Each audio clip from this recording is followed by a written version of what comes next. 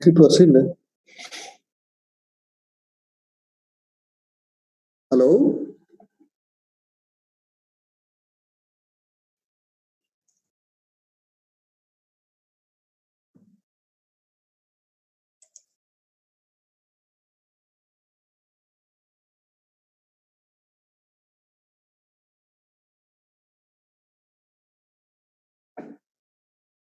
Yeah, Dr. Murthy. Good morning. Good morning. I'm audible, right? Yes, you are audible to me. You are audible. Yeah, thank you. How are you, Murthy? I'm just fine. Thank you. How are you? Yeah, it's going on. Thank you.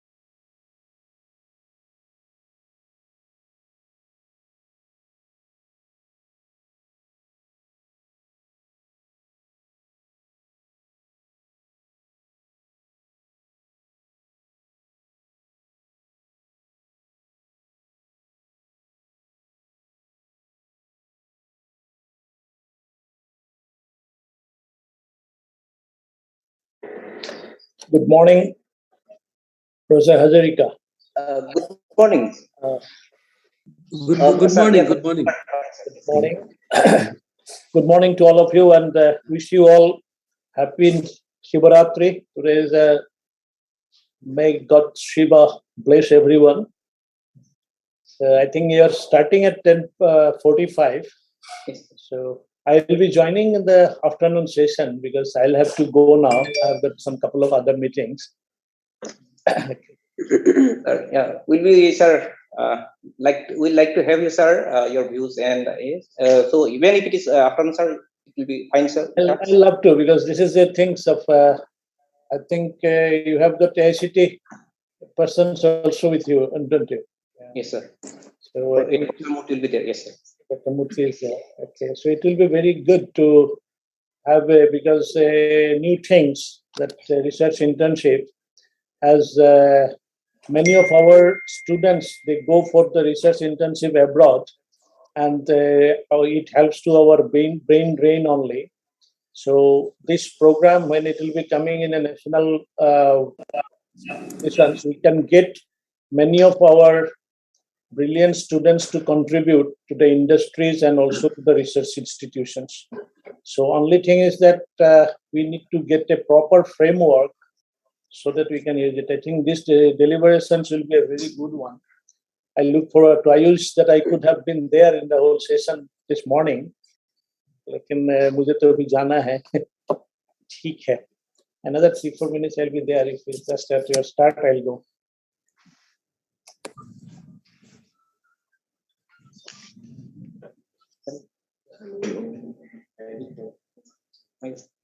Oh,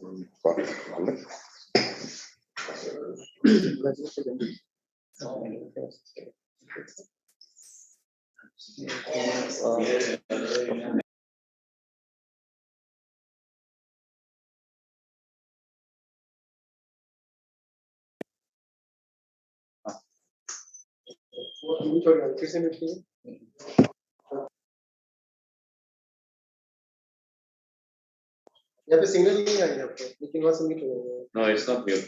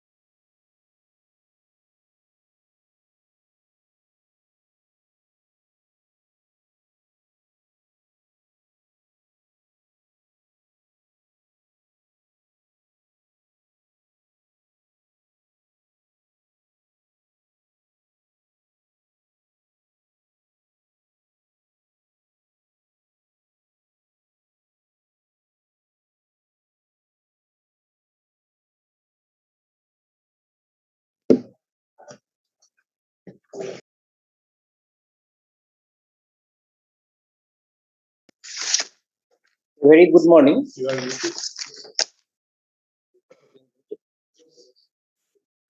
A very good morning and hearty welcome all joining for this consultative workshop on research internship, both in online and offline modes. As we are beginning the program, so we start with a Saraswati Bandana.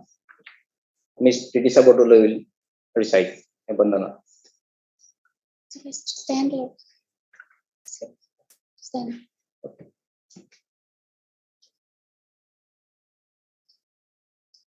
हे शारदे माँ, हे शारदे माँ, अज्ञानता से हमें तार दे माँ। तो स्वर्ग देवी है संगीत तुझसे, हर शब्द तेरा है हर गीत तुझसे। हम भी तो समझे, हम भी तो जाने, तेरी शरण हम हमें प्यार दे माँ। हे शारदे माँ, हे शारदे माँ, अज्ञानता से हमें तार दे माँ। तू स्वर्ग देवी है संगीत तुझसे, हर शब्द तेरा है हर गीत तुझसे। हम भी तो समझे, हम भी तो जाने, विद्या का हमको भी अधिकार दे माँ।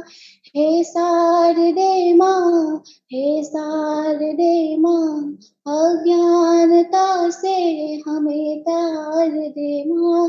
मुनियों ने समझी है, गुनियों ने जानी, वेदों की भाषा पुराणों की मानी।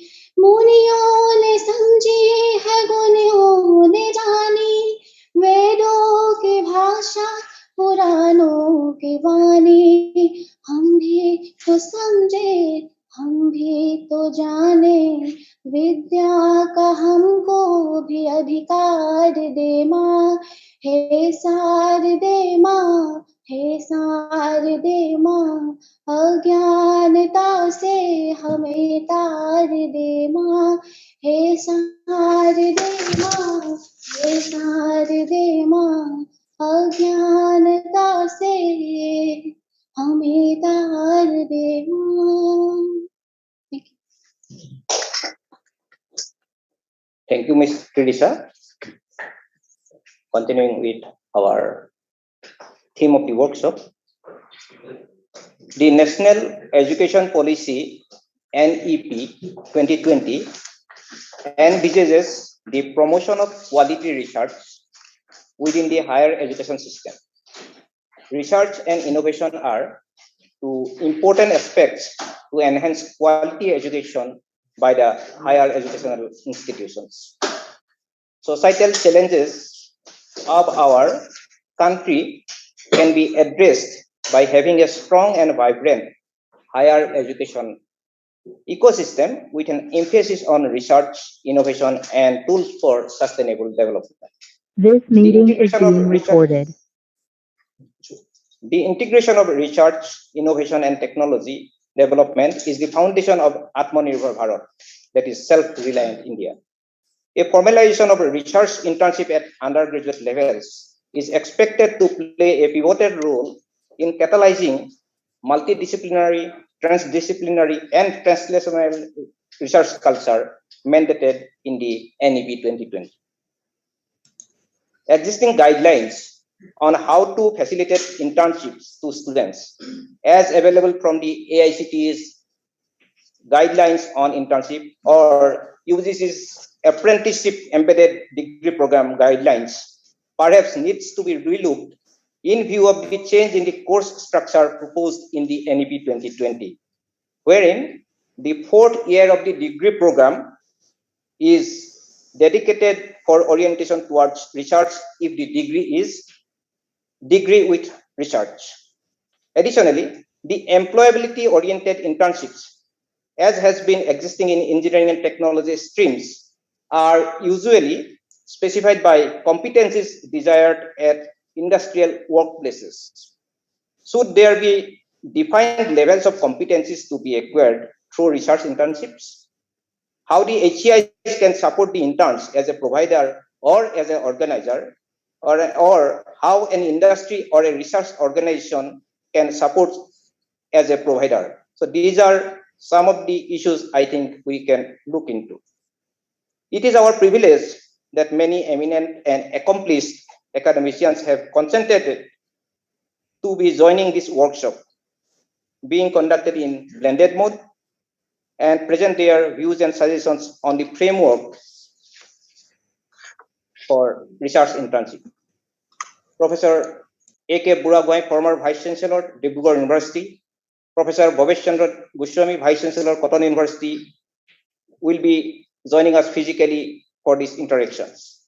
We'll also be joined by Professor G.S. Murthy, National Coordinator, IKS, Indian Knowledge System from AICTE, Professor Midul Hazarika, former Vice Chancellor, Guwahati University and current Vice Chancellor, Apex University, Professor Saket Kushwaha, Vice Chancellor of Rajiv Gandhi University, Professor N.C. Talukdar, Vice Chancellor, Assam Downtown University and former Director of IASST, Professor Saibal Chatterjee, Director of NIT Mizoram, Professor Khanindra Pathak from IIT Kharagpur, Professor Pradeep Phukan, Department of Chemistry from Guwahati University, to express their expert opinion on the theme.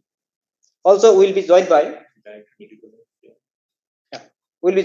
Professor Pradeep Kumar Bora, Director Neriman, Tezpur, Professor Ganesh Wadi, Dean R&D, Department of Physics, Cotton University, Dr. Ishan Kalita, MBBT Department, Cotton University, Dr. Hiranya Kumar Saliha, Principal, Koliavar College, Professor S. Borkotaki, Principal, Nagaon College, Professor Papuri Burwa, Faculty in Charge, Training and Placement, Tezpur University, and Dr. Imtiaz Alam, Head Mechanical Engineering and Professor in Charge Training from JIST Jorhat, Subrajit Kumar, Coordinator Training and Placement, Guwahati University, Manoj Tamuli, Training and Placement Officer, Tezpur University, who are involved in arranging internships for students from their HEIs and are to express their expectations, concerns, and opportunities from having the research internship framework.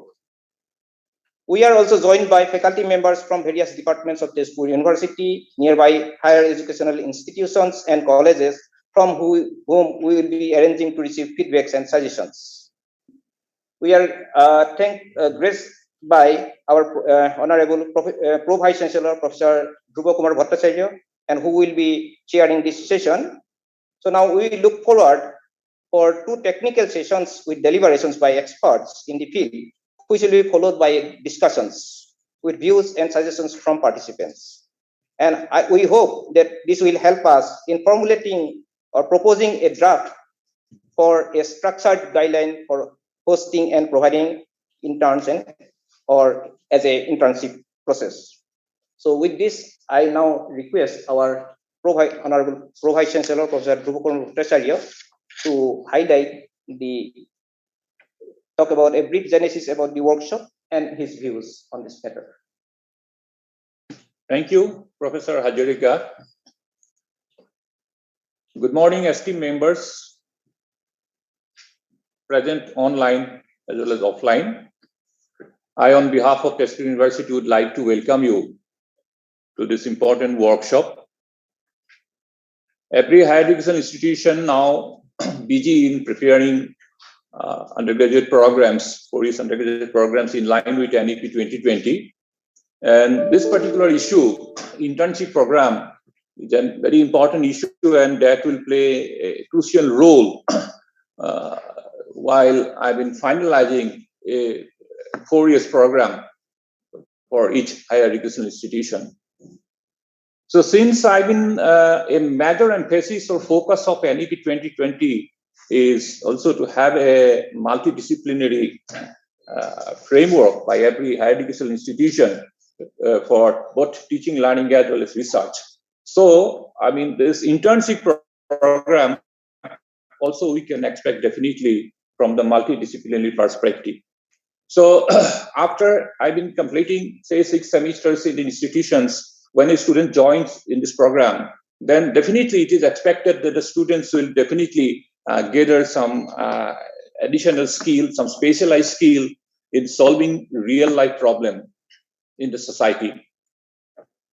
So there must be an appropriate framework, then how many credits will be there while executing such internship program, and then how the evaluation will take place. And if such problem, I mean, already that adequate domain knowledge is supposed to be there. I mean, although in multidisciplinary framework, the students can have an exposure to multiple disciplines, but finally, when we'll execute or when we'll try to take up a research problem in an industry or any premier academic, higher education academic institution to carry out such internship program, then at least in one particular domain, he or she should have sufficient expertise so that he can take up the problem and can come up with a solution. So we need also to discuss that while executing such internship program, that whether from that institution side as well as from that host and who will be offering such internship program, that how much there will be guidance and then cooperations will be there. And also finally the feedback that we receive from both the sides, then while executing the goal attainment in an outcome-based learning framework, then we need to check that how much a student has attained or supposed to be attained in a particular internship from an internship program. So since in engineering program, especially this in outcome-based learning and then attainment of goal is almost, it is finalized, and that many, those NB accredited institutions also have been practicing this. So now we need to perhaps extend it for the other, programs from the science stream and humanities streams also, or even commerce stream also. So that is, that's what we also think, that we'll be able to extend it at least in our university, since we have already a framework and we can extend it towards this. But the major issue is that since, it is industry and research. So there are many industries who can offer the industrial training, but the research component has to be also embedded there. Then only it will be a research internship program.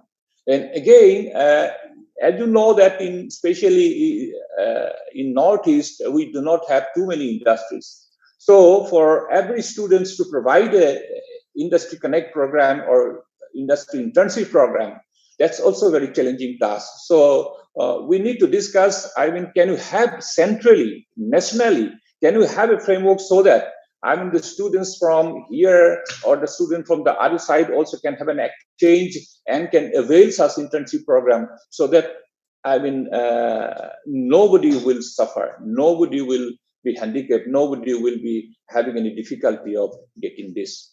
So I believe that this workshop over three different sessions that he mentioned, that there will be a fruitful deliberation, and we shall be able to come up with a framework, and that will be definitely practically will be possible to implement it.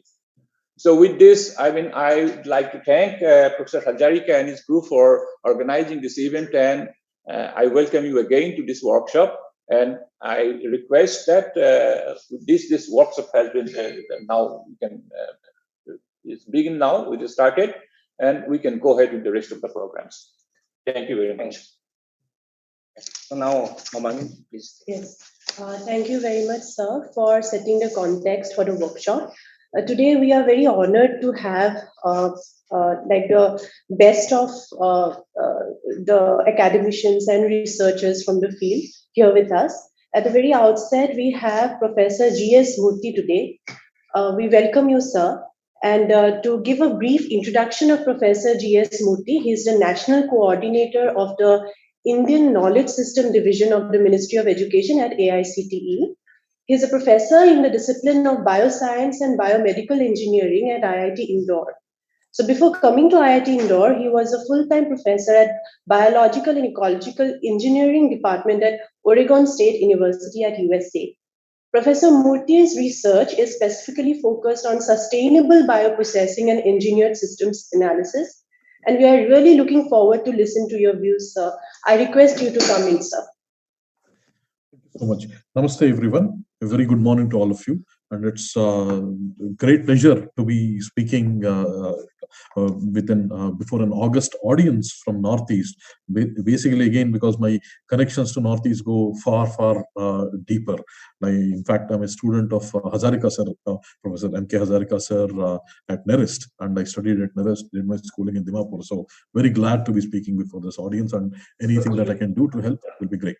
So getting on to this topic about the internships, how do we go about the research internships and things like that? I had prepared a few comments based on some of the things that we have been doing here at IK's division, and also some of the things that based on my experience as a faculty member at an IIT now, and also as a faculty member at Organised University, based on the academic experience. So one of the things that when we look at institutions, where we look at how do they become innovative? When you look at the innovation, it is something that has to be embedded in the institutional culture. So there needs to be a culture of innovation that is encouraged, so that you essentially can have something kind of a innovative research happens, innovations happen, new discoveries happen. But for that to happen, there is something. Of course, there is institutional support that is required. But if I put in engineering parlance, or basically the parlance of common everyday experience, there are a few things that I would like to say. So one of the common things that we talk about is priming the pump. So essentially, if you have to start the innovation, if you want to start it from the beginning in places and want to rejuvenate innovation at a place, you need to think about priming the pump. How does that happen?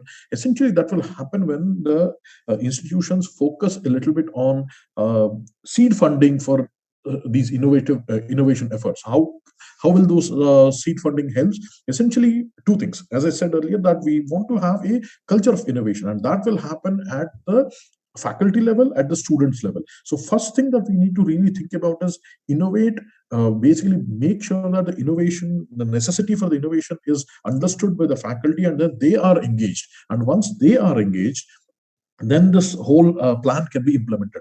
Without the involvement of the faculty, none of the measures will be very effective. And for that, we need to start priming the pump. Essentially, by priming the pump, I mean that we need to really think about starting some kind of a seed funding to encourage innovation. And also, along with that, just by priming the pump is not sufficient. We need to then think about another concept of filling the pipeline. Essentially, so when you start a center, what it will have is, it will have an immediate effect for the 1 or 2 years immediately after that. But really, we need to think in terms of long-term strategically. And for that, if you want that culture of innovation to percolate and become institutionalized, it should become just, if you look at some of the institutes like in MIT and all those research park in North Carolina, or so even IIT Madras in Indian context, there, and Science Center in IIT Bombay, they're really doing well.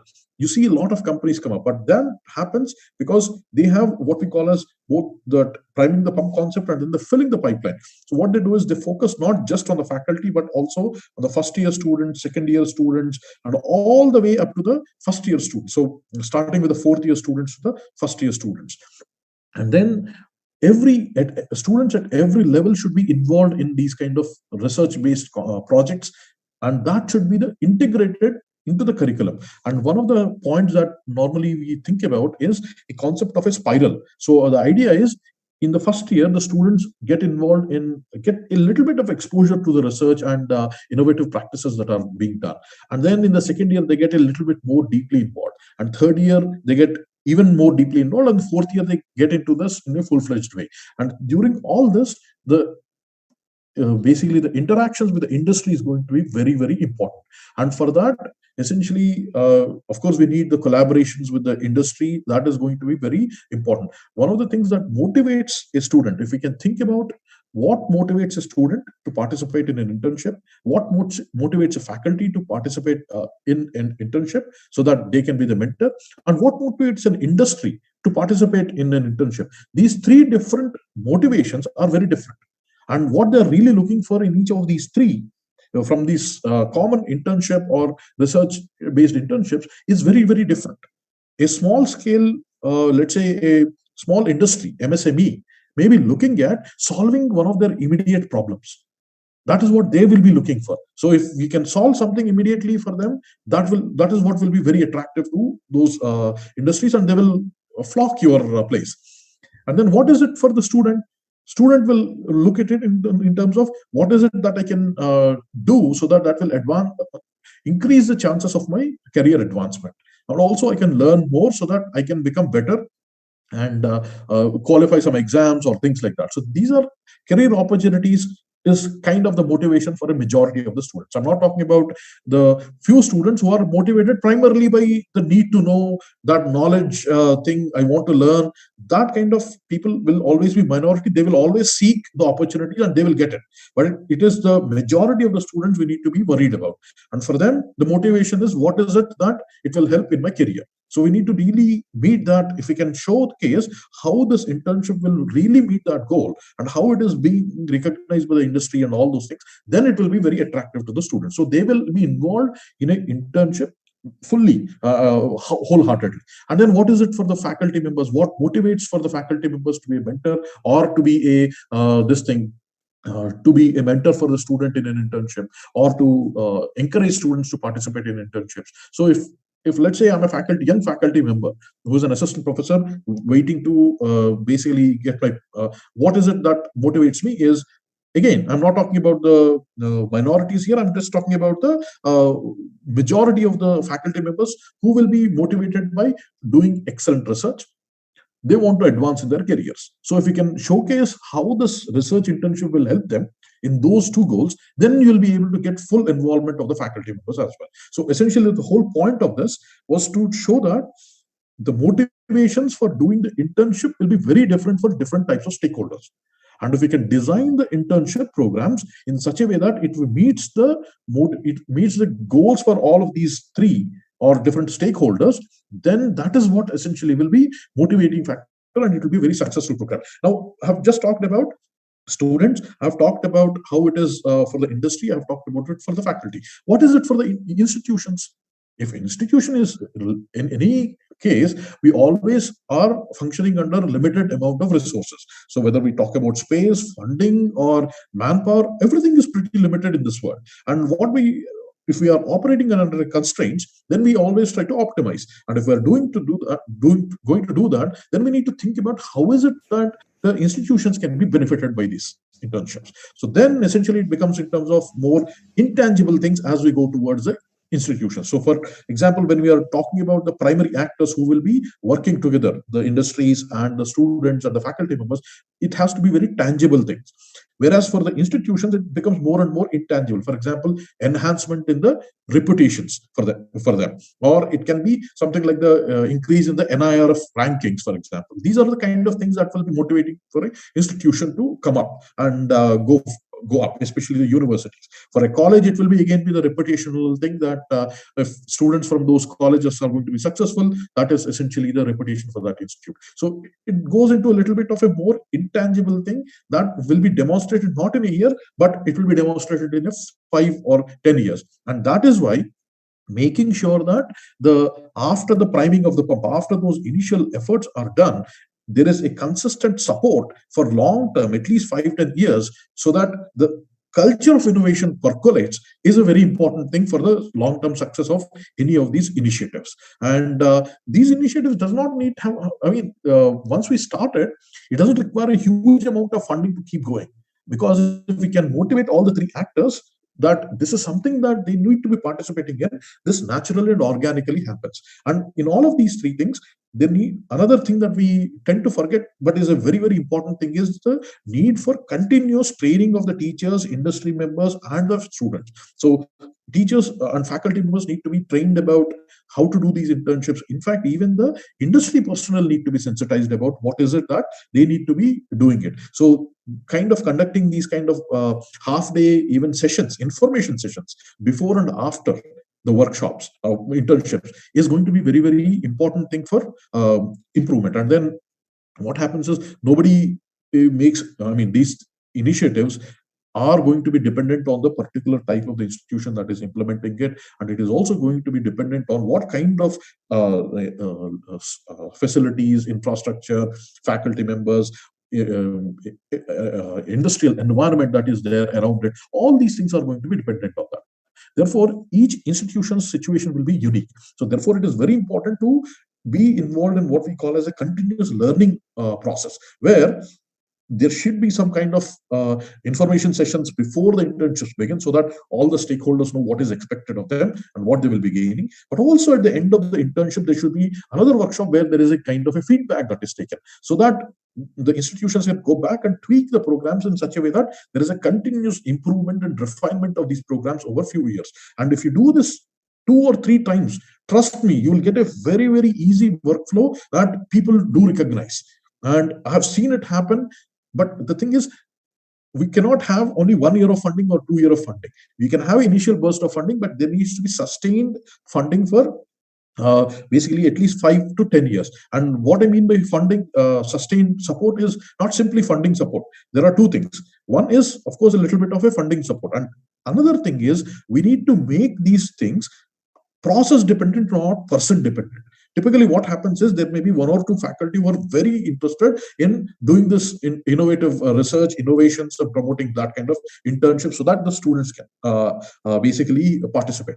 Initially, that may be going well while they're involved, and career progression all happens, and then they may be moving out, and suddenly the momentum is lost. So there should be emphasis from the get-go, the time. The beginning of it, the whole process itself, that we need to evolve processes and not be making it person dependent. So that, let's say, I'm a faculty member who is leading the innovation and internship program at a particular university. Even if I go out tomorrow, there should be enough processes that things should be going on, and there should be enough. We should also try to build that kind of that core faculty, at least a few 5 to 10 people who will be supporting these initiatives, and they should also be from multiple disciplines. This is a very, very important thing to go and do it, so that we can build that institutional capacity. And now, when I talk about multiple disciplines, this is going to be very challenging, especially in the context of NEP 2020, because NEP 2020 says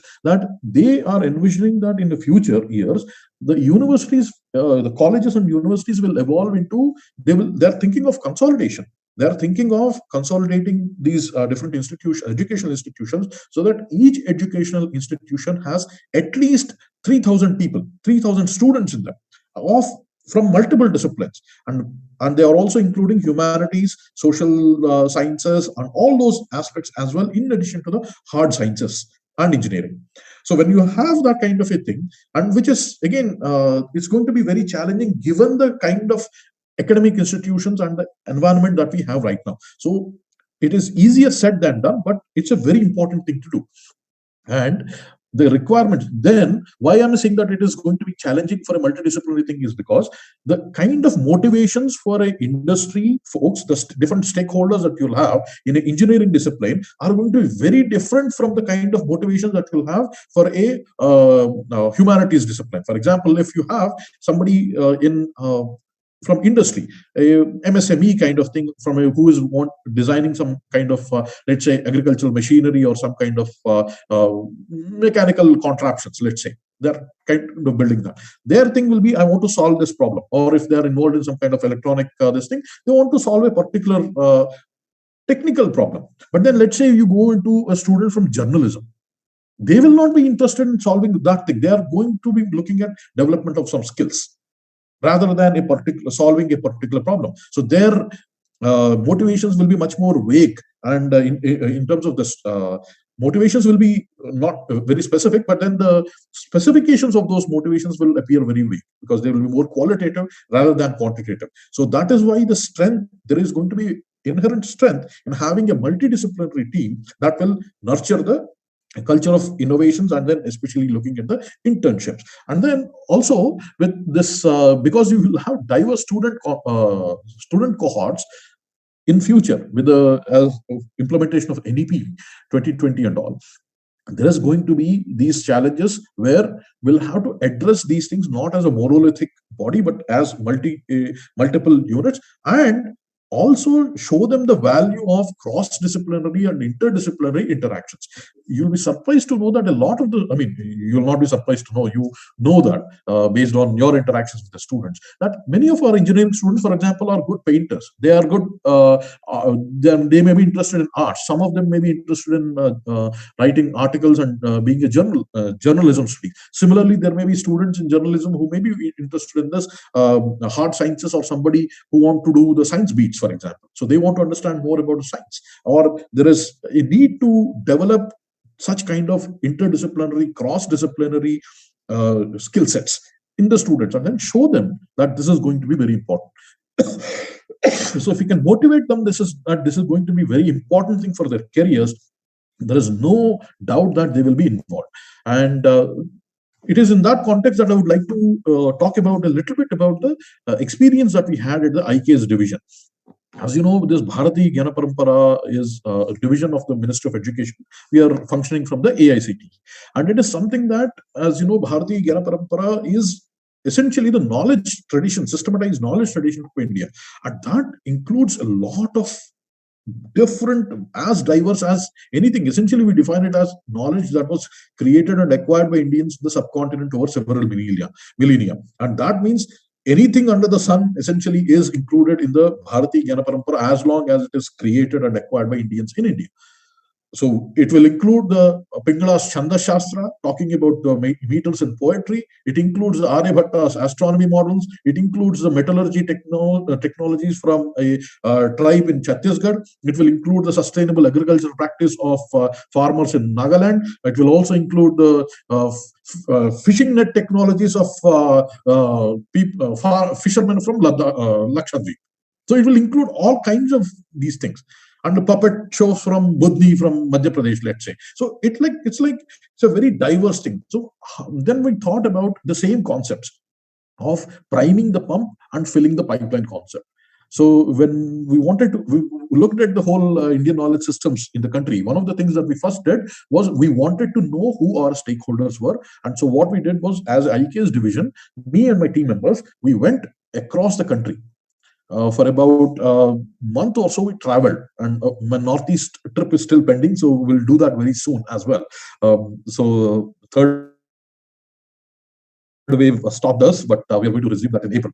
So what we did was we went in and then met with people directly, and then talked to them about, for one day we would go to a city and spend about 1.5 days, meet with about 70-80 scholars, talk to them, and then talk to different stakeholders, ask them what is going on, what is needed, and collect all that data. And essentially, when we came back, we sat down and then said, okay, let us see how we can prime the pump and fill the pipeline.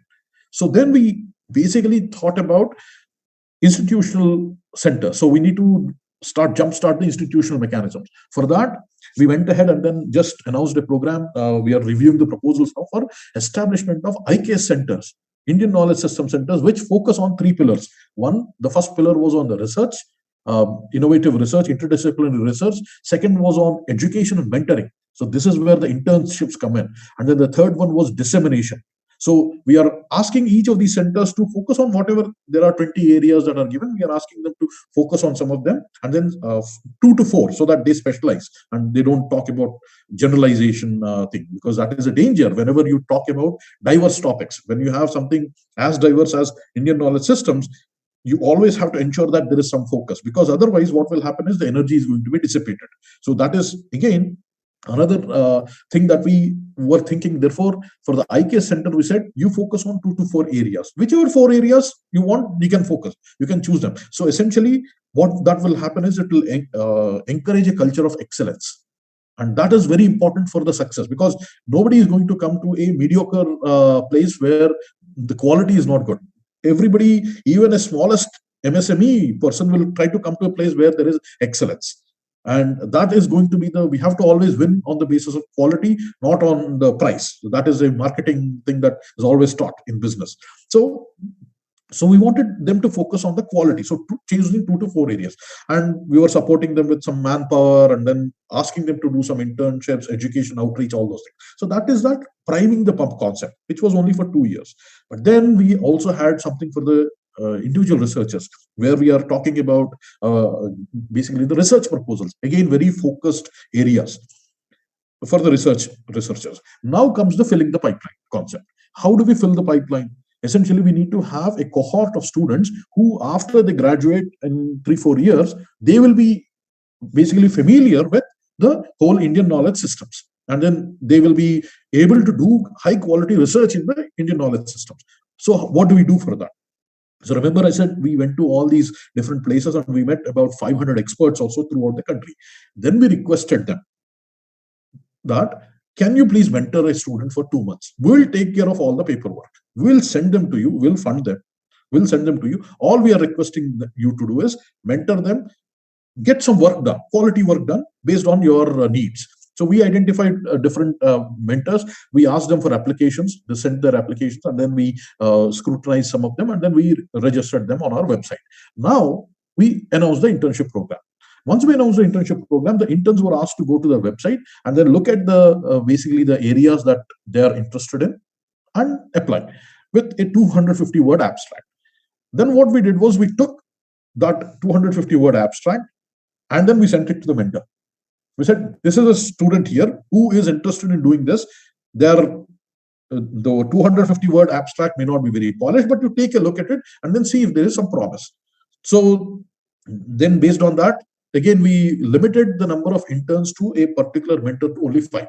We said, you cannot have 20 interns. You can only have 5 interns at one time, because we are also very cognizant about the time that mentors spend. So once we did that, we assigned the interns to them and we gave them 1 week time, so that now based on this interaction, they can develop a work plan, which is a weekly basis, and is signed off by the mentor. So what will this do? This will really help them to set out a work plan and then see what the outputs are. We ask for the specific outputs, we ask for specific objectives, and then we say, what is it that you are going to do? And then here we have been a little bit, we have not been prescriptive.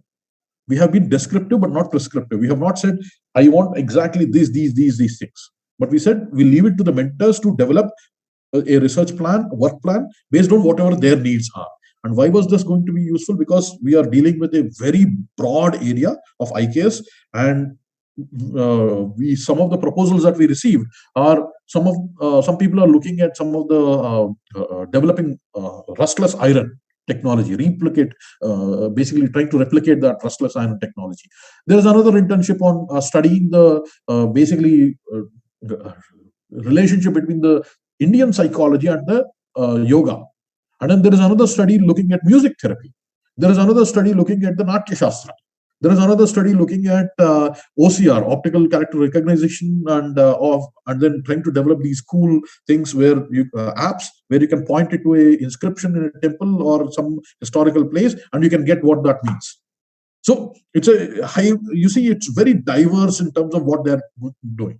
And so when you have something as diverse as that, we cannot be prescriptive. So, but then we have to be very sure that students deliver. So we asked for outputs, specific outputs, and we had an information session for the mentors before we announced the results. Then we had an information session with the students, interns, potential interns, and then said, this is what we are expecting. And then for 2 months, you need to do whatever you and your mentor decide. But we are expecting, for example, a 15 to 20 page report at the end of the first 1 month, and a 30 to 40 page report at the end of the second month internship. And then we are expecting you to write some kind of social article, popular science article or something like that related to your internship, and post it on the website. Why is that important? A research paper is a good idea to catalog the scientific advancement.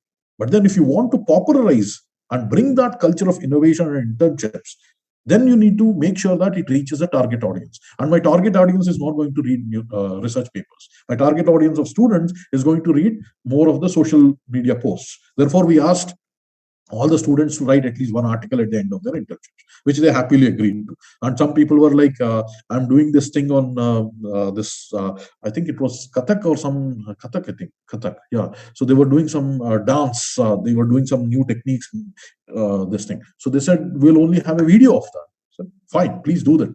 Somebody is doing Sangeeta Shastra, so they will have an audio file music. So I mean, we are open to the media in which how they want to disseminate. But the point is, all of them should make efforts to disseminate.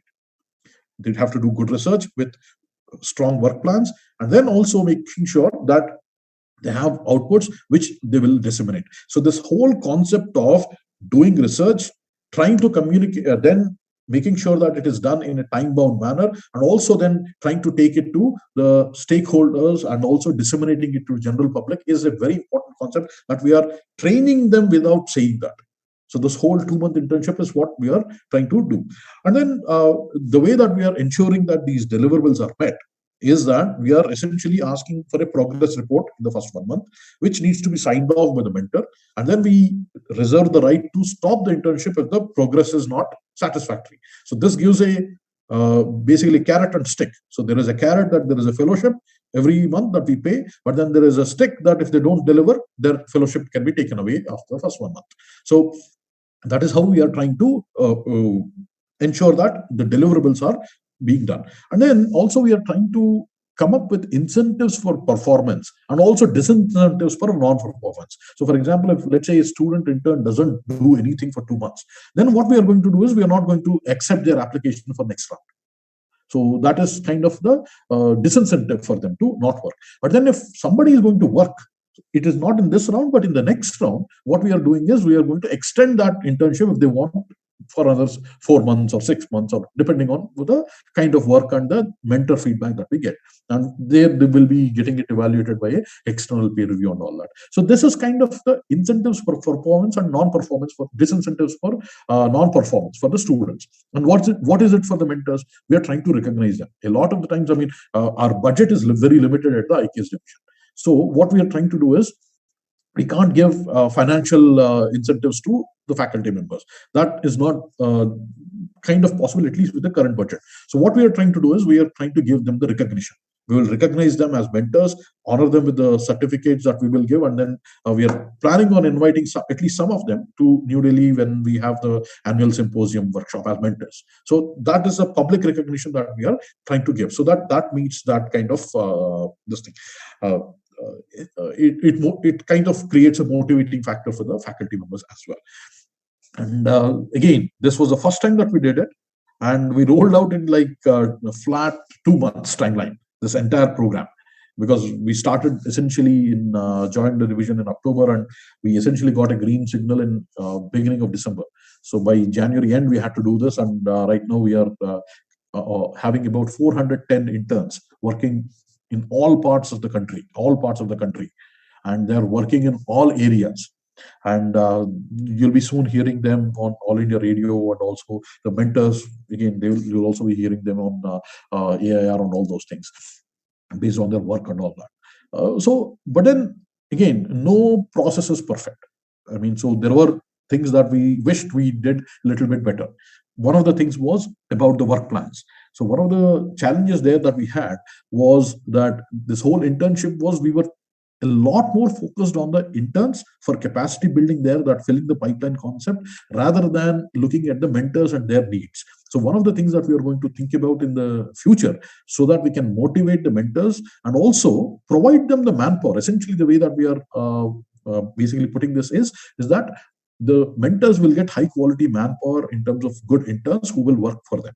And that is essentially what we are thinking about. So we are going to invite mentors to write some basically very short work that needs to be done, and then we will show them that to the interns beforehand, so that they know what they are going to work, and then this whole development of the work plan becomes easier and things like that. So again, that is something that we wanted to fine tune. Similarly, the application processes, we faced a very unique problem because IKS includes not just the academic institutions and students in academic institutions, it is also has to cater to the students in traditional schools, like in a Gurukula, for example. A student studying in Gurukula will not have a class 10 pass certificate. They may be studying there for 8 years, and many a times they will only pass an exam which may be as tough as a JEE exam, like a Tenali Pariksha or a Pariksha in Pune or things like that. But the thing is, there is no certificate even in those kind of things. They just know that they have passed that Pariksha.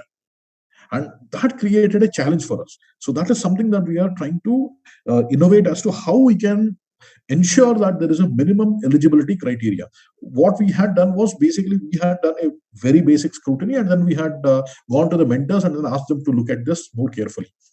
In future, what we are going to do is even the Gurukulas, we are going to have some kind of a criteria in the sense that they need to get certified as a bona fide students and things like that. But then again, here with these internship programs, we're not really looking to eliminate students. We are looking to select students as broadly as possible.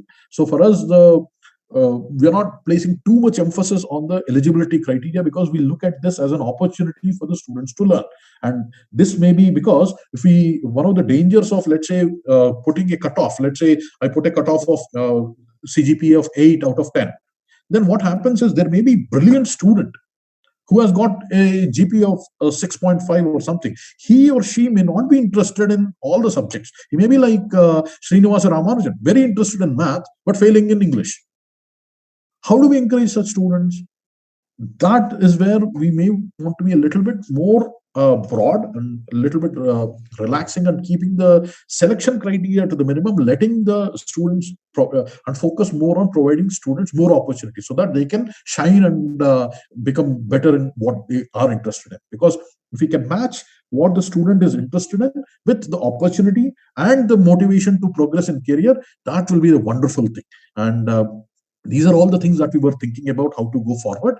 And those were some of my observations and my thoughts that I wanted to share with you all. And with that, I would like to thank you all. And if there are any questions, I'll be happy to answer them. Thank you so much. Namaste.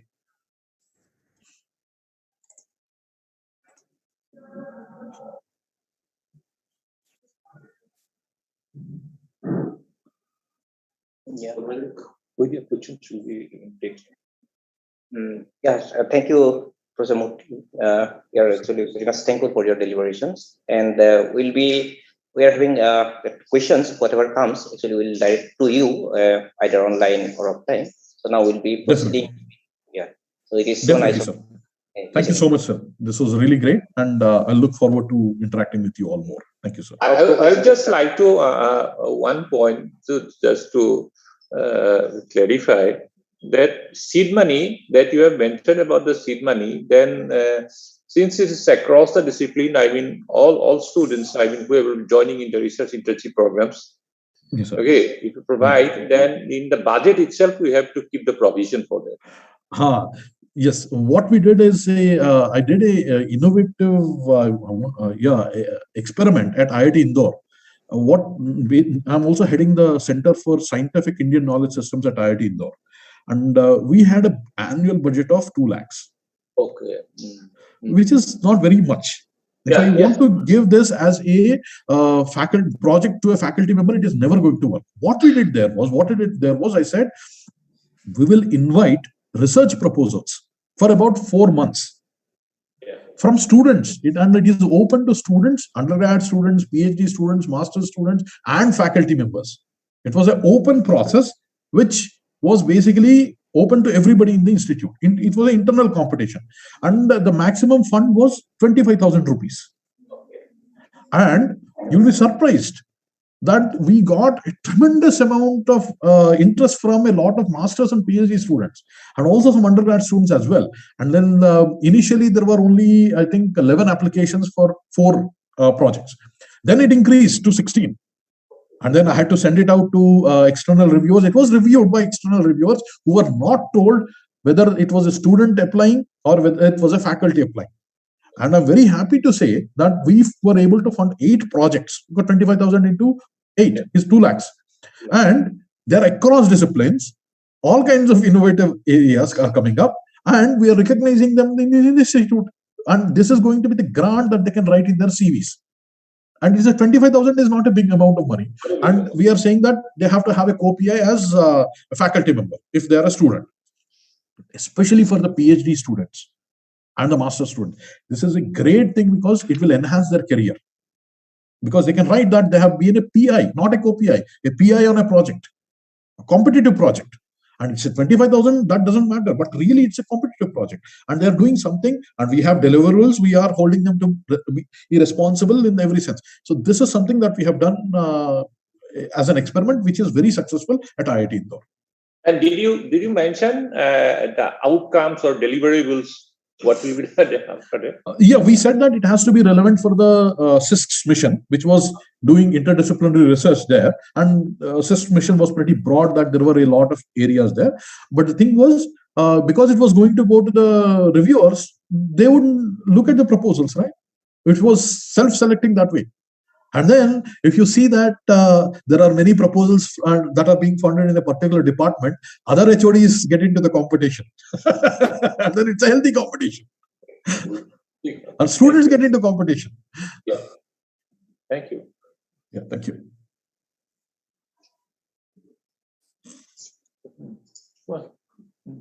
Okay, thank you very much, Professor Thank you so much. Murthy. So next we have with us is Professor Mridul Hazarika. Is he there? Yeah, sir is there. Sir is there. Yes. Yes, sir is there. Good morning, sir. Good morning. So we have with us Professor Mridul Hazarika. He is currently the VC of Apex Professional University. And Professor Hazarika is a former Vice Chancellor of Guwahati University, and he also served as the Vice Chancellor at the University of Science and Technology, Meghalaya. He has undertaken several prestigious academic and administrative assignments in the past. Known for his keen vision, we are indeed pleased to have him with us today. And I request you to join in with your views, sir. Thank you very much. Respected Professor Kumar Bhattacharya, Pro Vice Chancellor, and Professor M.K. Hazarika, very, very distinguished participants. Of course, Professor Z.S. Ramamurthy, who has just completed his presentation, and all those from Tezpur University who are very close to my heart. And looking at the list of the experts who will be joining the consultations, I find it very difficult to contribute something. I find that I'll be too small a person to contribute in the great consultation process. But whatever it may be, but having given the responsibility, I will try to provide some inputs. And these inputs, well, how useful it will be, I am not very sure. But then from the experience and partly from the information I gathered, and partly from the feedback that we have received from time to time. And I'm trying to share some of the views that cropped up into my mind. Well, when you talk of internship, I'll only talk of certain basic principles, because Professor Z.S. Ramamurthy has dwelt at length in the context of Indian knowledge system. And although it is the context of Indian knowledge system, these are very relevant across other disciplines. And these were definitely very specific issues, and we need to really consider all those. What I feel, as far as the internship is concerned, there are three aspects which we need to consider. Is that most important thing is the individual passion for mentorship, institutional culture, and finally the developing a institutional framework. And all these issues are very important. And we are talking in terms of the excellence in research. It is very important that how we excel in research, how those who are going to join us as interns, and how they emerge, how will they emerge as a good scientist and contribute to the nation is very, very important. From that point of view, I would like to begin by saying that what is our attitude towards interns, and notwithstanding the fact that some of the institutions do have a structure, some of the institutions do have a culture, some of the institutions are very passionate about it, not at by and large, this appears in many of the places. But then if we consider in terms of the demand and supply as far as the interns are concerned, then we need to have more institutions who are really institutional framework as well as the culture to accommodate interns for their betterment as well as betterment of the society at large. Now, what is generally as we see in the institutions, what is our attitude towards the interns? This is very important because if we go for a structure, the attitude is very important. And attitude we see, are they asset or liability? And many institutions I have seen during my tenure as head of the institutions for the last 26 years, and I find that our mentors mostly, because they're coming now in the recent time, of course, people are becoming more passionate about it. But then largely, we've observed that they are considered as a liability. And as long as we consider them as a liability, it's very difficult to really give our best to the interns. Actually, there's no denying a fact that as far as we are concerned, educational institutions are concerned, where we are going to impart many of the knowledge, as far as the research is concerned, there are liabilities concerns are more, but as far as the industry is concerned, we find that there's a mixed reactions, as I have observed, and that this mixed reaction exists because they're more concerned about their needs, specific needs, and if it is in tune with their activities, and they are definitely considered as an asset. Well, most important is the fact that the interns move from classroom to work environment and classroom to work environment, and hence it is very important for them to relate the classroom learning to work environment. The classroom learning, they are coming from the classroom learning, they are just top-down approach we have most of the institutions, and they are going the hands-on knowledge they are going to acquire, and this is something they need to really be properly taught. And this is where it is very important. We need to develop a culture. Now, as I understand that the Tezpur University, as I heard from Professor Bhattacharya, you have a structure of internship, but that basically most of the institutions do not have the structure, staff policies, and support the provision of internship in many of the institutions. And this is creating the problem. And they come at the individual level, they approach at the individual level, they come, and if we know each other, and we accommodate them, and in the process, they go back, and without much of a outcome. As for how this has not become the really outcome-based approach as far as the internship is concerned. When the students join an institution, more importantly, we have to keep in mind that they confront a lot of diversities in institutions, and these diversities are very important from the perspective of their knowledge acquisition. That they should be given the environment to introduce themselves to the larger world when they join in institutions. This larger world, where they'll be interacting with the people of all ages and different nationalities in the bigger institution, not in a smaller institution, different nationalities. And more importantly, variety of opinions, ideas, philosophies, all these are very, very important. And there will be Indian environment of that in an institution, therefore, and they should be introduced to this variability in a manner by passionate mentorship. Well, problem I faced during my different tenures in different places, notwithstanding again a few, some were really very passionate about them, absence of passionate mentors. And this is a very serious problem that I have been facing. Now, interns, in fact, require individual attention. And if we talk of the interns, they require individual attention. And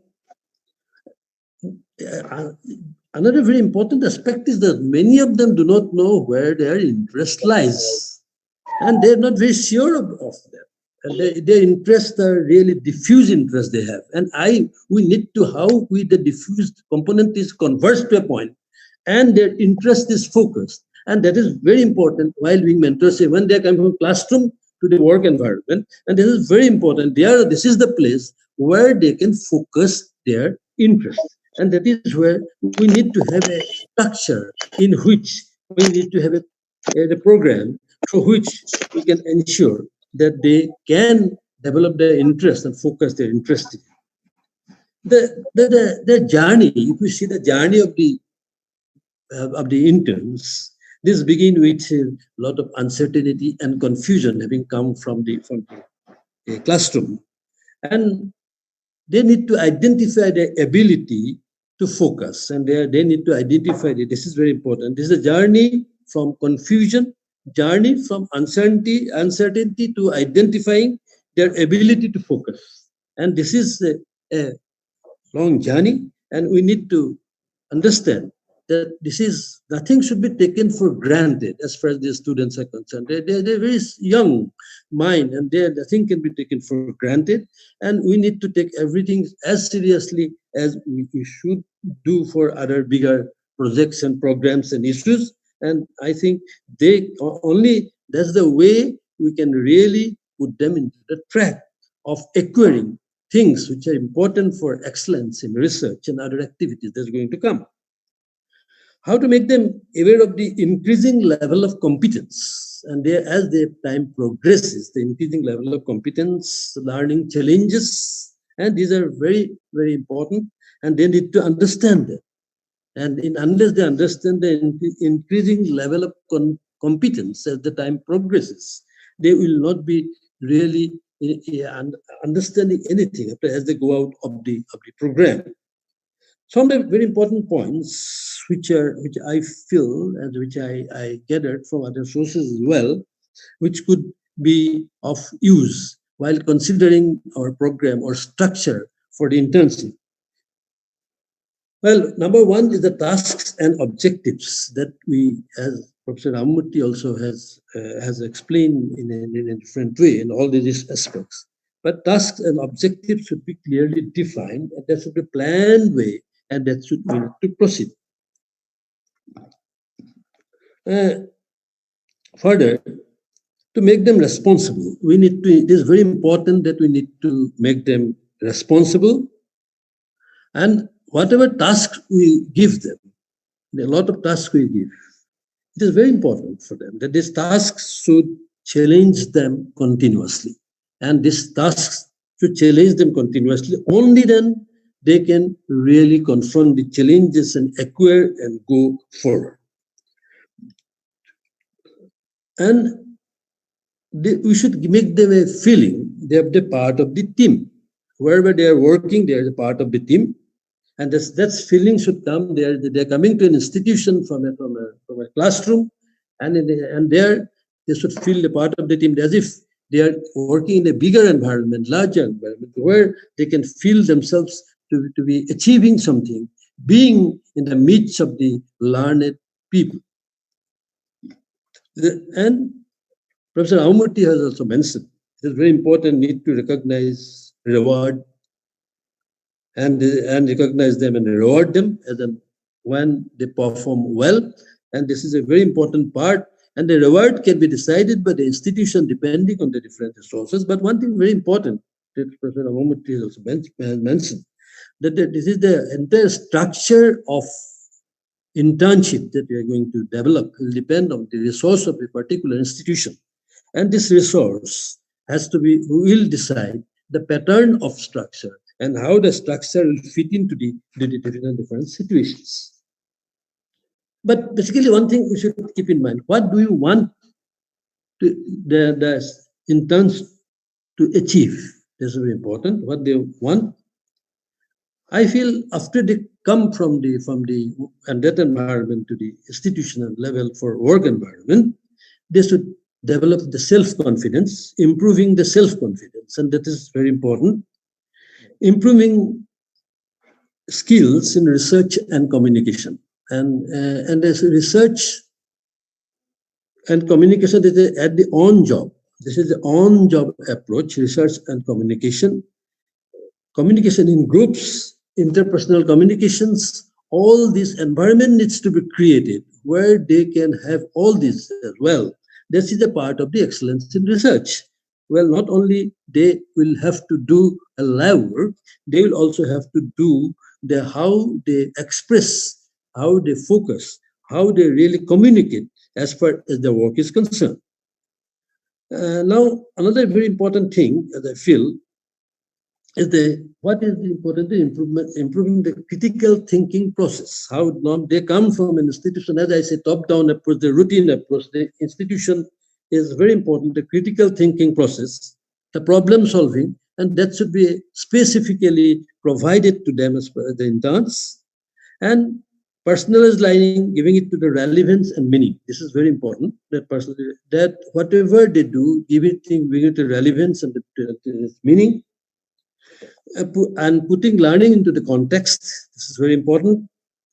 Conditioning students to adapt to change, that is also a very important thing, and that is one of the very important things, that they need to adapt to changes. They cannot get everything as the way they want, and that will be a very important part for them to survive subsequently and excel in the subsequent life. Well, normally you see that many of the internship processes, not many, I'm not all, they're copies, they just copy. Copies are made. Only allowing them to make copies will not help. Allow room for innovative ideas, as Professor Ramamurthy has in his all throughout his presentation, he's talked about the innovative ideas, and this is very important, how to innovate. What is innovation? How innovative ideas can emerge, where they try the process of innovation, and these aspects should be adequately considered. Well, to involve in non-critical but important projects. We are in every institution has projects. There are some of the component of the projects are critical, some of the component may not be critical, if possible, and they can be put into the non-critical component of the projects. And that will make them a part of it. They will understand much better, and they should be allowed. They should be participate in the brainstorming, prepare brief presentation, and also allow them to sit in important meetings. And that let them learn to become scientists, to excel in science, the diversity of ideas, thoughts, and anything that comes, so which will click as far as the students are concerned, we never know. And that's why they should be given to a much wider, much larger environment, wherefrom they can really reach out later in a much better way. And finally, I'd like to mention that as far as the managing of the interns are concerned, this not be considered as a liability or time-consuming process. This is an area which can really make a change as far as the research environment of the institutions where they carry out the internship or where they will go back will depend. But most important, as we feel, is the authentic connection between the mentors with the interns. And this authentic connection can only really provide the best of the results as far as the internship is concerned. Therefore, this is the mentoring of the mentors. Mentoring of the mentors is also important at the institutional level. And that is where I feel will develop a culture for internship. And that I feel that also should be part of this structure. And institutions must have some dedicated mentors who have passion for such work. We need to identify who have passion for such work. As Professor Ramamurthy said, that where the recognition is concerned, there should be recognitions. And that way we can change the institutional culture for internship, and the new ideas, new thoughts will emerge. And these people, these interns will emerge as best of the scientists maybe in future. Thank you very much.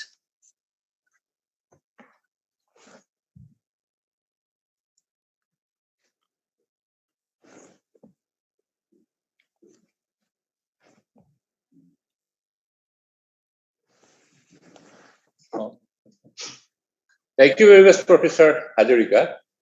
It's definitely a very thought-provoking talk. We like it. I have just one doubt, which I mean, we are facing problem here sometimes, like say incentivizations or giving award to the research intensity.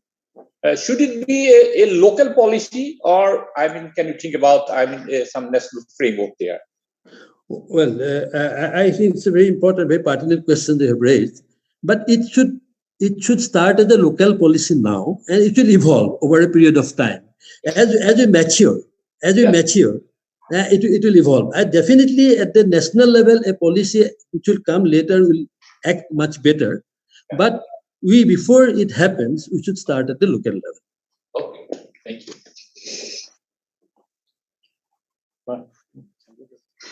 Thank you, Professor Zarka, for giving us some very insightful points. And I'm sure, I mean, it will help us in this workshop and also in taking forward our own research interests in a big way. So we move forward to the session. And we can take questions. Our questions can be posted. There'll be a Google link which will be posted in the chat space. You can also leave your questions in the chat space, and we request all the participants to fill up the feedback in the link. In the Google form is prepared with the feedback questions. You can just fill it up and put it back in the chat space. We move forward, and next we have with us Professor Pradeep Khukon.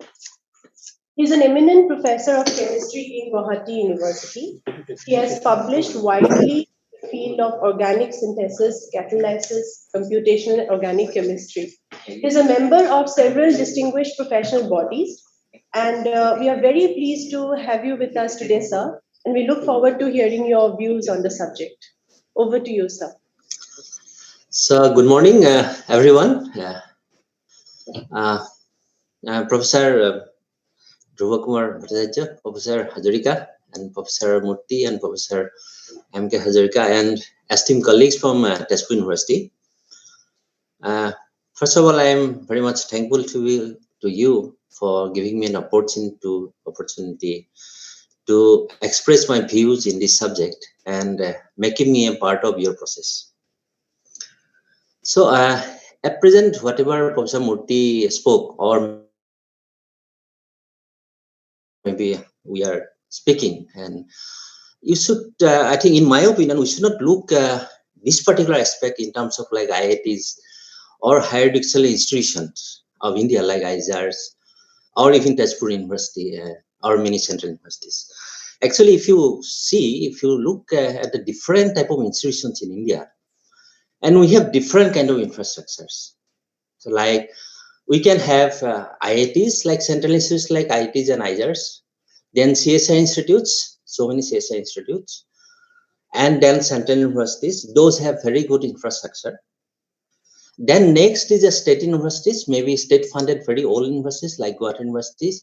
They have a reasonably good infrastructure like Dibrugarh University. Now next is this other newly coming up state universities of Assam, say for example, and then colleges, then private institutions now which are coming up. And there is a huge disparity among all these institutes regarding infrastructure. Now, how we are going to cope up with these processes? Because say for example, now once we open up this new NMB policy and we started that our education system will change to this new policy, new system, then we'll have a huge inflow of students from various colleges of even the very remote corner of this our country for internship program. Then how we are going to take up this process? Say for example, let us look at the Tezpur University perspective. So they have their own internship, they have their own undergraduate students. So definitely they have facilities for this. They are undergraduate students. But what about for example, even that Sonitpur district? So many colleges are there. Is it possible for Tezpur University to cater those students which are not, from colleges which they don't have that infrastructure? How we are going to deal with that problem? So I believe that is the first thing for government to improve the infrastructure of the all colleges and universities, particularly state and also remote part of the India. So we should not look from the Guwahati or Mumbai or Delhi. So we have to look from Jonai or Pasighat or Margherita or Dhubri or some other places of this country. So then it will be a real problem for giving each and every student that equal kind of opportunity for this internship program. Then how we are going to distinguish it? That is number one. Then now you look at the private institutions. I have seen many private institutions. And do really they have good infrastructure like state universities, state funded or government funded universities? I believe no. So in such cases, how they are going to give this cater this program? Okay, so then now the so in such case, so we must have a strict monitoring system of the teachers as well as teacher training programs. That is number one. So then also, of course, we have to improve all the infrastructures. And now at present, we cannot even distinguish between state universities and central universities or central institutes and state institutes.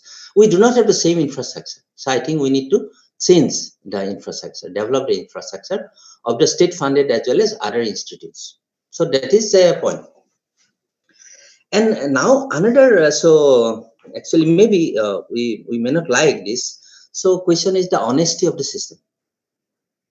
See, even the practical classes and all these things. So we found that many problems arises regarding the giving marks and all these things. Then how we are going to cope with the system? Of course, this is a very difficult question I'm asking. So then in that case, so there must be some strict monitoring system regarding the mentors as well as students. So this is so maybe national level monitoring system.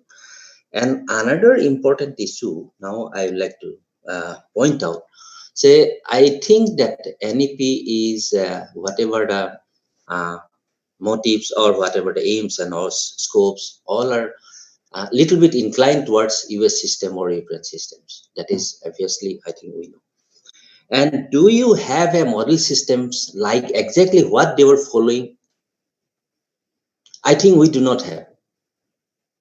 You see, if definitely many of us we spent a couple of maybe months or years in the different higher education institutes in Europe or USA or many other places. They have very strict monitoring systems, but we do not have. I confess it's a fact.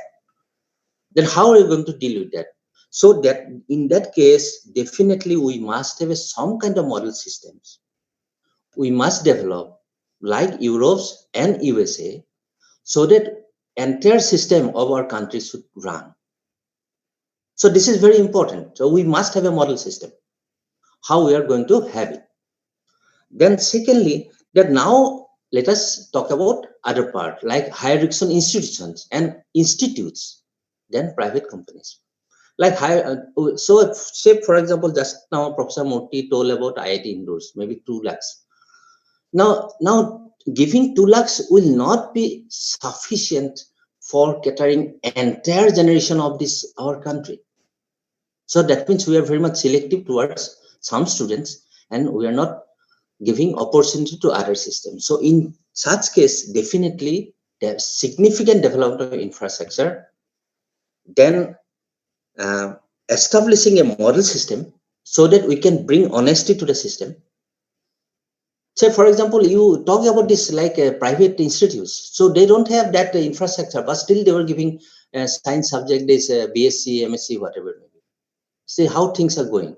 So we must have a parity among all the institutes. So we must have very strict monitoring systems. Otherwise, our aim will collapse. So this is number one. No, sorry, not number 3. Then again, teaching resources. So what about the resources we have? Say, okay, fine, Tezpur University, better resource than Gauhati University. We accept it, like this one or other universities. Then how we are going to change this? So teaching resources has to be provided, or infrastructure means knowledge resources has to be provided each and every college and higher education institutions equal. So we should not distinguish between central university, state university, or other colleges and small colleges. So then otherwise, so definitely there will be a very clear distinction among all the students of different part of the country. So that means some students will get benefits, some students will get deprived. So that is why knowledge system, this knowledge dissemination system should be equal for each and every higher education institutions. Now we are considering that means colleges, because it is not possible for any institute like IITs or Tezpur University or even NIST Jorhat to cater all the students of colleges. It is not possible. So that is why we need to develop the infrastructure. So these are my point. So one, infrastructure development across all the institutes. Then knowledge discipline system means knowledge. So we need a robust system for for all the students to get equal level of knowledges. Then infrastructure, then also, so there must be a strict mechanism to ensure honesty in the system. Then private, government, and other institutions, so they should be equally treated, and also there must be equally very strictly monitored. So, and obviously we talk about this infrastructure requirement and all. So then, so like another thing, so say US, we know we have a community college. So can we have such systems like community colleges in the US system? So they were low grade, what our colleges says, they're government colleges and different higher education institutions. So those things should be prioritized. So, so these are the things I'd like to highlight. So I don't want to make it longer. Briefly, I'd like to say all, whatever my views. So I'm offering. With this, I thank you very much for giving me an opportunity to participate in this program. Thank you.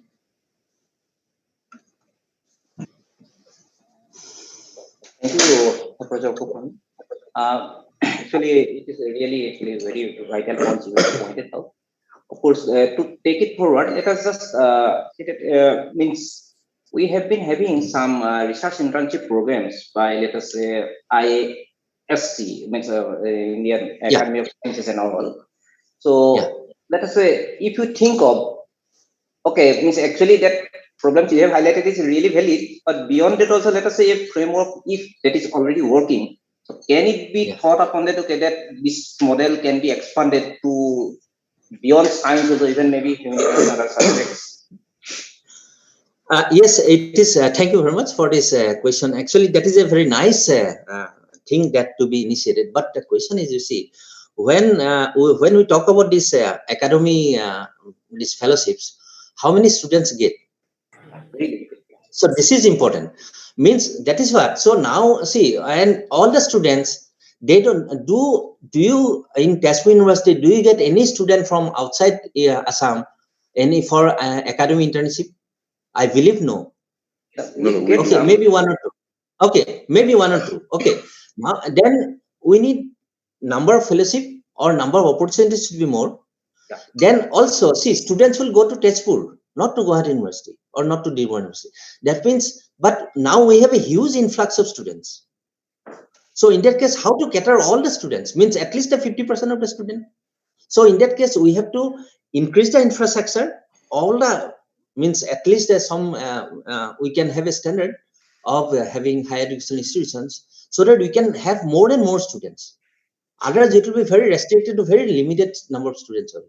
So that we have to increase. That is a really very nice idea, but we have to increase the infrastructure and number of opportunities that students can get.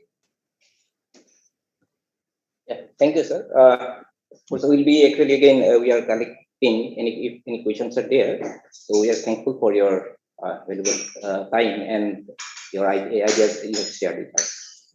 Yes, thank you, sir. You have raised some certain very pertinent questions, and you have also, raised some very difficult questions at the same time. So it will certainly leave us with some considerable food for thought and deliberations in the following sessions. Thank you very much, Professor Futal, for joining us. Thank you. Thank you. So I just want to reiterate, sir. So if anyone has questions, kindly fill in the form. You can also post your questions in the chat space, and the Google link to the feedback form is also given in the chat space. So we move on. Next, we have yes, Professor Pradeep Kumar Bora. Professor Pradeep Kumar Bora is there with us. He is the director at Northeastern Regional Institute of Water and Land Management. He has been working in the area of water management, soil and water conservation and soil physics for quite some time. He is an experienced professor, experienced academician, researcher with a very rich experience in the higher education industry. So we have him with us. We welcome you, sir. We are pleased to have you with us. I request you to come in. Yeah, I'm already there. Thank you very much. I think Professor Siller sir is not there on the seat. Very respected our Professor sir, Dr. Hazarika, and all the senior peers of the Higher Education Institute of India. So I'll be speaking as a service provider, not as an institute now, because I belong to an institute now which is a SRD or capacity building organization. We are actually directly under the Ministry of Jal Shakti, Government of India, and we're a fully funded organization. And basically we cater to the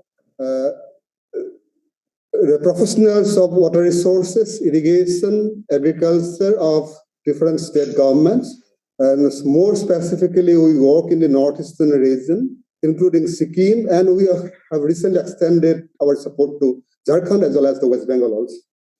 And research and consultancy also an integral part of our works. So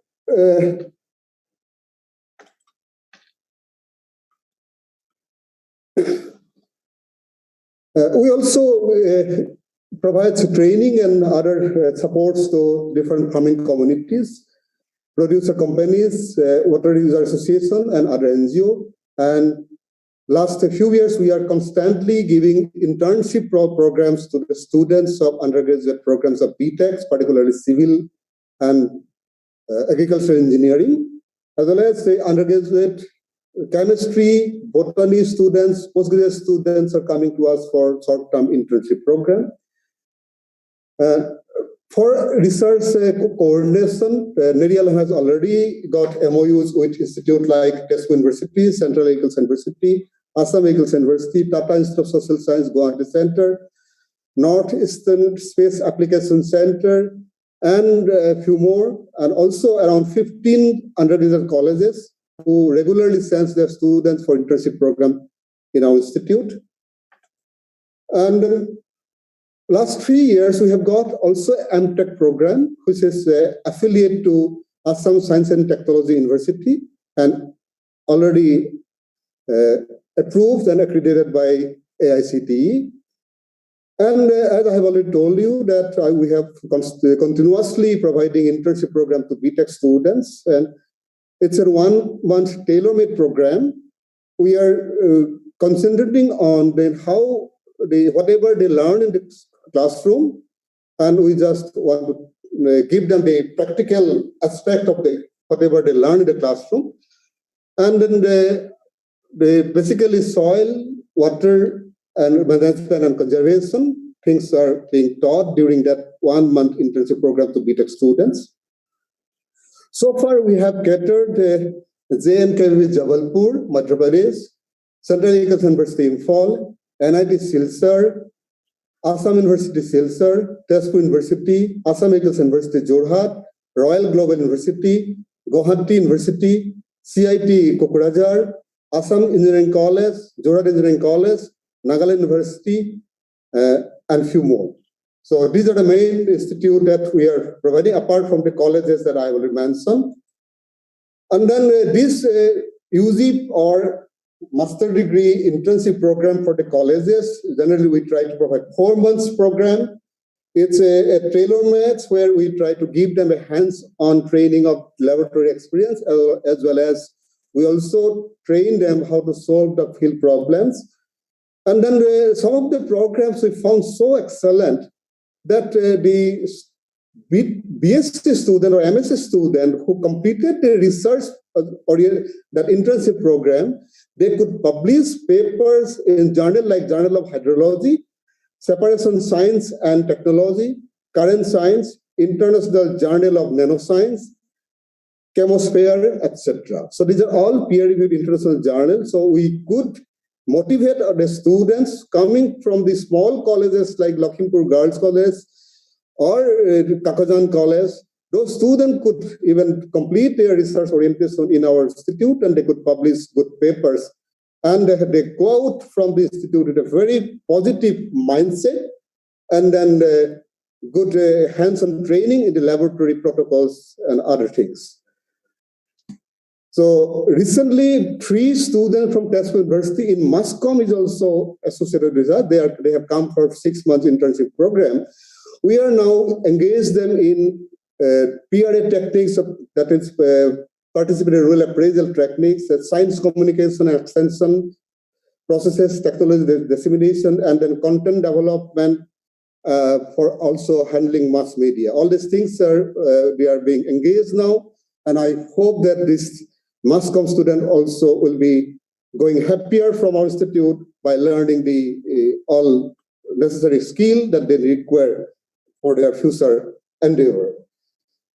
And then the issue is that while they are coming and we are providing the service, but we have observed few things that the students coming for our internship.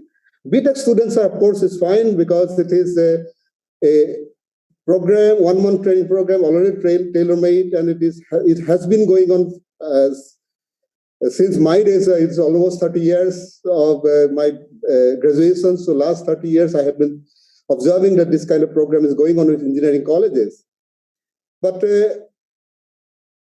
what we have found that the other students, that they come without any prior orientation about the internship program. That's a very things we have observed, that they never get any orientation from their own parent institute, that what kind of program they're going to attend. And then also they do not have any objective in their mind that what they are really going to learn in the internship program, and then what will be their major takeaway from this program. So these are the things we found missing with the students when they come to attend our training. And another important thing I must say, I seek your apology so that I'll maybe hurting many of you, that we are really finding that there is absolutely no mentorship from the parent institute. They just send a student, that is enough. That our own faculty or our own officers, they have to take care of the students' progress, and they have to prepare the curriculum, and they have to take them to the field. Of course, I do not want that mentors will come on a regular basis, but they should at least keep in touch with the institute on a regular basis. They did not come to the institute, but they should keep in touch with the institute, and then also they observe the progress of the student they have sent for internship. What we do there, because in absence of that kind of orientation as well as the objective, we try to fit in our own program, our own projects, that we get a lot of program from CWC, Central Water Commission, National Water Mission, and then many state government also approach us for different research projects or different studies. So we try to fit in them, and then we try to give them the field aspect of their technological knowledge, whatever they are acquiring theoretically. So this is what I think a missing link is there. So we have to have a framework to send the students in such a way that they should be properly oriented before coming. They should be properly mentored and monitored by the host institute, the parent institute, and then also a robust evaluation program should be in place. I think already Professor Fukon as well as Professor Murthy has talked about that. An evaluation process should be properly framed up, and so that the internship program become effective.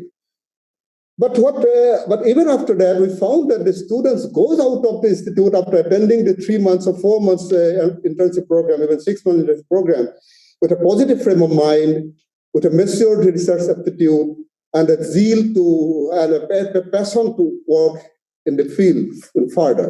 So this is what our observation is. So this is what actually I wanted to raise today, because the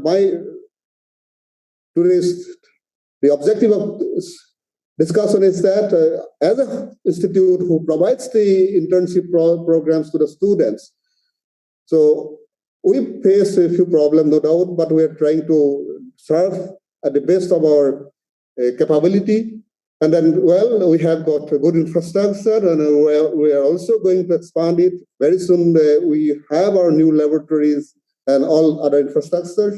And we are also now working towards the accreditation of the laboratory through NABL.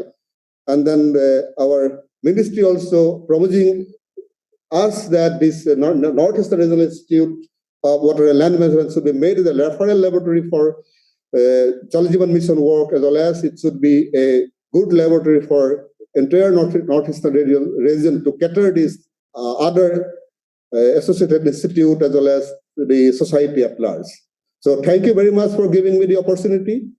So I look forward that in future many more collaborators will be there with us so that we can serve the society, student community, as well as the academia in a better way. Thank you very much.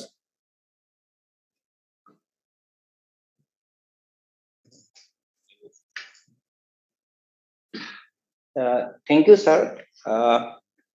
It is really, actually, you have highlighted some of the issues actually that, if addressed, will be helping to have an effective internship program for the benefit of students.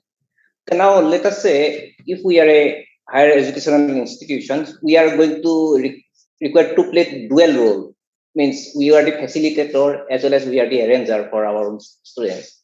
So now, as a facilitator, actually, in your view, means how exactly we should ready ourselves. What happens many times, actually, that may be one-to-one arrangement. That okay, somebody has approached some of the laboratories, but to take care of the well-being of the interns when they are here and taking care of their needs and let us say any untoward happenings and all, I think there should be a formal mechanism. So can you just share your views on that? I think Dr. Hazar, you can remember during your student days also, when we did a BTech, and I think Professor Murthy can also remember that, when we did during our BTech, that placement inserts or training inserts, he used to contact the institute, and those institutes actually listed already, and already we had a proper framework with the institute. Then how many students will be sent? Suppose there is a soil conservation institute in Utkaman, Uti. So there are only 2 students who come and took from our institute, right? From every college all around India. So they took 2 students or 1 students in an internship program, so that their institute is not crowded. Because Uti is a tourist place, so everybody would like to go there. But that is how the arrangement was made. Any institute, suppose during second year, the tractor training center is there, Budni. So there are around 15 students per institute were sent.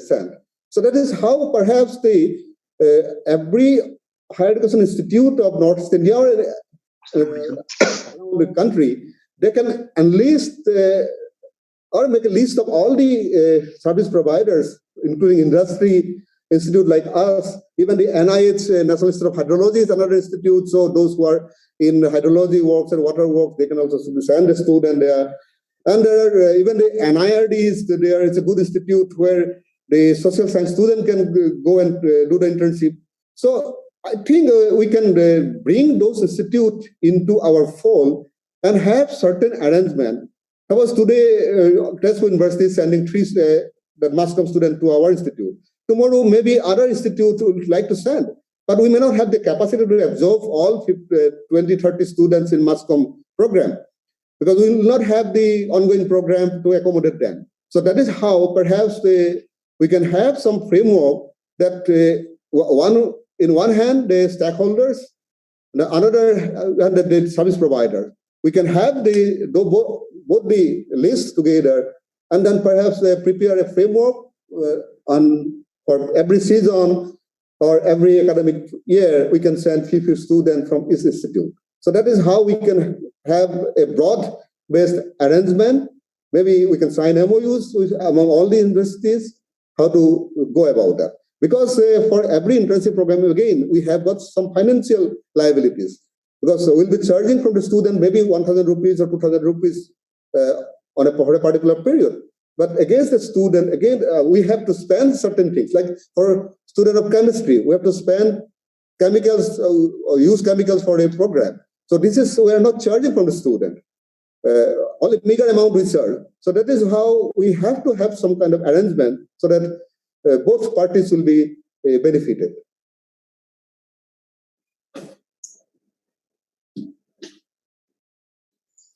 Yes, so this is, I think, one of the aspects I think that should get highlighted in our exactly recommendation also, that there may be issues to be addressed actually at the end of the provider as well, which may deal with starting from accommodation and spend some of the expenditures related to consumables or whatever it is, like that one. It means managing the activities. Yes, sure. Thank you very much, sir, from my side. Thank you, sir. You have actually left us with some very doable, pragmatic, practical points to make our internship more effective. With such an eminent galaxy of educators, directors, vice chancellors, and today I would not like to present myself as an expert, rather perhaps a teacher in training or an educator in training, and I would like to share some of my experiences in my journey so far, and perhaps I stand to learn from the eminent personalities present, both online and offline. So at the very outset, if I may, I would like to draw the attention of the audience to the National Skill Qualification Framework, which currently outlines what the 4-year degree program would likely look like. And if one observes in that context, UGC has kind of suggested that we have internship program at the end of every exit option that we can think of. So we are going to have an exit option at a certificate level, at a diploma level, at a bachelor's level, and perhaps at a postgraduate level. So for all of these, it is kind of mandated that there should be a 10-credit bridge course, which kind of has a 6-credit industry internship. So all the learned speakers, they have been talking about the internship perhaps, which is going to be there in the 4th year of the degree program. I would also like to bring across the point that it's now kind of being suggested that we have these internships at the exit of every year or 2 years. So that would certainly come across as a big challenge when we would like to implement the new syllabi as per the NEP 2020. So one is left wondering how at each of these levels we're going to have internships for so many students. Now, perhaps the state is taking a right step in this direction, because the state has set up this Assam Skill University with an investment of $112 million from the Asian Development Bank, and this promises to kind of give us internship programs starting from level 5 to level 10 as per the National Skill Qualification Framework. In major sectors of interest like agriculture and food, design, culture, tourism, hospitality, management, and the like. And this being said, however, we have to understand that this is still a dream, and it would probably take a couple of years more for us to have this university offering these skill development courses at various levels. Now, in this context, another initiative which has been taken up by the state is that there has been a MOU signed with the Tata Group for transforming engineering to academia, engineering academia to industry 4.0. Now, this is very important considering that the European Commission has launched industry 5.0 in 2021. And perhaps with the corporate houses coming in, we are looking towards an ecosystem where we have a very vibrant collaboration with the industry in the years to come. But how do we address the problem now? So I kind of did a little exercise, and then I looked at what was being done by states who have a very good gross enrollment ratio and are considered the leaders in education in India. So I consulted the AISSG 2019-20 report, and 2 states, they draw my attention. So in addition to the internships that we have been talking about, they are also talking about capacity building in terms of teacher training. So this has been an area which has perhaps been neglected. So the question that we are asking today is, how do we get internships for so many students in the new framework of the education policy which has been put before us? So perhaps capacity building in terms of teacher education is a relevant theme, because the states which have a gross enrollment ratio of 35 and beyond, they have been heavily invested in such programs. Now, to draw an example, there has been a good afternoon, sir. There has been a difference in the budget allocations as well. So if we talk about the 2022-23 budget allocation, and we would see that teacher training education has been reduced from 250 crores to 127 crores in the current year. So where do we stand at that? But at the same time, there has been new initiatives which were started in 2021, which is basically the strengthening teacher learning and results for states, or the STARS, which is basically a World Bank-based initiative, which talks about capacity building and teacher education. So this scheme, however, is only restricted to 5 states in India as of now. So perhaps we should be making a pitch towards those areas so that more teachers are trained in frontier areas, and then internship is not as big a problem as we are kind of envisioning it today. And this again has to be taken at incremental levels. The state has already decided that 2023 is going to be the year 0 for the implementation of the NEP 2020. So perhaps if we take the consumer-led steps in the right time, we should be ready for the implementation of internship programs. Now, another thing that comes to mind is, this is of course during the course of discussion, that we kind of tend to be talking about industry, and perhaps we are forgetting about the humanities and the related subjects. So in this context, when we had this NEP regional workshop on December 17, 2021, what came out as a gist of discussions with the various eminent personalities was that perhaps Assam can be looked as a regional language center. So this was also being said when the union minister visited in Assam in July, perhaps.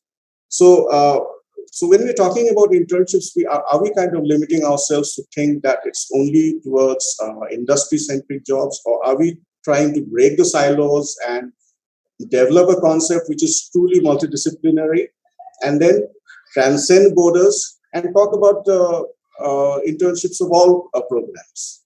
But very recently, what has also emerged is that we have been told to develop the institutional development plans by the UGC. Now, the core essence of the institutional development plan is that we are sensitive towards community development, and we have a policy for community engagement. We have a policy for social responsibility in the institution, and we see that it is being kind of executed. So in the realm of things, so are we only talking about the internship programs which are based for internship jobs, or are we also looking at a holistic educational approach? So can we have these community service programs? Can we have these social responsibility programs as a part of the internship programs that we're talking about? So if you're going back to the UGC framework, so if you are to give internship programs at level 5, 6, 7, 8, and 9, can we not have these integrated?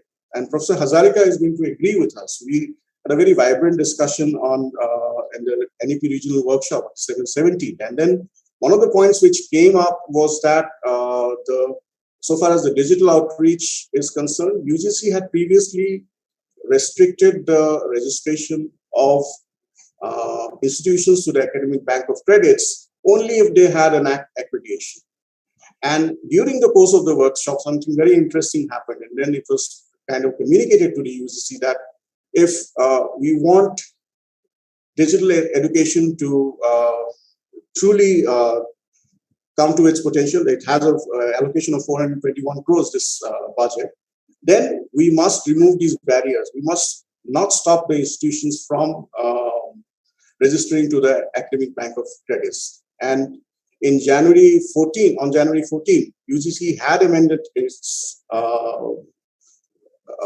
guidelines, and then it has now opened up the registration of Academic Bank of Credits to all. So what I'm trying to say over here is that can we also have, taking this platform, can we also have kind of a common voice where we kind of open up the borders of internship? Can we redefine internship, if I may use the word, and have a broader perspective to it, not restricting it to industry alone, not restricting it to science and technology alone, also encompass the humanities stream so that the implementation is easier.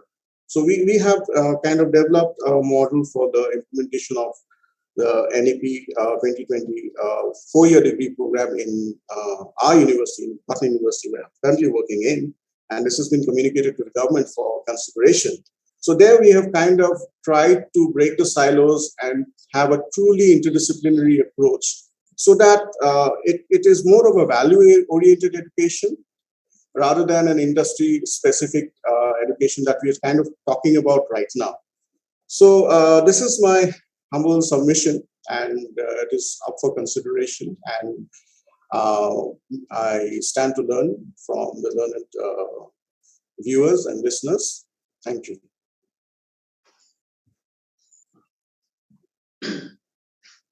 Thank you, Dr. Kalita, for your valuable inputs.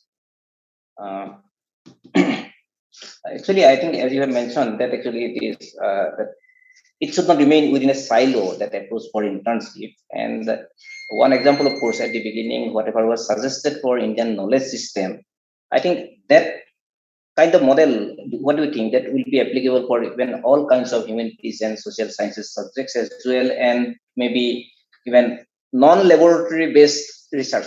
Exactly. I think you have caught the essence. And then there was also a discussion as to whether we should have a local or a state-centric policy, or we should have a national policy.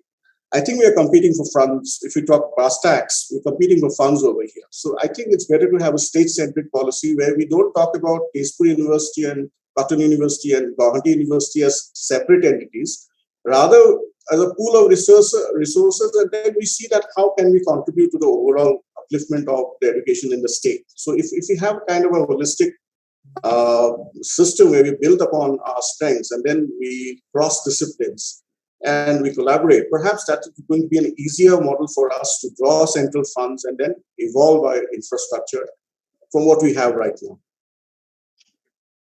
Thank you. Thank you very much, Dr. Kalita, for actually highlighting the role of social sciences in interdisciplinary research. And I personally feel that social sciences would help in translating laboratory research to address social issues. Thank you for sharing your views, Dr. Kalita. And with this, we move on to our next speaker, who is Professor Alla Kumar Guraga. And he is a very familiar name to almost everybody sitting in this room and in the virtual room as well. And Professor Alla Kumar Guraga is currently the chairperson academic at Royal Global University. He was the founder head of the Department of Molecular Biology and Biotechnology at Tezpur University. Professor Guraga had significant stints in academic governance, first as a registrar at Tezpur University and then as a vice chancellor of Guraga University. He has made remarkable contribution in forging industry-academia interfacing at both Guraga and Tezpur University. He was indeed awarded for his remarkable contribution towards exemplary industry-academia partnership by Worldwide Industry Academia Network. We are very fortunate to have you with us today, sir. Thank you. And we look forward to hearing you. Thank you. Thank you very much. It's a pleasure and a privilege to be with a very distinguished panel of speakers, experts this afternoon today, and it's always a pleasure, a different kind of joy to be at Tezpur University, being as if it's a kind of a homecoming for me. Now, coming to the topic that we have been discussing since morning today, that is about how to give a very solid, consolidated institutional mechanism or framework for the provision of internship or apprenticeship that we have for our graduate students or even the postgraduate students. Now, if you recall, in 2020, the UGC had come up with a, if I remember correctly, about 18-20 page long guidelines on how to develop a curricula, how to develop an internship, apprenticeship embedded curricular program. That was the policy of the then MHRD and now Ministry of Education, and which has been circulated by the UGC. And very precisely there, it has been mentioned the objectives. The objective is to, before this also, if you recall, internship it is not, we do not call it apprenticeship generally in India here, we call it internship. Internship is basically has been basically confined to the engineering graduate students, professional courses like management. They're supposed to do an internship program as a part of their curriculum. And even then, what we have noticed was that it was just giving a slot in the academic calendar for those students of a particular semester to spend time, do some research in the industry, and maybe in the corporate house if the student is from the management. But the point is, there was no meaningful assessment as to the outcome of those exercise internship program. The outcome is very important. Now, this UGC, if I recall correctly, it emphasizes on multiple aspects of the internship program, which is already in place for the professional curriculum.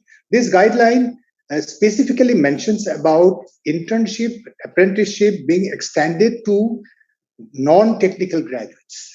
Dr. Ishan had just mentioned about social sciences. I think it is very much, in focus in that policy. Because what is happening is this: there is a gap between what is being taught through the curriculum at the graduate level and also the postgraduate level, and what is actually required in the society, in the industry, in the employment sector. So we are producing graduates which are not employable, right? But they are academically sound, but they don't have the experience of the ground. They don't know the ecosystem of whether it is industry, whether it is corporate sector, whether it is non-government organizations, which is also a very emerging, important sector, service sector. So our students have academics, but then they do not have any understanding of how to relate their academics to the actual reality and the needs of the industry or the corporate houses or the larger job market. So that is the challenge. And therefore, we are brainstorming, I think, because of that only, for that only. Now, what is also mentioned in the guideline, I do not know if my previous speakers have already mentioned about it.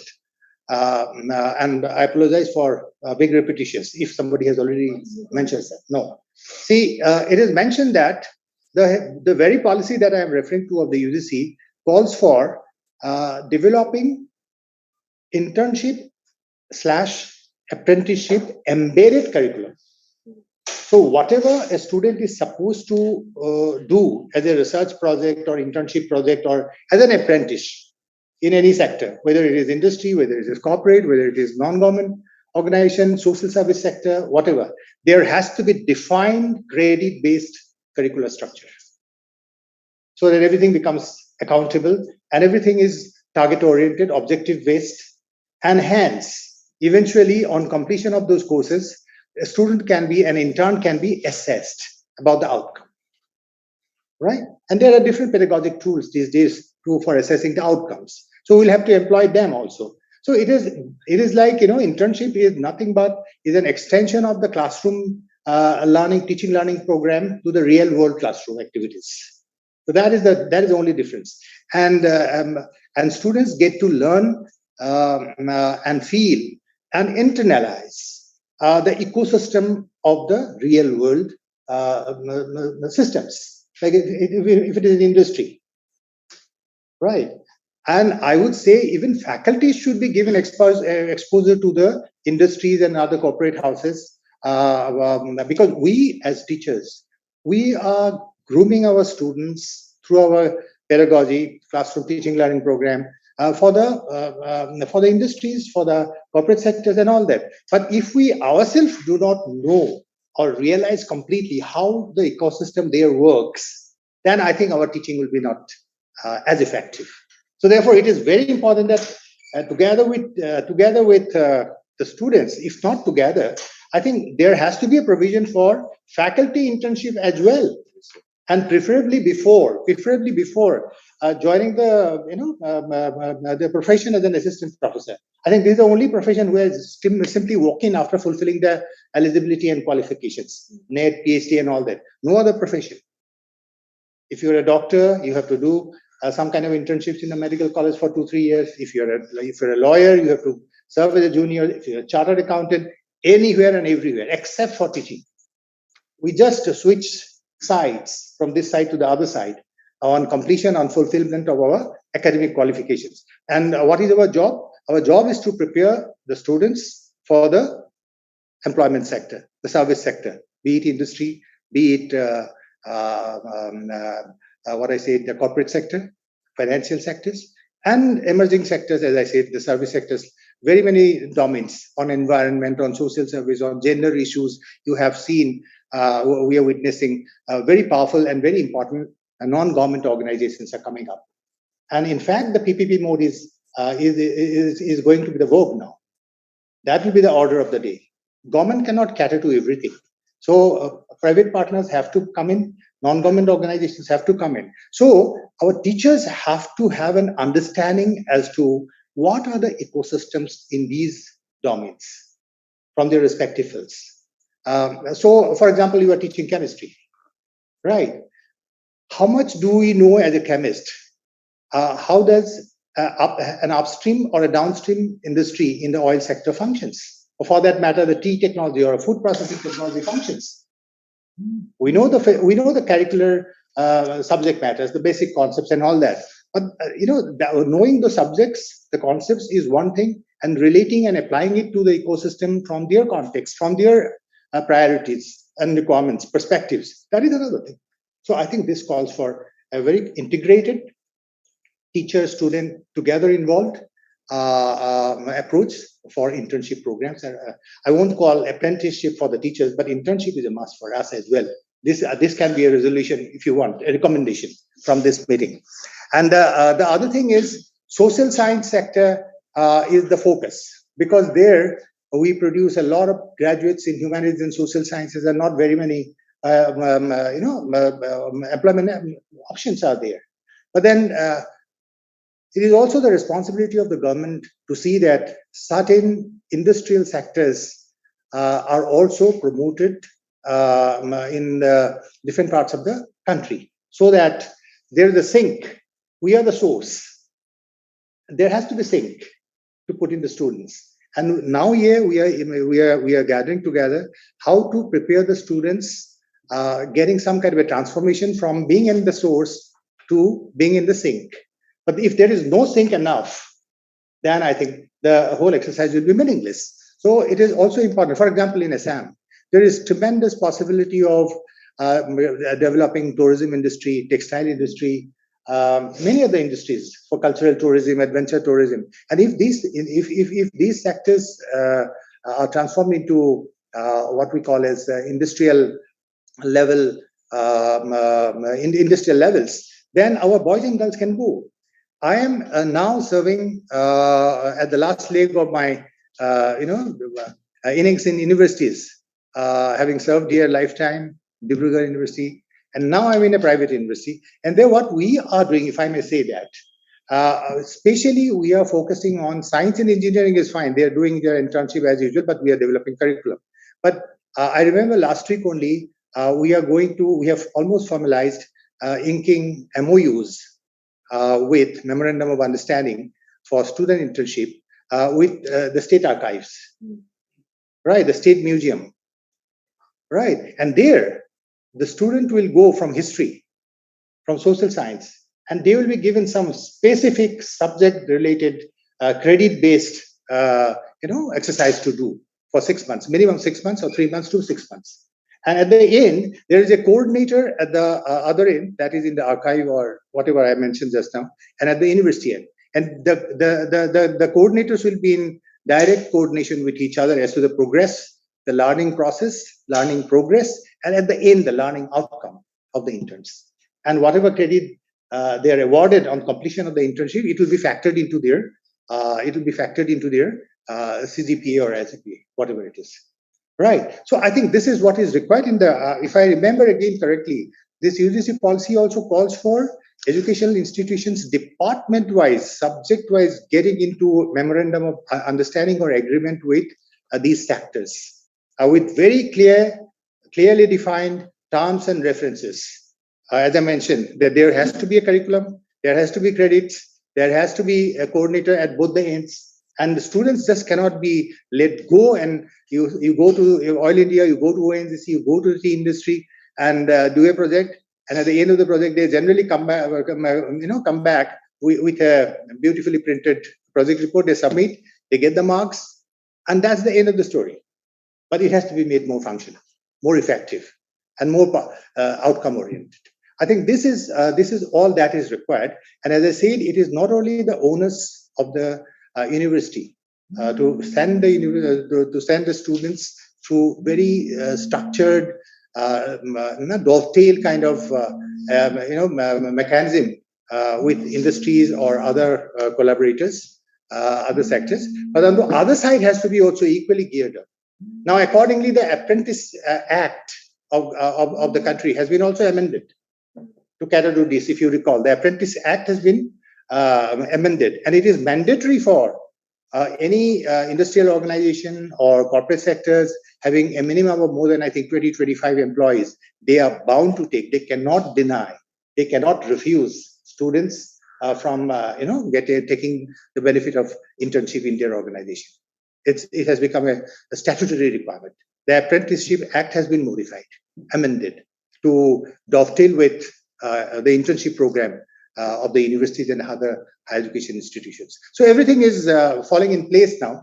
The only thing is that as teachers, we have to really develop curriculum which can be, where internship has to be embedded in a proper manner, within the framework of the CBCS system with credits and choices and everything. And MOUs have to be there. It cannot be very loose operational framework. The operational framework for the internship has to be firm, right? And it must have some kind of legal statutory sanctity.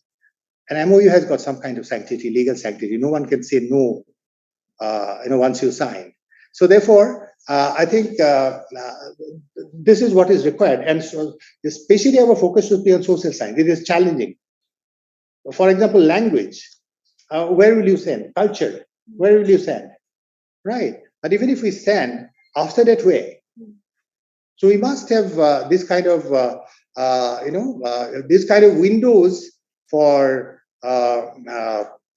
proper visioning, proper planning, and proper implementation is also required. Otherwise, this process will not culminate in what is actually desired.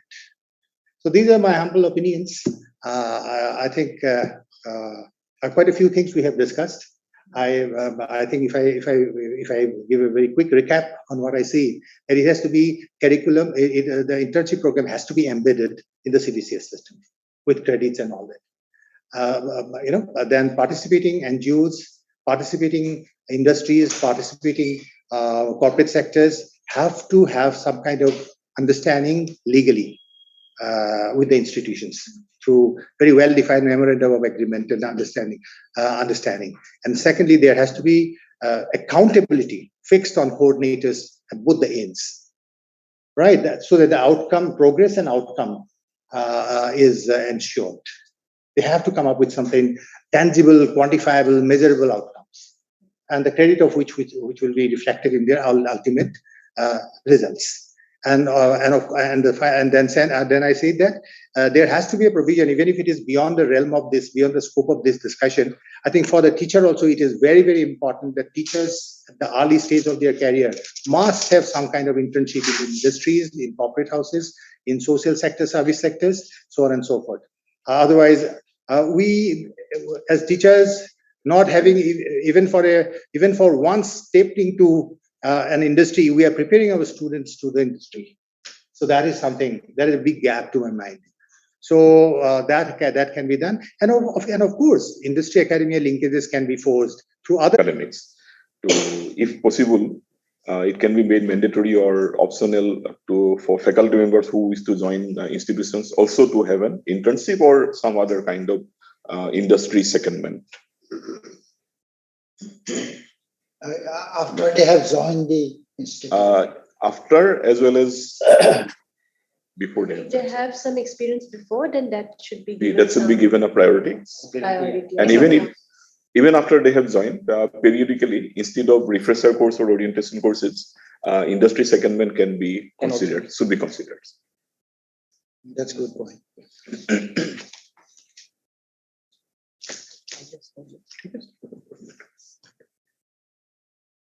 Okay, then who will start first?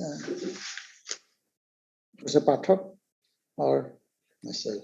I think someone will have to start. Yeah. So, yeah. Let me first. You joined first before me, so maybe we want to listen to you. Okay, so but only thing is, maybe you please stop me. I have got a very bad habit of speaking.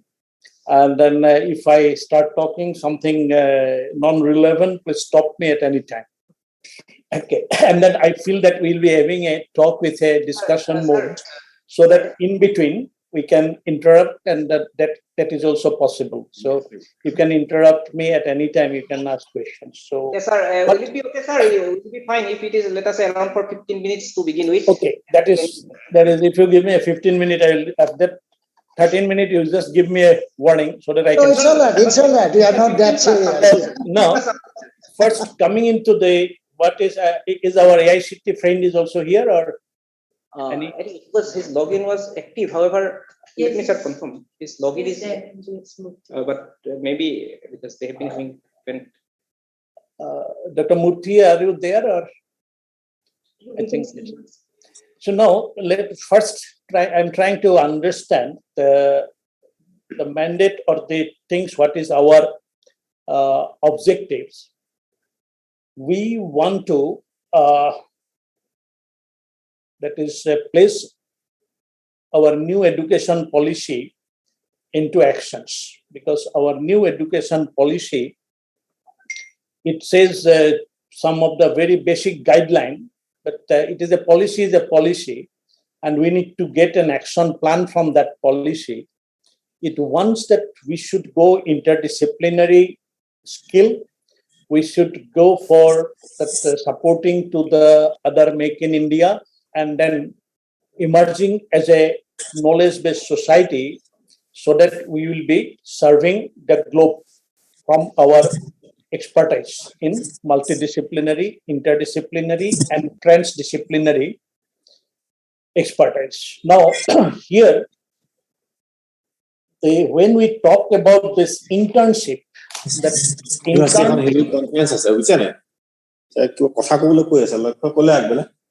laptop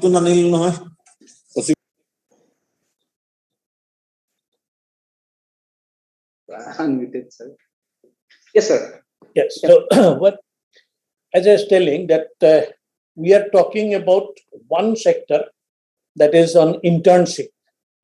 Now, intern as such, it is something. It was initially synonymous with practical training, and that students in some of the, particularly AICT friend could be telling me that in all engineering curriculum, a practical training is a part of it. And that was all in a sectorial, in the sense a mechanical engineering student used to go for a industry in the mechanical engineering related, a mining engineering student will be going to the mines, an electrical engineering student will go to an electrical system, and by that, there were a credit point for the practical training. Now, there were a lot of positive outcome of such practical training. Later on, this practical training, it was having a difficulty. Many industries did not come forward. And then students started taking training abroad or in some other universities in the research area, and it was accepted. So by this way, that internship in research, this came, but without any formal regulations and then formal framework. Now we need to look into that is your bigger perspectives, taking into all disciplines should have this construction of knowledge approach. That means earlier our teaching learning was only that is an examination based testing, where whatever is committed to the memory and then how it is explained in the answer script, that was the only evaluation criteria. We were not knowing that how much practical knowledge that student has got, because there were certain studies, at least relate in our engineering discipline, in engineering education, we know that the employability of graduate engineers were not very good. And the graduate engineers were most of the places taken as a graduate engineer training, and they are trained to the respective industry. But as a result, we can say that our graduates are not career ready. Now, this career readiness, a step towards it is this internship and practical training, so that they get the real life experience and real life problem solving approaches. And to get that thing, it is a need that we need to look into our curriculum, our knowledge imparting system, our knowledge infrastructures, and fourth point is our interdisciplinary interactions, defining where the students need to get the internship. Now here, when we are talking in a broader perspectives, we are talking about the students of humanities, students of science, students of commerce, students of business, students of engineering, and why not even in the medical, though medical education has got a different mandate. Now, in the new education policy, it talks about the Indian knowledge system. Now, when we talk that Indian knowledge system, here, we should not go by the literary meaning of it, that giving whether that Indian knowledge means, will they be studying about the Ayurvedic, will they be studying about Sanskrit, will they be studying about the philosophy, will they be studying about this. But the methodology of Indian knowledge system was Gurukul system, in which the students used to learn practically from the real life experiences. So while we think of our education system should take up this Indian knowledge imparting, original knowledge imparting methodology, so whether it is our engineering, science, arts, commerce, or management studies, we should have a practical aspects of it. Now, coming to this, the first point we'll have to see our curriculum. Let us talk about the curriculum of Assamese. I had been telling it in the past, once I was giving a write-up to Professor Nagan Saikia regarding what are the things that Department of Assamese can do. Now, after getting a student the BA honors in Assamese, how much he is career ready. Now that how a Assamese department will be conducting the internship program. Now there we'll have to see in that curriculum what type of component will have to be brought where he can take internship. That means we want him a creative writer, we want him as a news reporter, we want him as a drama critic, we want him as a literary critic, we want him as a people's opinion monger. If we identify these are the services that where a graduate of Assamese can be a career ready, so then how that internship who will be giving? Very good to these ones in the new education policy says that internship can be anywhere. Even that a class 8 students can go for internship or that your practical training to the potter in the town who is making the pot. He can go for a 2 months that is there without begs. They will be doing the work and learn.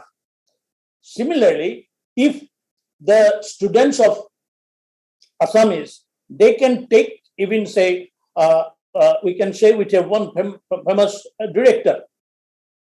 Maybe this he can go even say in Tezpur. If the students they are there to learn about how to do a drama critic, they can go to the JB Productions when their rehearsals are going on. At that time, they can start writing how it will be done, and it could be there. And they will be engaged in propagating a play which has been taken by that company. When the Brahmaman theaters, when they will be picking up, they will be offered this job of internship. Some students, they will be propagating and then doing the advertising, and so that the marketability of that company or that play will be increased. Now, to do that, how it will have to be brought into the curriculum. So that means it is the Assamese curriculum or English curriculum will not be there only the study of what is the history of the language, what is the phonetics, what is the comparative literature, or whether studying about that, whether this is how Anandaram Barua is a Dhani Kavi, or how Wordsworth's lyricist, or how the dramatic monologue of Brown that is coming in the poetry. So first thing, to create to bring in the internship component to the curriculum, we'll have to do a overhauling of the way we are doing. The first thing, it can be resolved here that we can define that what is the meaning of career readiness or what is the employability of a particular degree program. If a student is taking honors in chemistry, after his passing, what is the meaning of his career readiness? Will he be able to start a local shop manufacturing, that is, he will be, or a detergent manufacturing, or that is our sanitizer manufacturing system, or he will be able to do, that is your manufacturing some of the fragrance, or he will be interested to, he can do getting some of the old clothes that may be colored in a different way, and then he getting with some of the student of your fine arts department, they will be doing that some embroidery or printing on the shirt by making different chemicals and things like that. So that means that what is the career readiness of a department of chemistry, if it is not defined, neither the curriculum is properly designed, nor that internship we can embed. Similarly, if we talk of a student of history, what will be his career readiness, where he will be serving? Whether there could be what will be the marketable product? Because internship, when we talk about the going to the real life education, we'll have to make our curriculum a product oriented. The product can be an academic product, can be a tangible product, can be an intangible product, or it can be a monetizable product. So, but for that, how this curriculum will be changed. Then the third thing, when sometimes we talk about the research internship, that is whether we want some of our students to work as a knowledge worker. They will be creating new domain of knowledge. And the creating new domain means also creating a new trend of knowledge application. Now, there is a very damaging trend came in last 20 years. Most of our brilliant students are going only in the IT sector, and as our engineering disciplines, our mathematics, our science, there the real knowledge worker has gone down. Now that for the blending of different expertise in a new way, that also is one area of gap where our internship program driven curriculum change will have to be made. And the other thing is, we'll have to align this internship with the objectives of skill development. Now, there are two things, that whether our college education will be looking into the skill or competency. There is a difference between skill and competence. As you have said, that it was discussed whether the teachers are competent, whether our students are coming with a skill. Skill is on a specific job, doing it in a most dexterous manner. The skill may be, he is a very good, say, a graduate of geography, he can come out with a very good skill of handling geographic information system. He may be a very good in different remote sensing technology, he can analyze. A student of physics, he may be finding that, yes, during his BSc itself, he has gone certain extent to the radiology and then in the atomic, so that after BSc, he can develop his competency with a proper internship with the medical appliance repairing or for your radiological services. So every department will have to identify those fields, and for that, how as I said, the product development and this whole program to start, that university alone cannot do it. We need industry supports. Industry, if even All India Radio, when they ask that the students, if they want to take a training, they will have to be paid. This is something exactly where not. If it is a government of India undertaking all public sector units, they should have a policy up to how much they will be giving. Because they're understood, if they are not financially running well, they may be having difficulty to give a very free one, but making some accommodation, some food and other things to the students, and maybe that is some non-remunerative internship they can give, but they should not demand. Whereas some of the companies, like our say companies in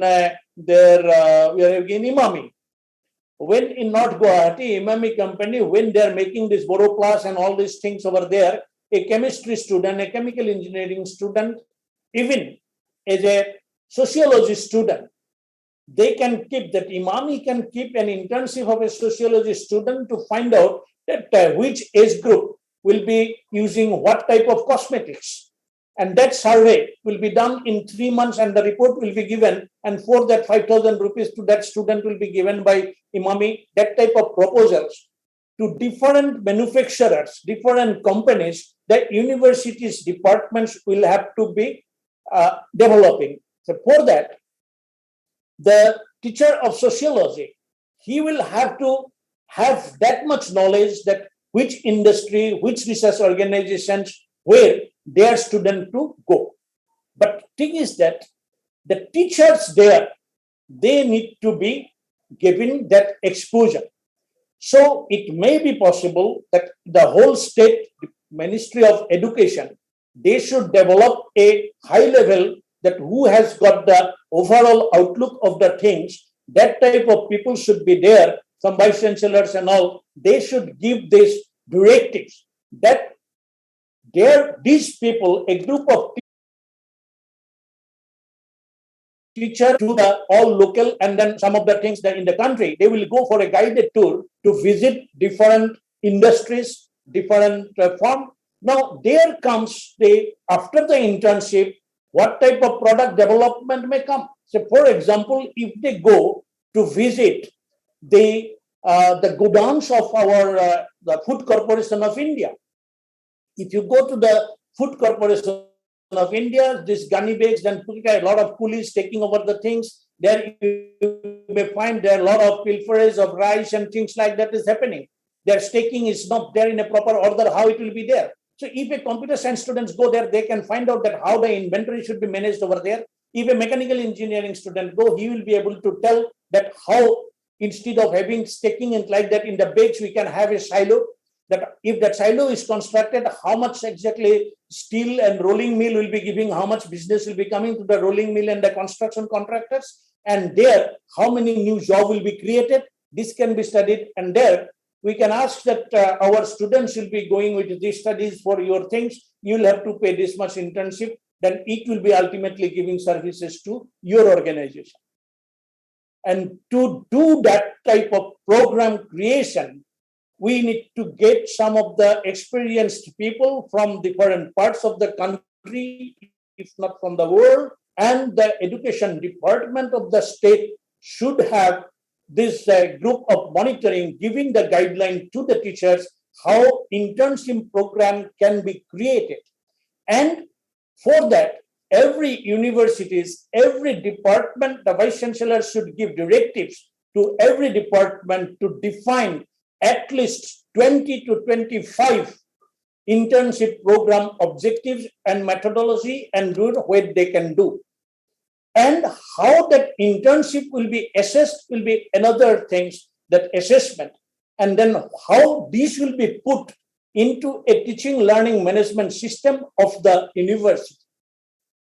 So overall, I think I have crossed my time, but there are many things can be said. Only one point I will further add, that is the payment. What is the scenario of the vocational training?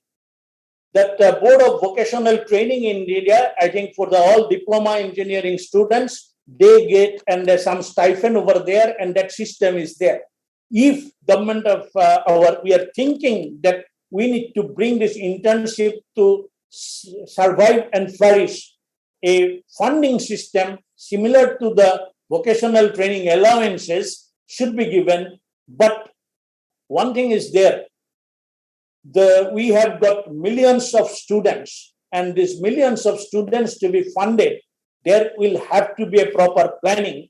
But it should be seen that those internship program which will be giving result, that investment which will be done on the students, it should give a return. That is to be product development, job creation, or that giving a different, how it will be contributing to the quality of life of his as well as in the surrounding. So to be in a summary, that it is a very good program has been initiated, but we need to do a structured thinking and then creating the block diagrams that this will be done, then this will be interrelated, and this university will be having with this university, this is that here, these are the research laboratories, these are the work going on. Then for that, what will be the initial database of the department? In that database, they will be finding, in a chemistry department will be finding that what are the top researches going on in the product development in the chemistry sector. How many research are exactly? There are so many problems. You can see in the all coal washeries, the coal fines, ultra fine particles are lying over there with so much of carbon values over there, which are never done. How we can coagulate and then make them a particulate so that they can be taken out and that energy can be used. So this type of projects where the research is there, so that your students, if they do some base work, join with the right to some laboratory that our student would like to do this work for this one. You can just support, they can see the laboratory, they can see if they are using some coagulants, how that coagulants and all that they will be bringing in, and the things will flow. Thank you very much.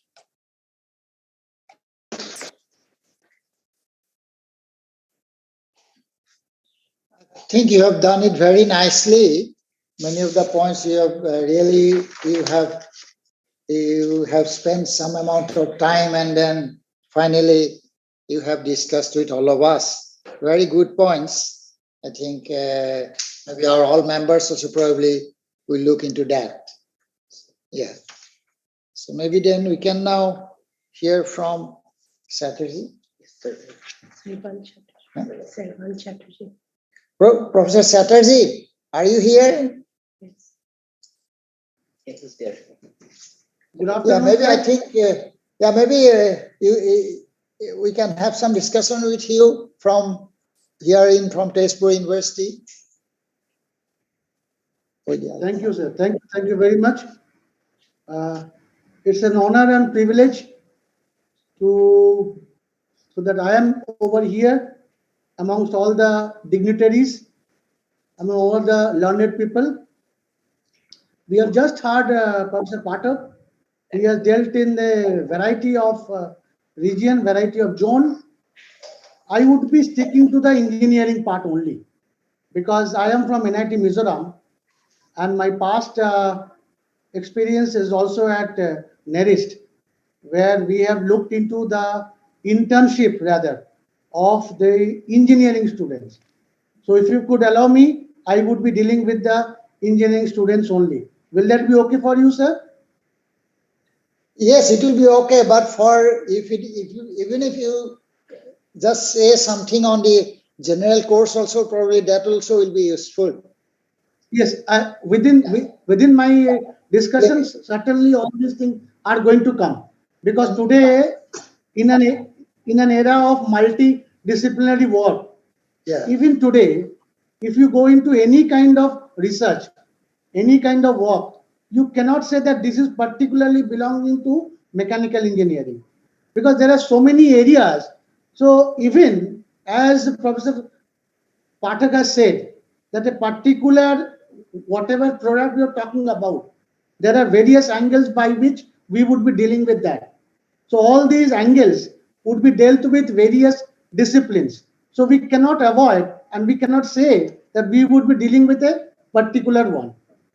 I am saying because of the reason that most of my experience is with the engineering student. That is the reason. No problem. The first thing is that once we are saying about this, and I'm thankful to Professor Hazarika also being over there at Tezpur University, and I'm happy to see also Dr. Murthy, because Professor Hazarika, you must have remembered that Dr. Murthy was from NERIST. He was one of our students, one of our brilliant students. Good afternoon. Namaste, sir. Good afternoon. Good afternoon. Good afternoon. Thank you for being over here. And see, the fact is that one we have gone for, as Professor Pathak has also mentioned, that we were talking about training. The basic reason of the training was that, mainly for the engineering, was that they should have some kind of experience of what is going on in the industry. Because if you look into 20 years back, or even 10, 15 years back, the students of the UG students, mainly the engineering, were being taught that you would be job seekers. The way it was being functioning. Today, the way we are functioning is that we don't know a particular UG student, and they would be going as a, not only as a job seeker, they would be job provider. Similarly, so there would be some amount of innovation, there would be some amount of self kind of declaration. And today, you would be finding many students, as being done earlier also, they are not going into the industry, they are going for the research. Somehow, we have been finding that many of us, faculty members, as has been said earlier also, right after BTech or MTech or PhD, we are directly coming into the teaching job. Hence, it means that we have only those training what we have done during our UG, maybe a bit of in the PG. Other than that, we might not have an experience of what is industry line going on. I would be telling a simple experience of mine. When I joined NEDIST in 1997, I joined after an industry experience. That means I was having an industry experience. I was in industry for around 3.5 or 4 years. So when I joined at NEDIST, I was given the topic of machine design, electrical machine.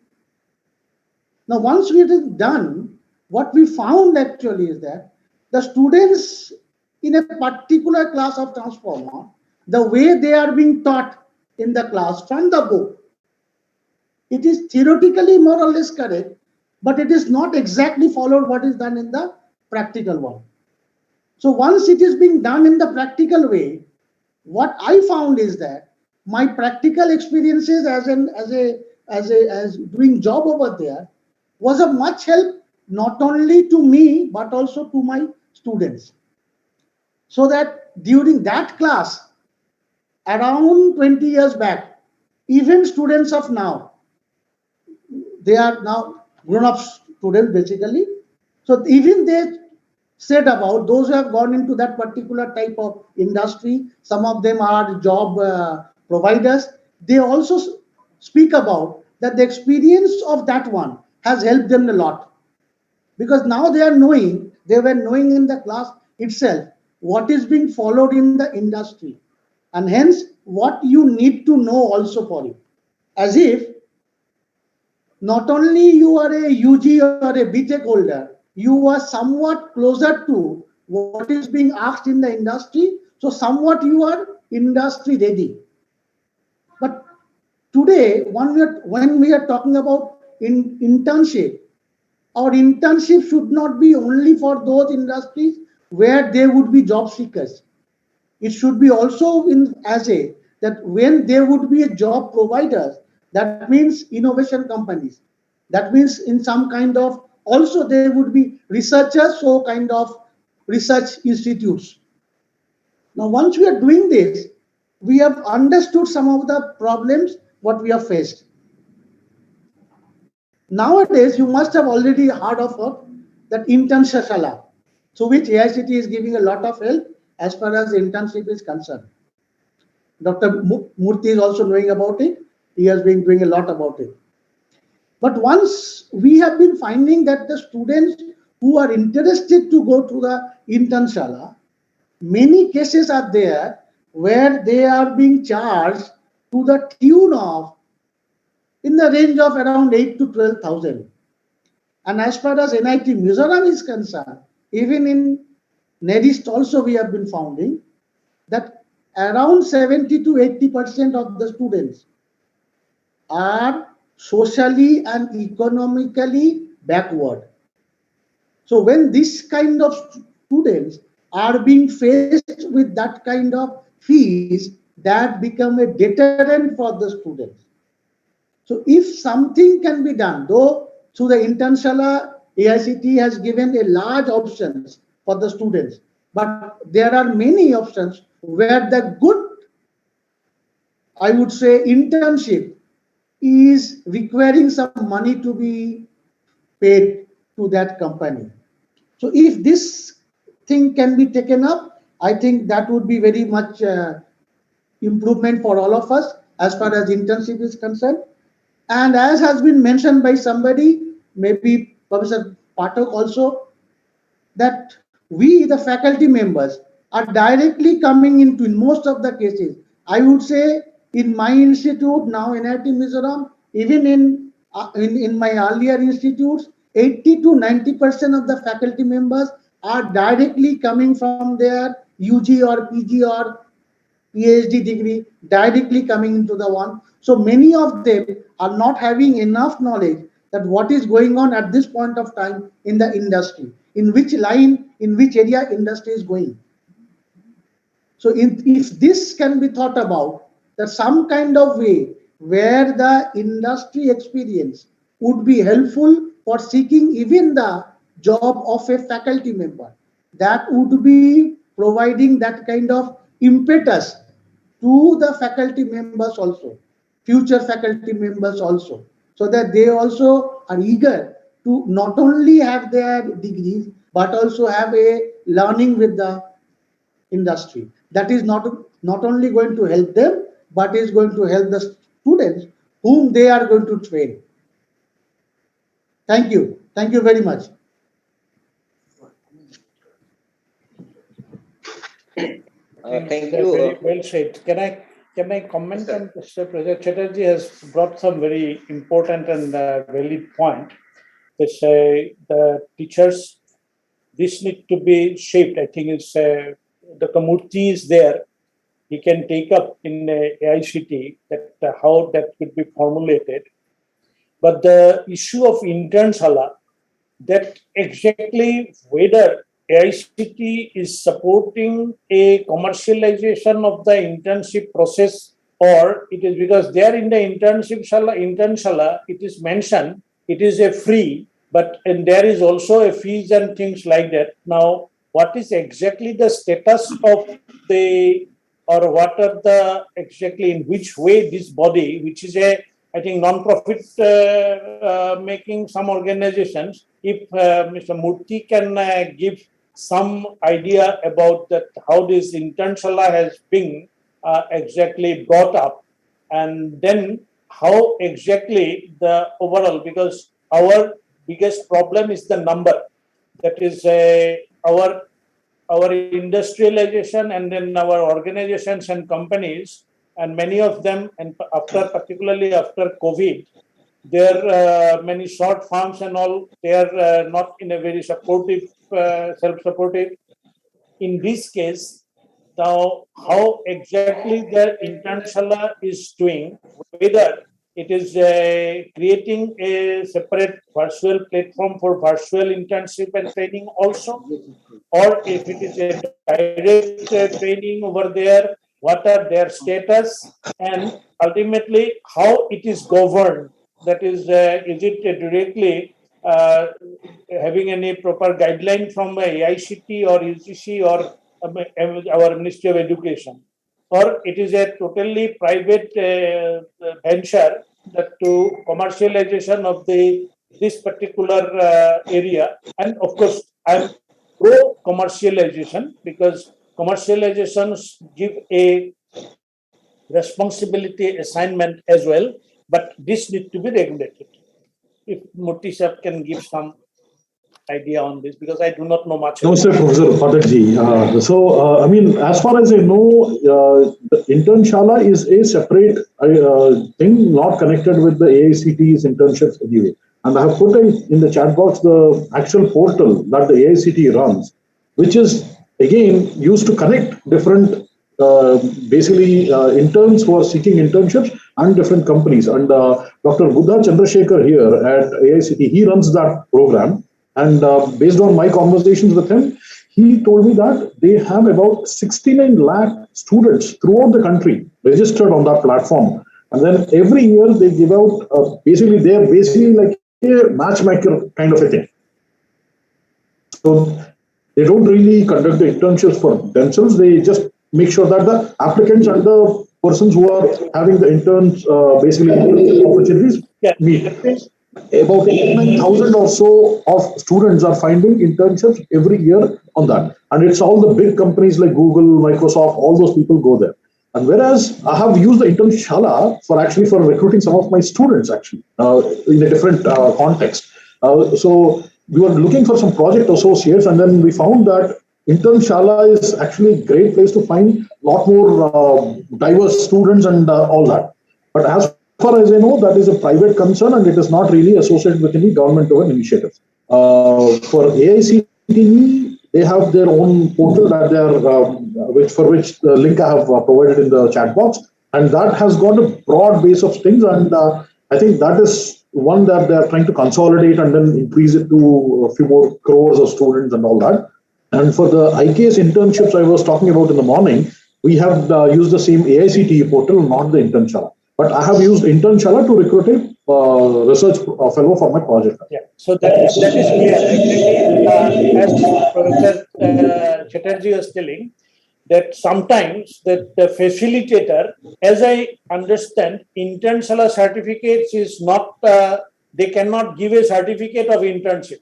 Internship, they are just only a facilitator and they take a fees. But as we need to, even every university, their own website, they should have a similar type of systems by which they should develop their own, that is your stakeholders group, by which whatever the way this Internshala is running, similar things through our training and placement division of each university, they should go just like AICT has done with their internship coordinations. And I think in that, we should learn something from the Board of Vocational Training. I think AICT has also got some relationship with that for the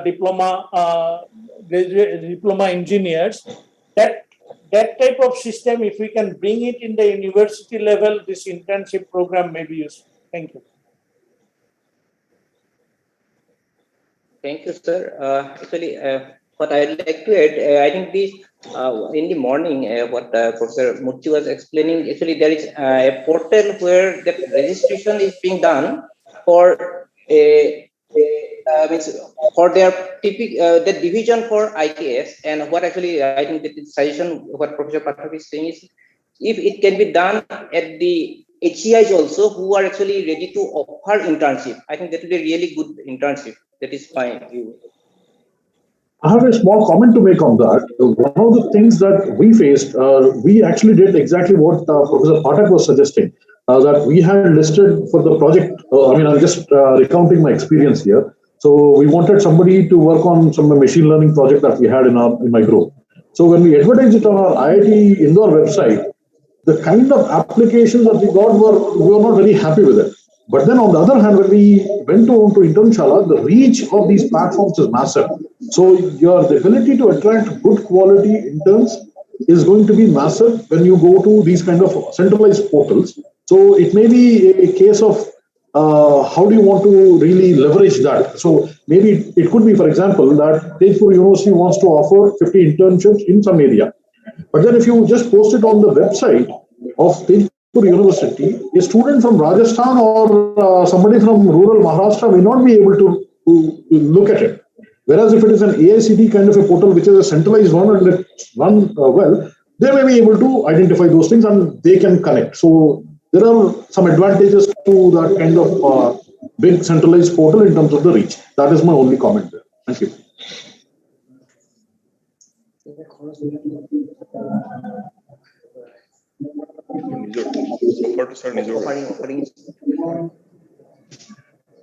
Yeah, I think both can be actually workable. I think maybe fairly, because one is for let us say to be able to manage locally, but at the same time actually to have a larger reach. I think whatever Professor Murthy is suggesting, I think that is, I think one would have to resort to that mode as well.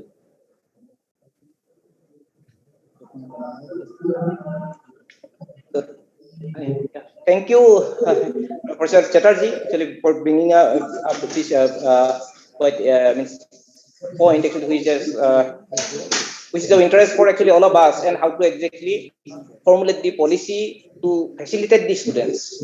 Thank you. Thank you. Thank you. Okay. I think maybe I think last more or less 3 discussions, and while doing that, I have just noted a few things which came to my mind, and I'll just see, and then we'll have a discussion on that.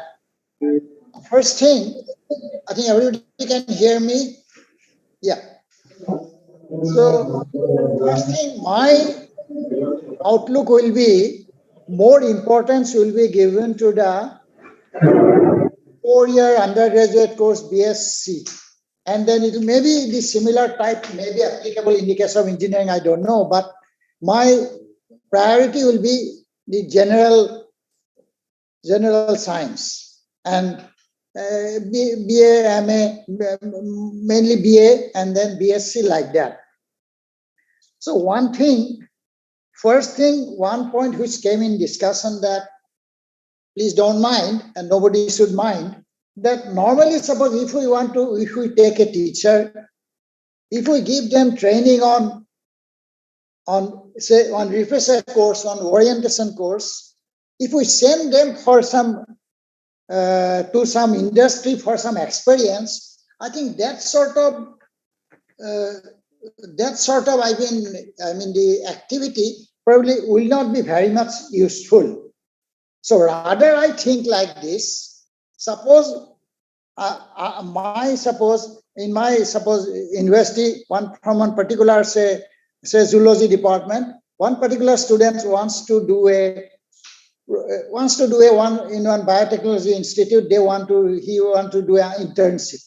So then there should be a joint mentorship. One will be from the institute. The other will be the expert man whom socially we know that this person is very good in mushroom cultivation. No doubt one teacher from the Department of Zoology will be there, but in addition to the other one who is already, he may not be a master's degree, he may be a simple farmer. So even then he will be a mentor. So there should be a joint mentorship program that should be followed in every case. Whether it is a television or journalism or newspaper, so there will be a joint mentorship program, then it will be easier to evaluate them. So that should be the one criteria as far as I think. And second thing I'm thinking, normally, suppose if some students, say from Nalbari College, has come to our university, wants to do a 3rd-year internship program, say at Cotton University. Usually there will be a experience involved. I mean, some expenditures will be involved. So therefore you cannot open it. So therefore there has to be some amount of charge. Maybe say 10,000 rupees or usually from last year what we have said, anybody who comes to our university for any this type of program, we charge them 12,000 rupees. So usually we will say that will be for the chemicals and other things. So that sort of thing, maybe in social sciences, it may be 50% of that, or in some cases it may be done that if some students are from the BPL category, then that can be reduced to 50%. And if for the first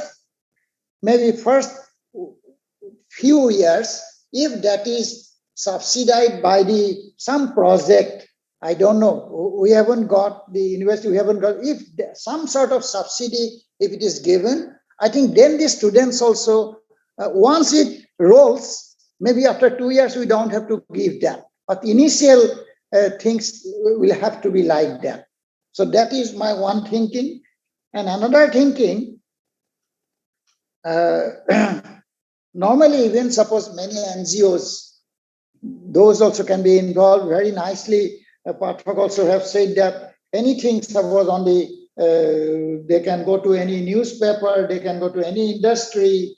So like that, it is very possible like that. So that way I think we can do that sort of thing like that. Even for our, I think, so say some from bamboo industry. Someone is doing a very good. There is an industry who is converting bamboo into wood, which wood is much stronger, 10 times stronger than the normal wood. So therefore, that sort of things I think we should expose to them. But that company will not take our students like that. Maybe we have to pay them a little bit so that they will be also useful. When they will, first year they will take, suppose 10,000 rupees, but they said that with this type of people, we are having, we have got some more benefits they will get. So then they will always, we can take 3-4 students. So that sort of thing, initially it may be hesitation, but later on they will improve like that. So that is one thing. And that's what my, and for example, especially in this 4-year undergraduate program, I'm just happy to let you know that we have already made the roadmap of 4-year undergraduate in Cotton University. What we have done there, in the 4th year, there will be an interdisciplinary internship program. And one will be on the core subject. So someone from chemistry, he will do a core dissertation on chemistry, but say he or she is interested to do some, any biology, biotechnology, or anywhere, interdisciplinary, maybe some social sciences also. So that will be, so they are probably, as far as I remember, we have given, I think, 8 credits to each of these projects in the 7th and 8th semester. So that was one thing that we have already planned.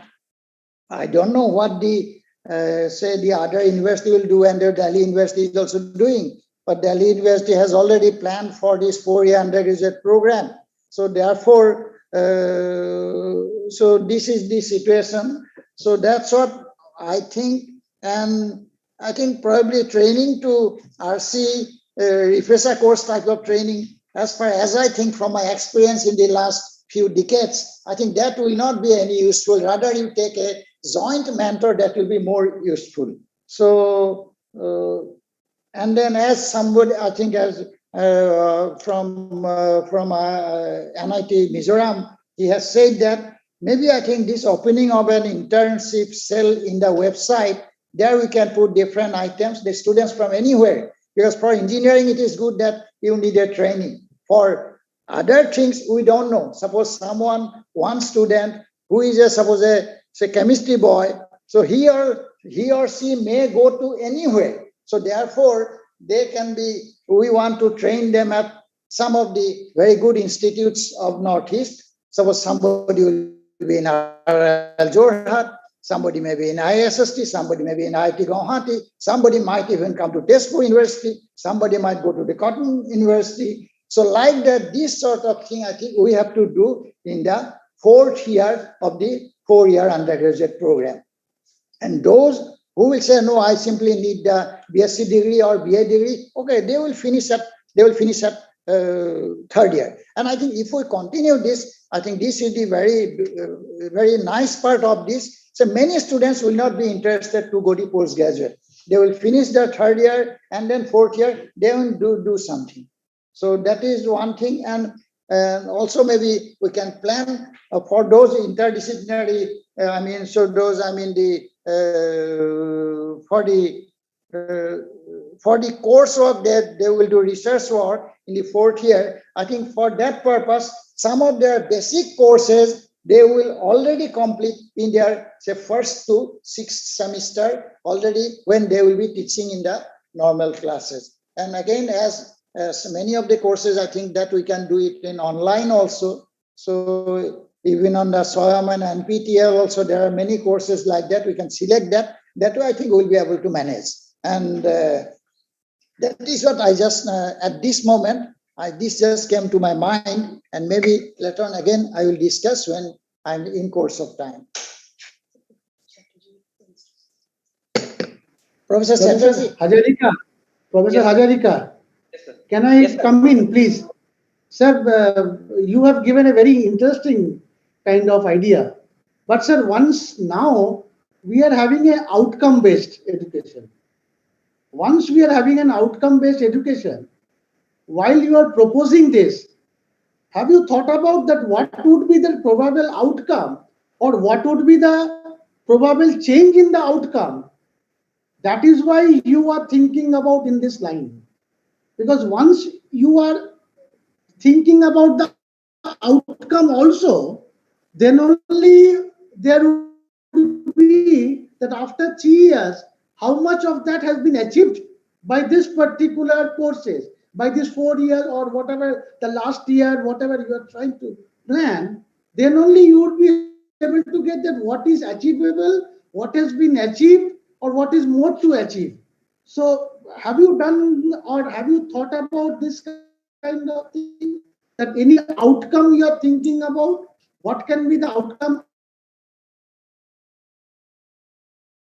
about, what can be the outcome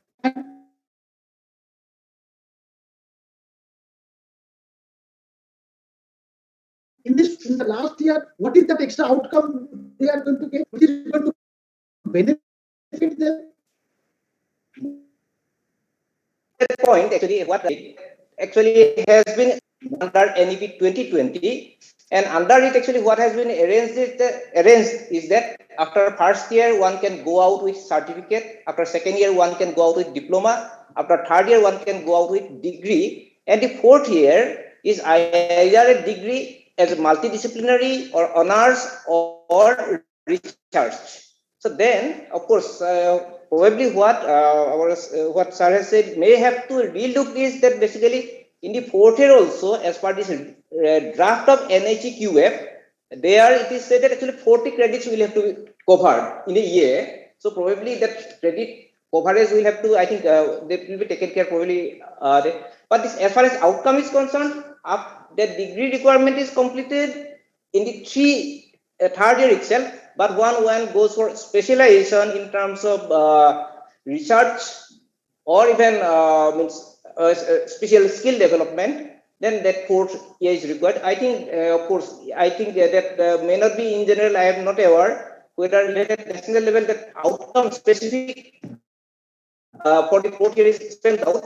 But this overall outcome is spelled out now recently. I think I will add up here, even in every, in the general course, or probably in engineering also it is there, that we have to have always SEC, skill enhancement courses. Even suppose on the SEC also, even some, we have to edit or full credit. So can be done in a there, because when you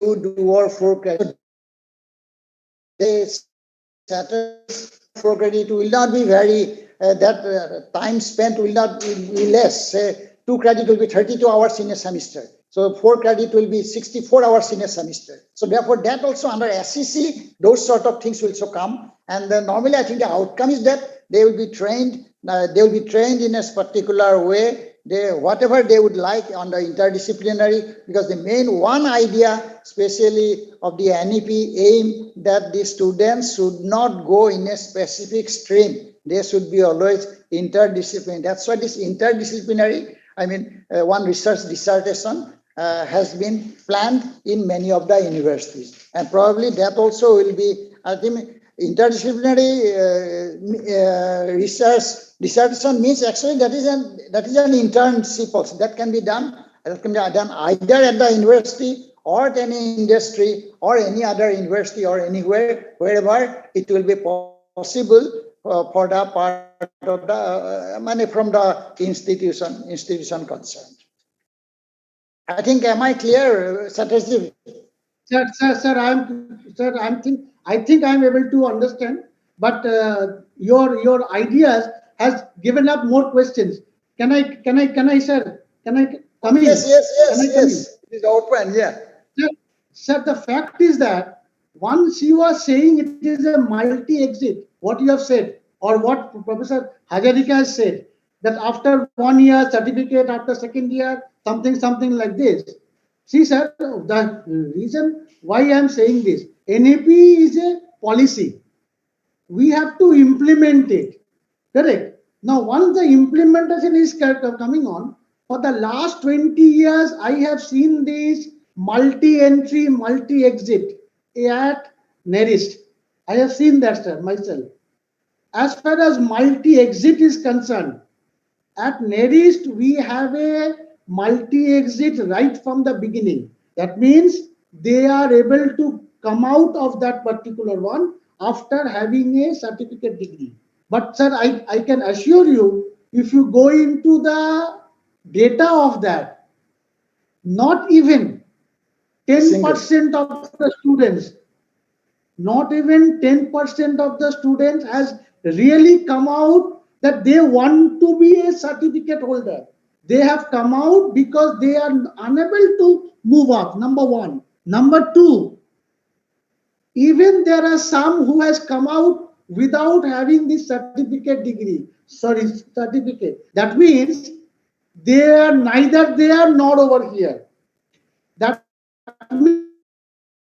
means this certificate, though I am saying it is a multiple, has not been able to give the required outcome. That is why, sir, I am putting it that stress again, that NEP is a policy, it is very good, sir. But once we are going for the implementation, we have to be very, very careful that whether I know that this outcome is based for whom, which industry, which institute is going to have them, or how they are going to. So yeah, that I got your point. We have, sir. I got your point. Policy of ours here or everywhere else. This is a policy of this is the basic document in NEP 2020. It is there. But I am also sure that because my institution is I think the best well-targeted institution of Northeast. Nobody will come out once they get admitted to Cotton University, Cotton College. So therefore, that possibility is also, I'll say it is zero more or less. But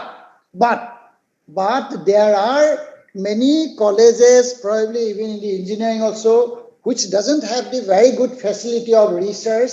In the fourth year, there will be a possibility. We are thinking that we will get at least 5 students from, say, Nalbari College, say from Romia College, say from Goalpara College.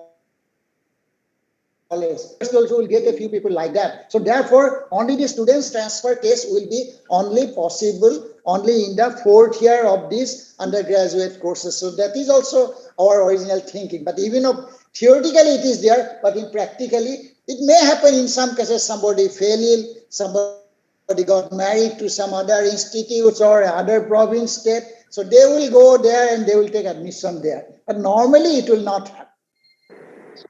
So as they have said that in the NEPs, therefore that provision has been kept. Otherwise, the government will not be very happy about that. May I come in? So that's the point, as far as I think. And our focus also is there, whoever will complete the 3 years. So complete research oriented students only we are focusing. Yeah, that's right. Not for a diploma or certificate student. No. May I comment on it? Yes, please. But I think, I'm sorry, I think Professor Chandana Goswami was raising her hand. But I appreciate what Professor Chatterjee has said, that exactly the outcome and this multiple exit and multiple entry and this curriculum design needs to be taken in a totally different perspective. That's why I told, while bringing internship and all, we'll have to totally overhaul our curriculum. Now, if a person, say in chemistry, if he's going out after second year, what will be his competency level? That means the courses which will be covered in the first 2 years, say he is being fit for what? He may be fit for becoming a demonstrator in any higher secondary laboratory. If we'll have to give that for that. If he is living at third year, that means he should be capable of teaching in a high school level chemistry. For that, that means what are the things? Then some of these elective subjects will be in the teaching methodology that he should, in the curriculum, that whether it is an internship or whether it is, there should be an option of elective subject for the student. If he is living at a third year level, he is taking this elective so that this is his outcome. That means whether that is our knowledge and concept level and the application level, it will have to be brought in the second year. Then in the third year, he will have to give more application and analysis level. And in the final year, we will have to produce him in such a way that he can be a good MSc student and he goes for this as a synthesis level. And when he going to the master one, definitely he is going to be a knowledge worker and going in an innovative and creative level. This Bloom's taxonomy, when it is embedded in that, whatever in our engineering curriculum, which a Washington Accord says about that skill and that this mapping. But now, with our new education policy, we need to relook the way that Washington Accords, that criteria is given. It will have to be changed, and we'll have to make our own Indian NEP 2020 based outcome definition. That in engineering degree, our outcome definitions will have to be changed. If a mining engineering discipline in the first, second year, if he goes, he should be a driller. He can do the drilling operations so that all the program related to is there. Now, if he goes, he lives at a 5th semester level, he should get so much of this blasting that he can do anywhere in the quarry, rock blasting and the blasting operations. He can go, even a building blasting can be done over there. He will be getting these things. When he comes that in the 4th year level, 3rd year level, he can be an under manager. And the final level, he should be able to be a mine manager. So like that, it is a countrywide NEP 2020 aligning with curriculum that is to be must, and then the definition of our internship and how it will be done could be done. Thank you very much. Chandana madam, please. Thank you. Quick introduction. I'm Professor Chandana Goswami from Tezpur University. I work in the Department of Business Administration, have been a former head, former dean, and former director IQAC. I just have an observation, and this is something very close to my heart. Professor Pathak talked about career readiness, and Professor Chatterjee talked about why it is important to have faculty to have professional experience. So I'm just trying to link these two together. When we talk of career readiness, believe me, the students will first come to the teacher. Only when he or she finds that the teacher is in a position to guide, then the career readiness exercise begins. And for that, it is important that this faculty must have had some industry exposure in some form or the other. Thankfully, in my department, all faculty have come with industry exposure.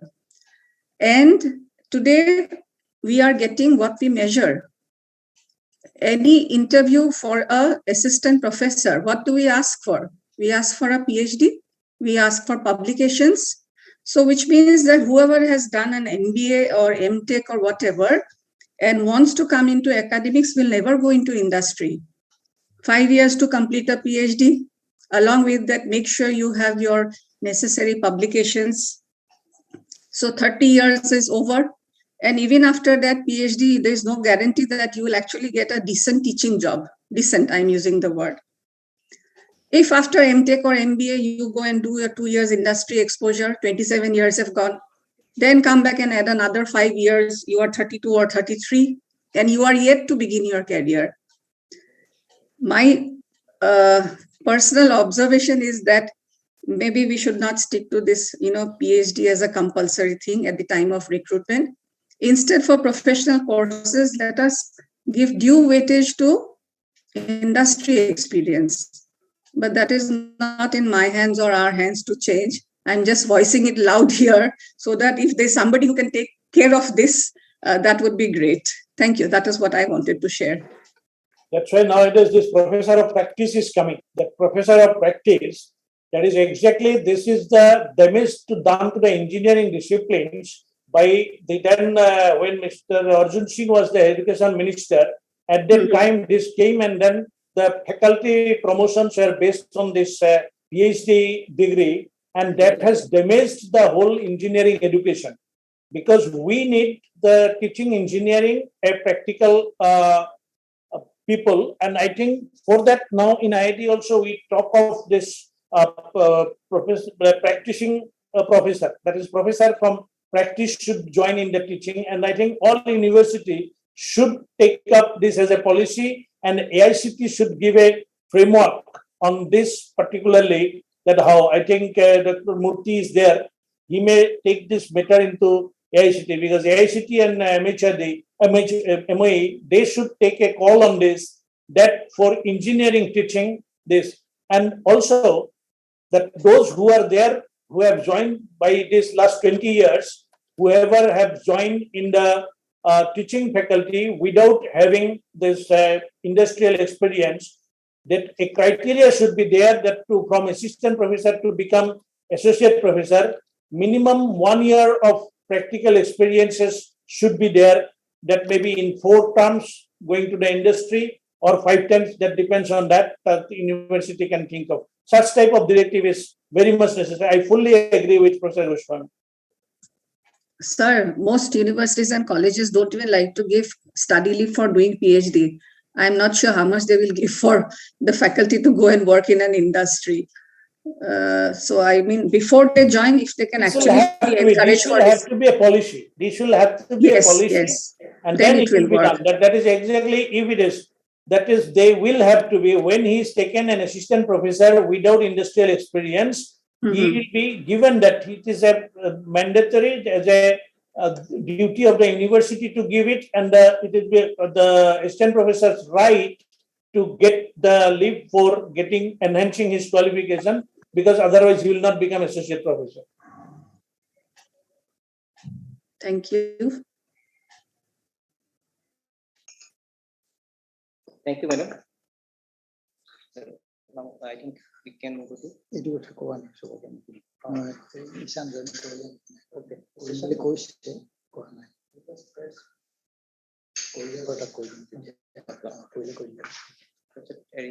Next.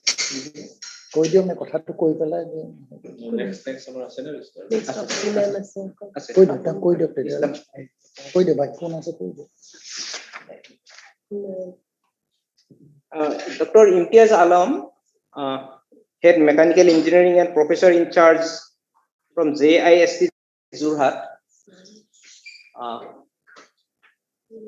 In the morning, I think he was attending it. If he is there, I think we'd like to hear from him. Ishan Kalita has come. Okay, Ishan Kalita has come. Oh, Ishan Kalita. Yeah. You wanted to add something. Yeah, Dr. Ishan Kalita would like to add some point, I think. Yeah, Professor Hazarika. Yeah, please go. So I was told about some reference regarding to the basket of courses. Was that the point of discussion? Sorry, I had logged out because of some connectivity issues. Yeah, exactly. This basket of actually how you are managing or proposing under this. So yeah, so as has been envisioned in the NEP 2020 document, the entire scheme of things.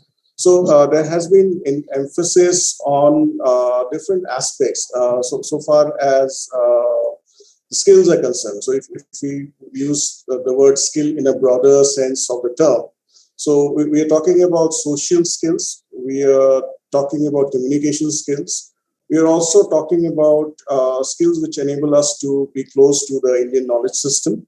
So with reference to that, what our university has done while proposing a model, we have been offering a basket of different courses. So in the morning I was discussing about breaking the silos and then kind of communicating between the different schools of thoughts or the disciplines.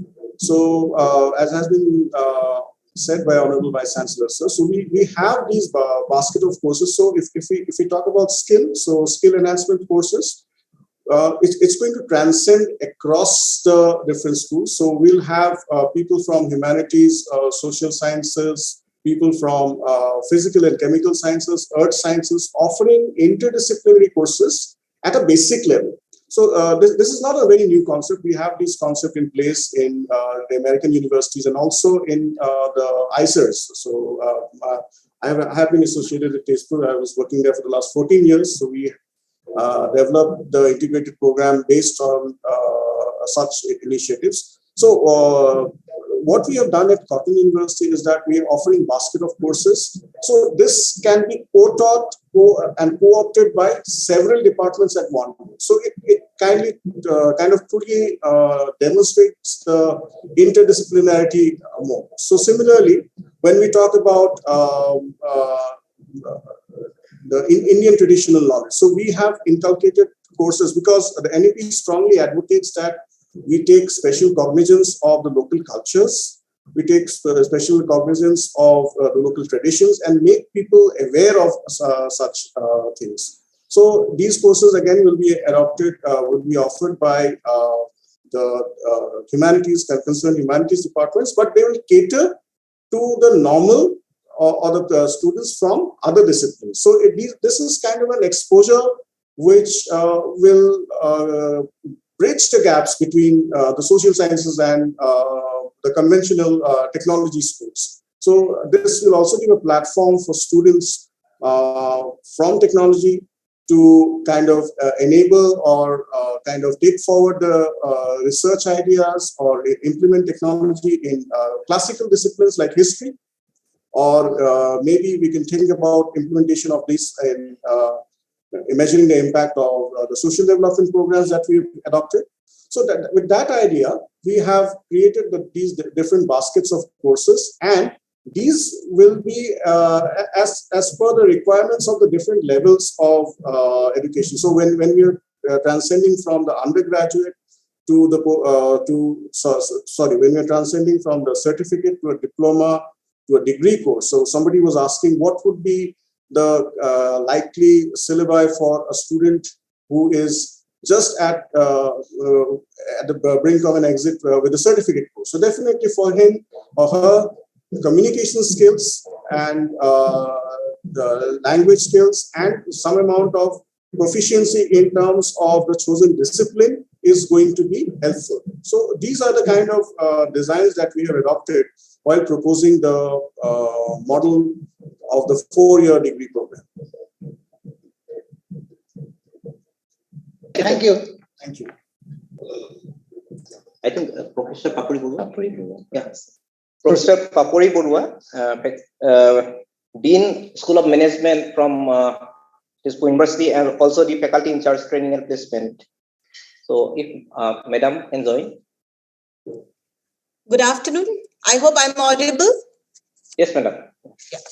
So, esteemed speakers, dignitaries, and participants, it was indeed a very enriching experience for me hearing you all speak. I was attending this workshop since morning and hearing each one of you. So, I was asked to, speak a few words from the perspective of placement. So, regarding research internship, I find that many people have talked about many things, and I don't find much to be added. Usually, research internship at Tezpur University till now is not handled by training and placement. They are more so arranged by the students themselves, and they report to the department. However, we see that organizations like Dr. Reddy's, Havels India Private Limited, they have expressed interest in taking our students, but for 6 months internships.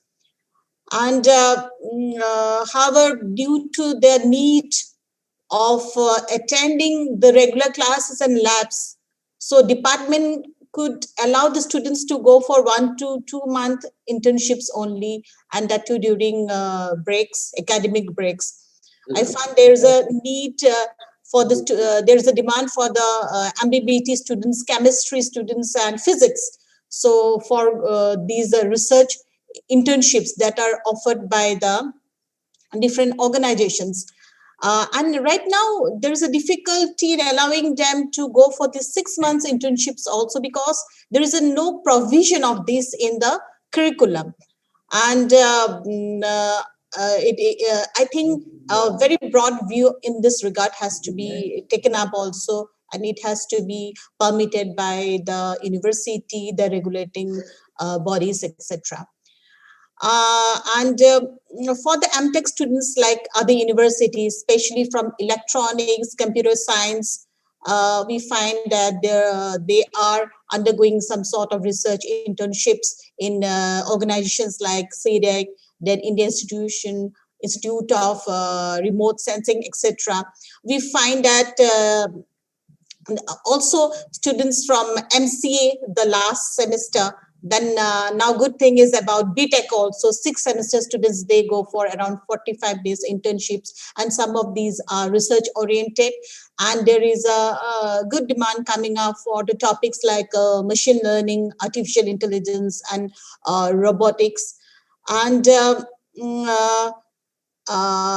for several programs, including social sciences and also management sciences, their dissertations are there. And if these dissertations, of course, they are somewhat research oriented, I find, secondary research. And if these can be, collaborated with maybe institutions or academic or industries, I think there is a good scope of transforming them to be to research internships. For these management science students, they undergo these 2-month summer internships or internship for these tourism students. We see that there is a conflict of interest there because the departments would like to see that the students, they carry out research study, primary as well as secondary research, but the organizations, they entrust them work. So they think that these students must be given some hands-on training. And in some cases, they are asked to go to the market, sell their products, go after their customers. Whereas the department wants that they must have some objectives, methodologies, and they, try to assess the students on that basis also. But we are facing a lot of problems. There is though there is an institutional guide, means academic institution guide plus organization guide, but at times there is a mismatch. And hence, I think that the internships, in some internship, these research components are missing. Hence, we can divide these internships into 2 types. One is focus on placement and one focus on research. And the outcomes for each one of them can be different. The assessment can also be different. And our experience regarding placement of science students is that many of them, they are not eager to join the jobs. Even if they appear for interview and when the jobs are offered, they do not accept the job, they do not join. And that is really creating difficulty for us. And, we are unable to show good placement records for the science at times, because these people, I find that they are more inclined to appear for these NET JRF tests and would like to pursue their PhD or research and go to academies. In fact, that is good.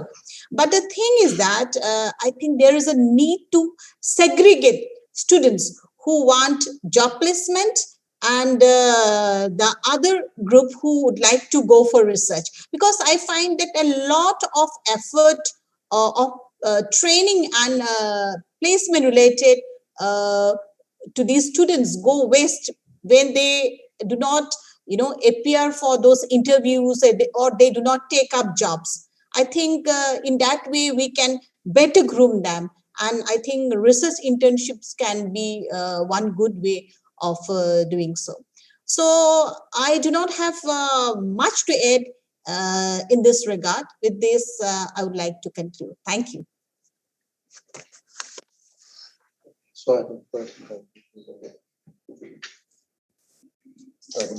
Thank you, Vera, for your inputs. We'll again request after something, we'll be coming back at you with some question maybe. Okay, so now we have got Dr. Subrajit Kumar. Dr. Subrajit Kumar from Coordinator Training and Placement from Guwahati University. So I'd like to. Hello, everybody. Am I audible? Yeah. Am I audible? Yeah. Okay. I'm Dr. Subrajit Kumar. I'm an associate professor in political science from Guwahati University.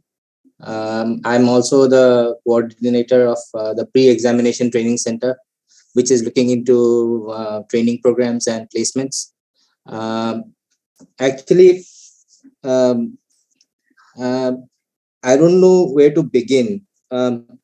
In my last 20 years of my teaching in Guwahati University, what I felt is that most students, when they join in the master's program, they suffer from poor language skills, poor writing skills, poor communication skills, and poor general awareness.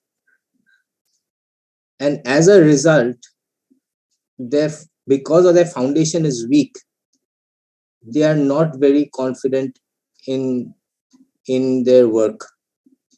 Now, when we are looking into the new education policy, the new education policy argues about the importance of internship. Now, in my last 3 years as the PETC coordinator, I have realized that whenever there are certain placements coming up, we send students, but they never get through. They never get through an interview. They are unwilling to appear for an interview. We have programs. Recently we had a 60 days program which was sponsored by Reliance. 30 students enrolled. Placements were also offered to them in different places, but they were unwilling to go beyond Guwahati, beyond Assam. They are unwilling to go to join jobs in Calcutta. They are unwilling to join jobs in Gujarat. They are unwilling to join jobs in Bangalore. Now, it raises a major question as to why students don't want to go outside Assam. Now, therefore, I have realized that if your foundation is weak, you face a confidence crisis. And this is precisely one of the problems which students of Guwahati University face. Now, when we talk about reforming curriculum according to meet industry standards, being from an arts background, I'm from Pol Science background, I will speak from social science perspective.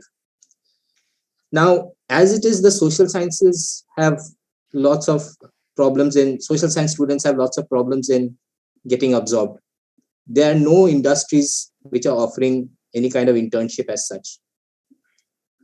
Unlike sciences, unlike technology or chemical sciences, physical sciences, where you have certain small industries offering some kind of internship, social sciences don't offer that kind of work. Now, most students who pass their MA, what do? They enroll in law. They enroll in B.Ed. They pursue law. They pursue B.Ed. So, therefore, they pursue some NGO work.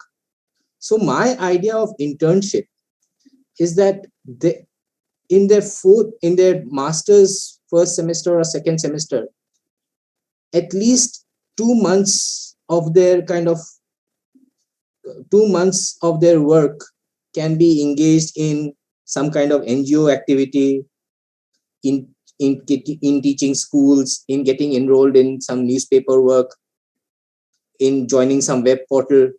where they can get some kind of learning experience. Now, TV channels are there, so students can, the students in the second semester or third semester master's program, they can join such kind of work on a 2-3 months basis. But for that to happen, you need change of the curriculum. You need change of the regulatory mechanisms. Now, can I interrupt a little bit? Yeah. I think you have said very nicely. That means that's what the NEP wants, that in the third year, whatever deficiency you have with the postgraduate students, you want to remove them. For that purpose, this internship is necessary. Whether it is a 2 months course or whether it is a 6 months course, that will be in their fourth year of their undergraduate course.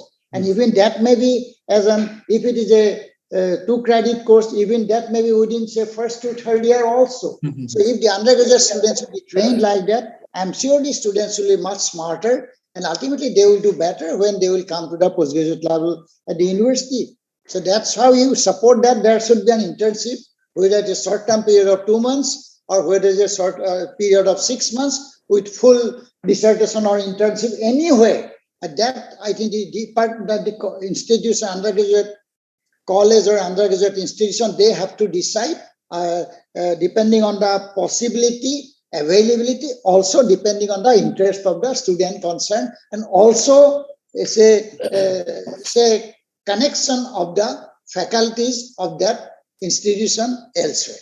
Sir, one more thing, sir. I fully agree that if I'll be leaving, can I give a comment on this, and then because I'll have to leave now. So if you allow me, I will just say a few. May I? Yes, sir. Sorry for I interrupted the other one that I was listening to as a subject as a political science, and then our students' unwillingness to go out and that lack of confidence. These are some of the serious issues exactly need to be looked into from different perspectives. As I was telling in my talk there, we need to redefine our objectives, that what as a political science student, what exactly he is going to be fit for.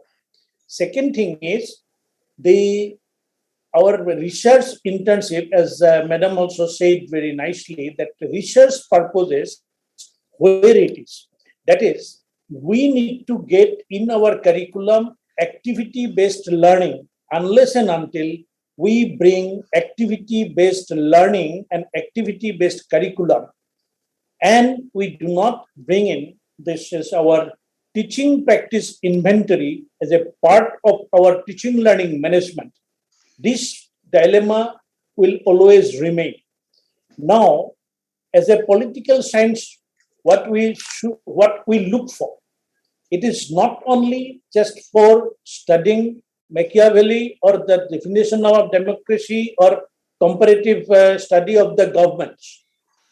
Our perspective there in the political science curriculum will have to bring the leadership development.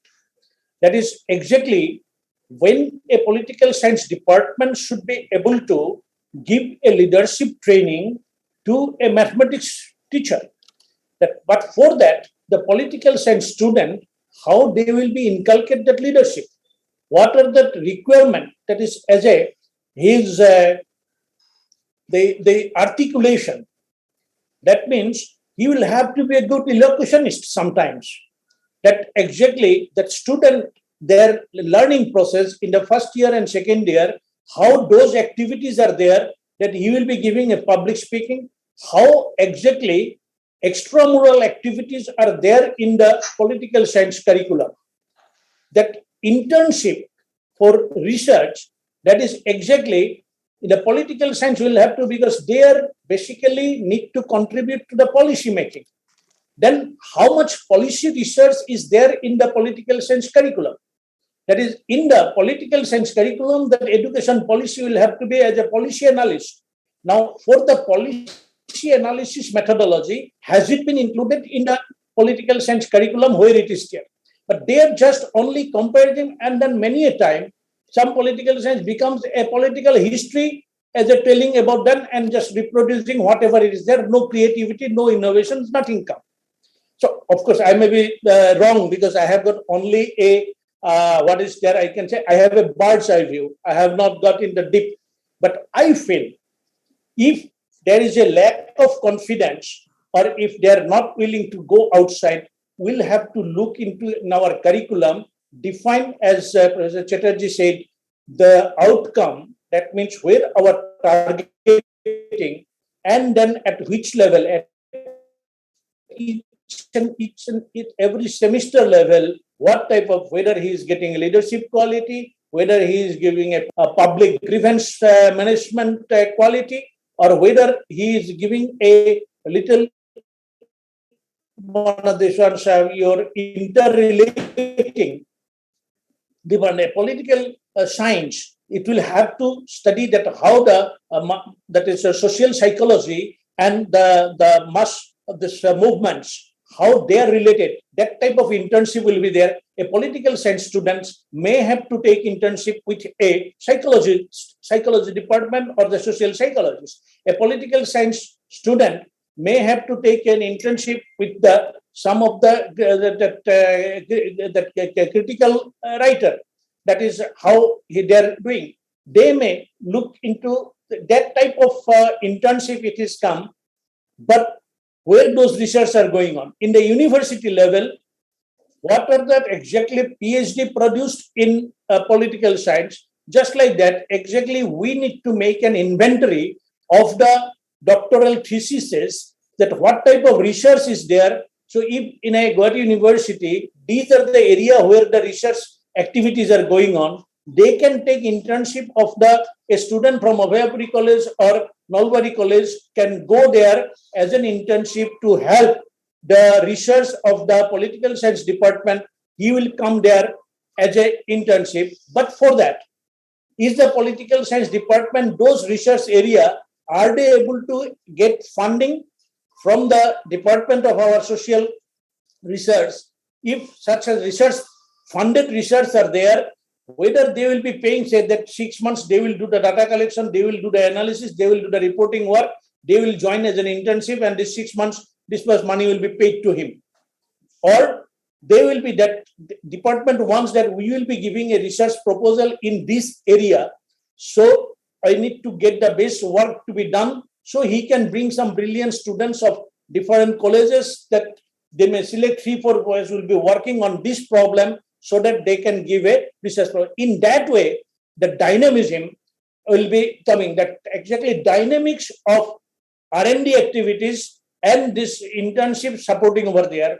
The Guraga University being having more than 200, 300 that supported colleges, those colleges research internship, at least about 100 to 200 students can at any time in the Guraga University campus in the humanities department could be there to do the internship. But for that, the university will have to be planning, and this humanities department, they will have to exactly relook their curriculum, their courses, and their way of doing.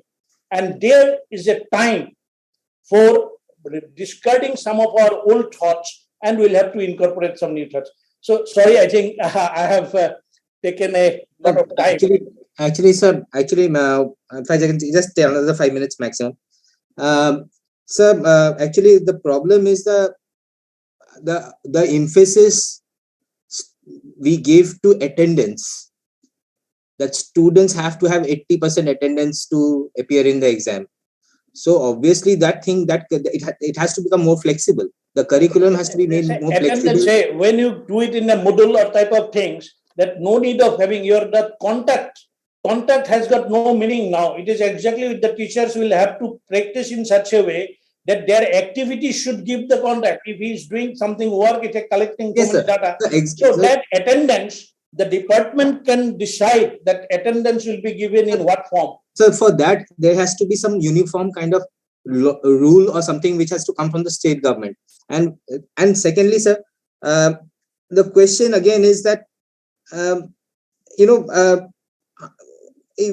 even now we are struggling to have how to have project work how to incorporate project work in social sciences, history, philosophy, English. How can project work be part of the curriculum? We are struggling with that only.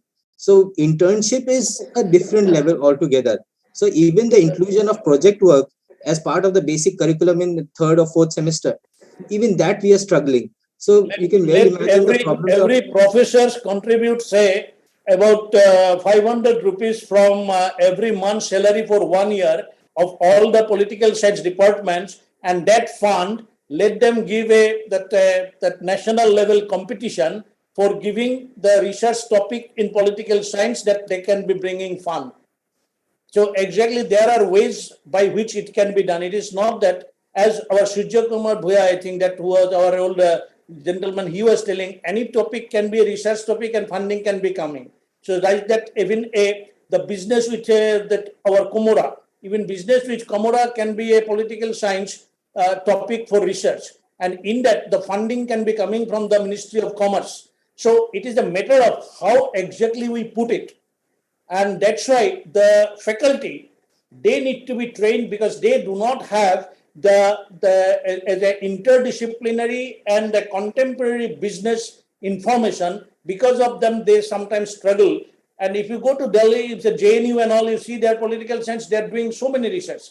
Say, for example, how many that exactly research has been done on the labor migrations in the political science department? How many has been done with the industrial disputes and resolutions? How many exactly that has been given on that is your unskilled labor politics that we do not have. There are many topics can be found in any area, whether it is English, whether it is Assamese, whether it is political science. Only our mindset, our creativity will have to be put in there. And that's why a departmental brainstorming, let every department have a Saturday evening discussions. Let there be, you collect with some of the people to bring it. But the focus that we'll have to take that our teachers is a professional where we are 24 hours duty or 7 days a week. And in that, ours is that every week, what teacher is bringing a new knowledge or a new information for the brainstorming discussions. Unless and until we do that, the government is having a beautiful policy of this internship, our research internship, to give that research impetus to our, and the humanities departments, HSS was a compulsory in the engineering educations, but many a time we feel that that is just only, we have exactly curtailed our engineering teaching time because the results which should come from the humanities has not come to over here because the humanities curriculum and things need to be oriented with that industrial and the contemporary requirements. So I think this is a different discussions area. Dr. Murthy may say that this is because it has got a particular discussion, has got a different mandate, Professor Hazarika and Professor Goswami. So thank you very much for calling me and for giving me an opportunity to ventilate my idea that I keep on thinking. And I enjoyed the discussions. Sorry if my comments have hurt anybody. And I will take leave now because I have got another meeting. Before you disappear, I have a request. I think today for the first time I have interacted with you. I think I will get your contact number and I have certain things to share with you. So we'll discuss.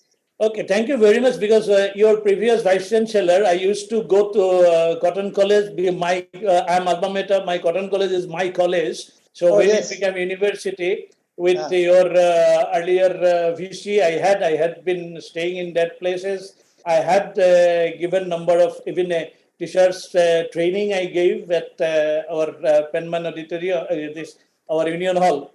And then it is there. It will be my great pleasure, sir. And whenever it is there, I'll be there. I will be in contact. Thank you so much. Thank you so much.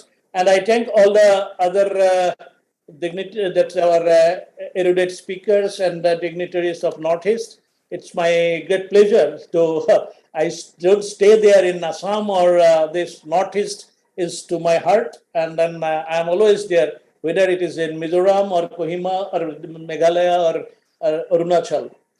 Wherever anything is there, if our knowledge working, our working together, our sharing, if it helps, I'm always at your service. Thank you, sir. Very nice. Thank you, Hajarika. I'll have to leave now. Yes, sir. Sir, about the feedback link. Sir, okay. Kumar sir is continuing. I have taken up. The time has already passed, I think. So Okay, I think she wants to speak something. Yeah. No. And actually, there is a link to the feedback form and the participation form, which is shared in the chat space. I request all participants to fill it up and kindly submit. That will help us in. You can share it once again. Yeah, you can share it once again, so that your points will help us in consolidating the report well. Thank you. Thank you.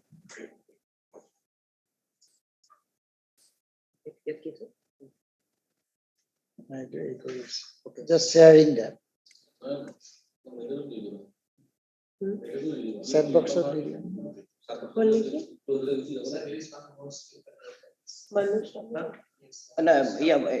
Manoj Tamoli, actually he got because he got another meeting.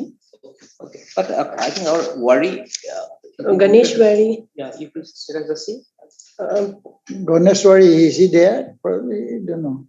He's not there. Yeah, I couldn't contact. Couldn't contact. Yeah. Did you send him mail? Yeah, mail is. What he said? Didn't say anything. Yeah. Okay. Didn't say anything. Contacted one. মোক কিবা এটা phone কৰোতে কৈছে গণেশৱাৰী মই আহিছিলো গতিকে তেওঁ মোক জানে তেওঁ আপুনি তো তেজপুৰত যাব মই ভাবিছো তেওঁ কেনেকে জানে I was wondering. হ'ব বাৰু Ishan has sure. কিবা ক'ব কৈছে নেকি We have actually we have all the listed invitees actually for talk. Yeah. So anybody actually we are requesting for your inputs for all the participants. It is open for all participants to come up with actually if you would like to share any of your points in this forum. I'll just come back 1 second, sir. Actually, what I realized is that there are certain basic things which, if done properly, many things will be taken care of. For example, we need a good spoken English program for students in the MA first semester. Good spoken English course, because they are really weak in it. And when you talk about Guwahati being the Northeast gateway of Act East policy, and you have multinational kind of companies, so they are really lacking in how to face all these kind of things. So second one is computer skills. When you don't know how to make PowerPoint PPTs and Excel sheets, you don't know how to use it, then it's a major problem. If these two things are handled well, I think most of the problems can be solved that way. Thank you. Yes, sir. Actually, as Kumar sir has said, or elsewhere as well, actually, whatever I have just tried to see, actually, what can be the framework for research internship, not only practical experience, actually, those two aspects will also be there. One is actually communication, and means right communication during interaction, as well as written communication, which leads to some scientific documents. So all these skills are there, actually essential skills for even research internship as well. And elsewhere I have seen some of the framework where it was said that, let us say we are giving research internship for around, let us say, 20 or 25 credits. So 50% of it can be towards communication skill, or again research skill, on even actually knowledge about IP and all. Okay, IP protection, and another 10 credits may be around for which will be exactly for developing that research skills and getting a scientific inference from the data that is being handled and all. Okay, so that is actually quite valid point that is being raised, and I think this 4-year degree program is going to address it. Of course, this is in the process of development, and however, as per our recommendation, I think those points again we can highlight that even these are essential for research internship as well as a future researcher. I think Dr. Parikshit Gogoi, Dr. Parikshit. Yeah, sir. Good evening. Thank you so much for being in this workshop. I'm very much actually fortunate to have all the discussions over here, and especially the comments made by Goswami sir. I'm very much thankful to him. Actually, I'm Dr. Parikshit Gogoi. First of all, I want to give my introduction. I'm Dr. Parikshit Gogoi, working in Department of Chemistry, Nagaon College. And in 2020, actually, our college has been announced as an autonomous institution. So we are in a very primitive stage, and we are having the BSc master's course in 9 subjects and PhD programs in from 2020. We are going to start PhD programs in 6 departments. So actually, regarding the research internship, like I want to add something. I want to add something from my point of view. That actually I spent here in Nagaon College around 11 years. So 11 years teaching in chemistry. So most of the time I used to talk to the students about internship from my beginning of my this job, and then like it is very difficult to say that from my beginning, I like very few amounts of students are interested in what I can say that internship programs. And one more, the issue is that the 40 students that they have the time constraint after completion of especially for degree students, after completion of 1 semester, immediately their next semester classes will start. So that time, and especially like suppose if some students from last 2-3 years they are applying for INSA fellowship, Indian National Academy of Science. So they are giving for 56 days. So first of all, they will ask for that how I will manage the classes. So if one student will go for 56 days, then how their attendance will be make up. So that is one question. And when students will come out, since I joined this college after my PhD in RL Jorhat, and eventually I worked in IIT Guwahati also. But for me, actually, for academic experience is okay. But for me, for being a teacher, it is very difficult to say what is going on inside the industry. So especially if the faculty members who are joining after their PhDs, they should be actually go for some industrial kind of internship. And from my experience, I can say that in 2014, actually after my joining, my research has already been stopped.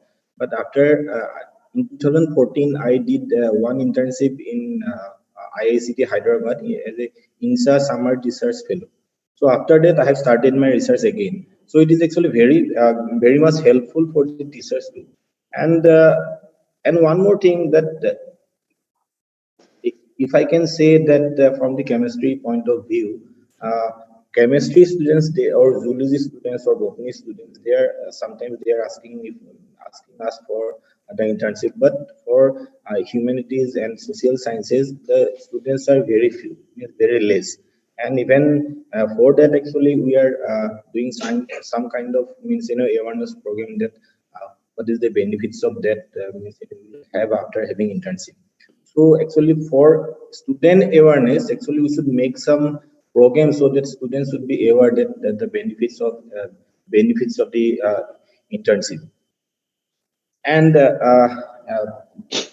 this actually some issues are still there. Like suppose one student is getting internship in some IITs, then their expenses are to carry their expenses. Sometimes they are not able to make their expenses. So that is also one question.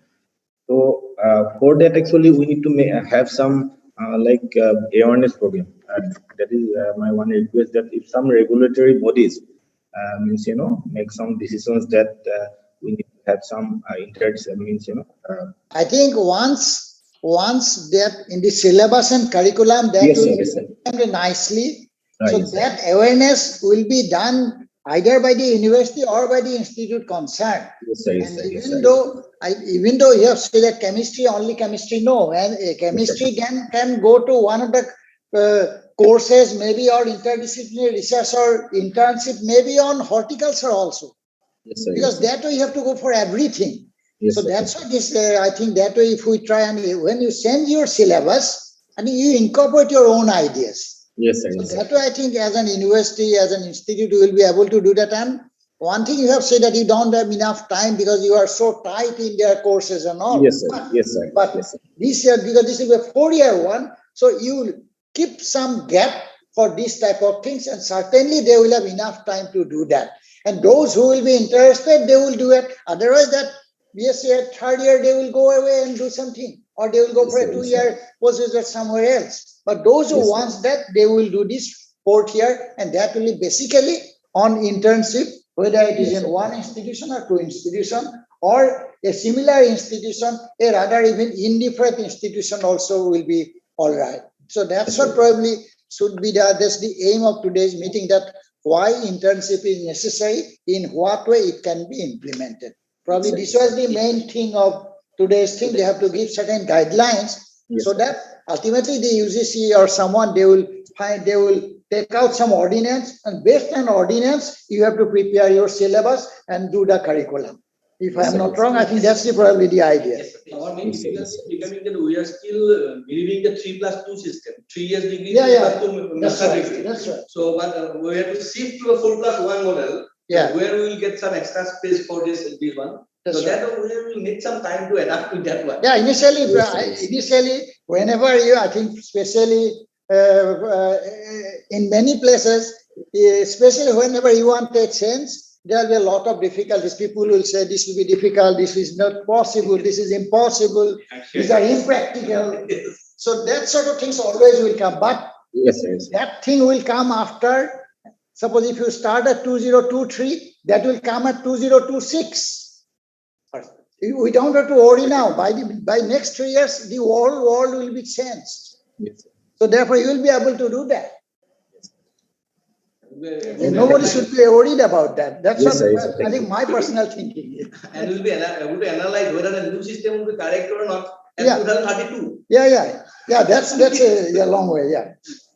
Thank you, sir. I think because these IITs, they do well. Why? Because they, according to their students, they decide the course. Yes, sir. But normally in other courses, we don't do that. But now onwards, you will have that. We will have that liberty also.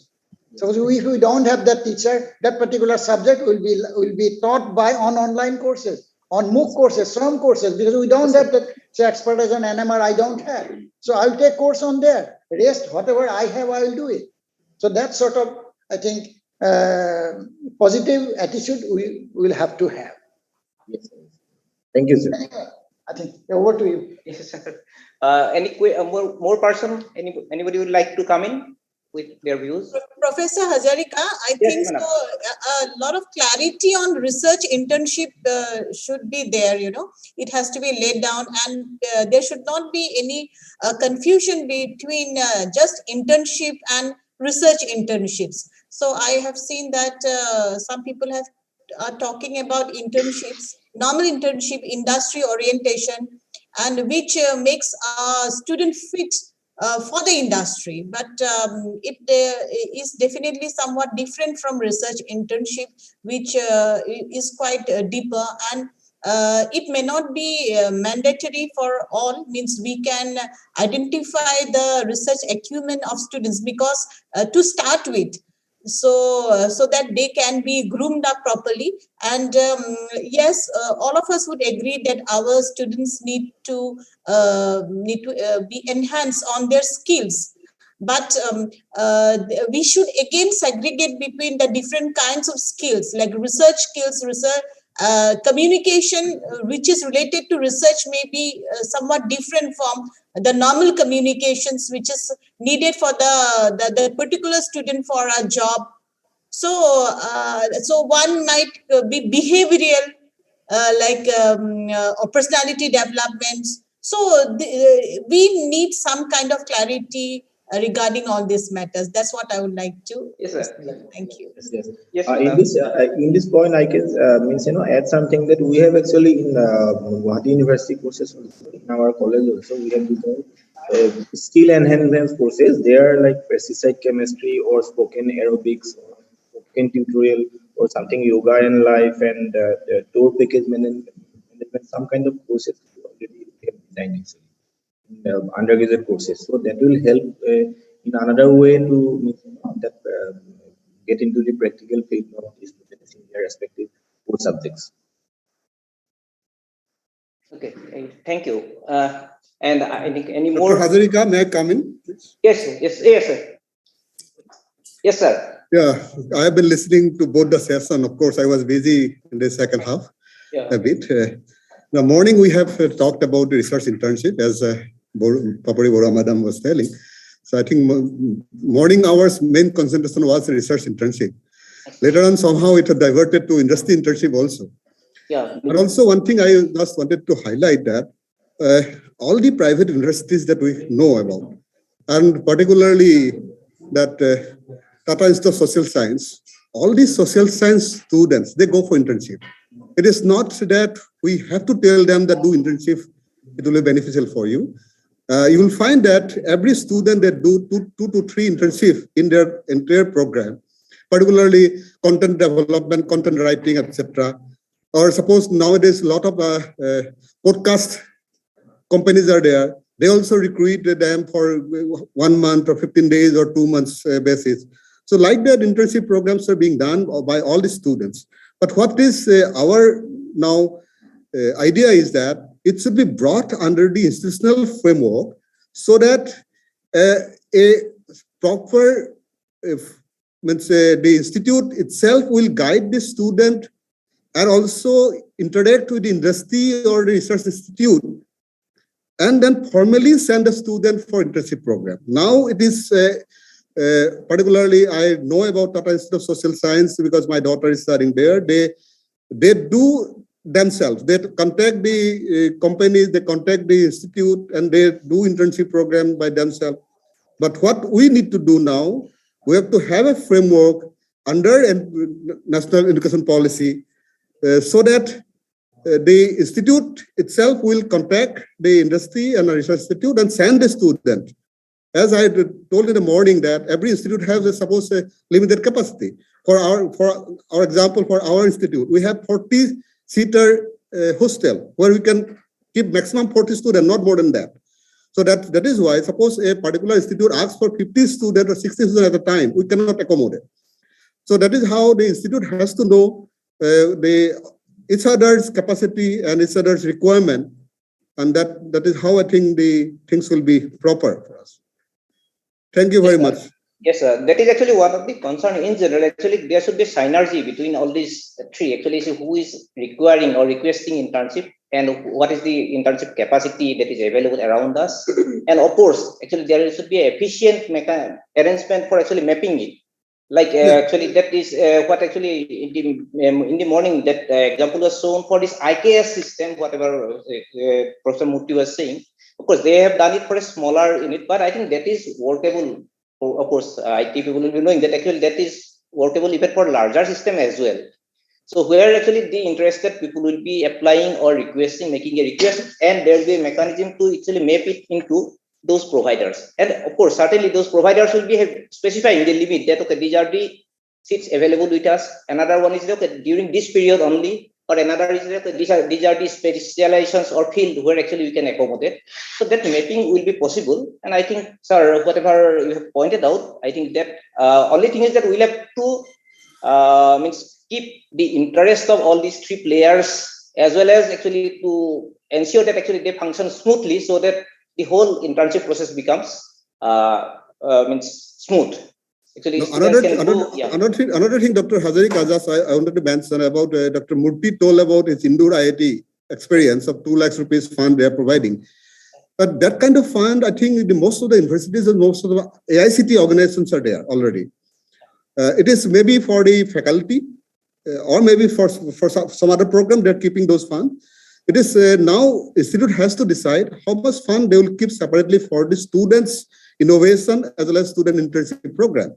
Another thing that a lot of handholding institutes are there, a lot of startup facilities are provided by the institute or university. I think Tezpur University itself is providing a lot of few startup to their research workers. So these things are to be now combined, and then we have to find out how to accommodate them in the larger framework of the internship program. So these are things are scatteredly happening in many places. Yeah, actually, sir, what you have mentioned about that one, that's financial aspect. I think if we combine this proposition with this NISP 2019, actually 2019 NISP has mandated, that is internship policy for students and faculty. So actually, it says that actually 1% of the annual budget of the institution should be earmarked for innovative activities. So now, if that is implemented by the institutions, of course, assuming that actually that they can afford it, so then whatever actually Muti was suggesting, that okay, giving some kind of support for that kind of innovative projects may be done. And of course, as you have pointed out, actually at Tezpur University, that is being practiced for last 2-3 years, that students, they apply for innovative projects, and they are, to let us say in the last occasion, it was almost 1 crore was given to students, innovative projects. Of course, another thing, Dr. Hazarika, that I do not know whether universities are aware of it or not. The Skill Development Ministry fund for Northeastern region is almost going unspent. So that is what also I think university can tap the fund that available with Skill Development Ministry. Particularly for Northeastern region, the 10% fund is always earmarked. Whether we are really utilizing them in the academia or not, I do not know. So that can also be explored perhaps, how we can bring those funds to the institute or academic. Because many times what happens that you are getting fund from suppose Ministry of Higher Education. So you may not like to take fund from Ministry of Skill Development. Like for us, we are getting fund from the Ministry of Water Resources. So we do not like to take fund from other ministry, because sometimes ministry, 2 or 3 ministry when come together, they don't like each other's taking fund from other ministry. That is what we can think of. So because that, as I know, the Skill Development Ministry fund is almost unspent for the Northeastern region. That can be thought of.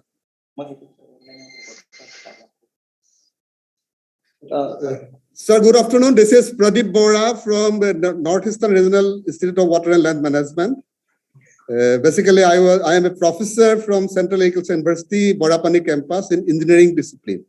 Okay. Good. Yeah. Yeah. So as we are going to conclude, actually, I am going to put one question to our Goswami sir. Actually, since we are talking about this research internship, actually, and Papuri madam has also mentioned that actually whether we are mixing employable internship or employability related internship or research internship. Actually, to clarify it, actually, I am putting a question to Sir Goswami sir. Yes, if this internship is there, under which category we should put as far as the credits are concerned? Whether it should be skill enhancing courses or ability enhancing courses.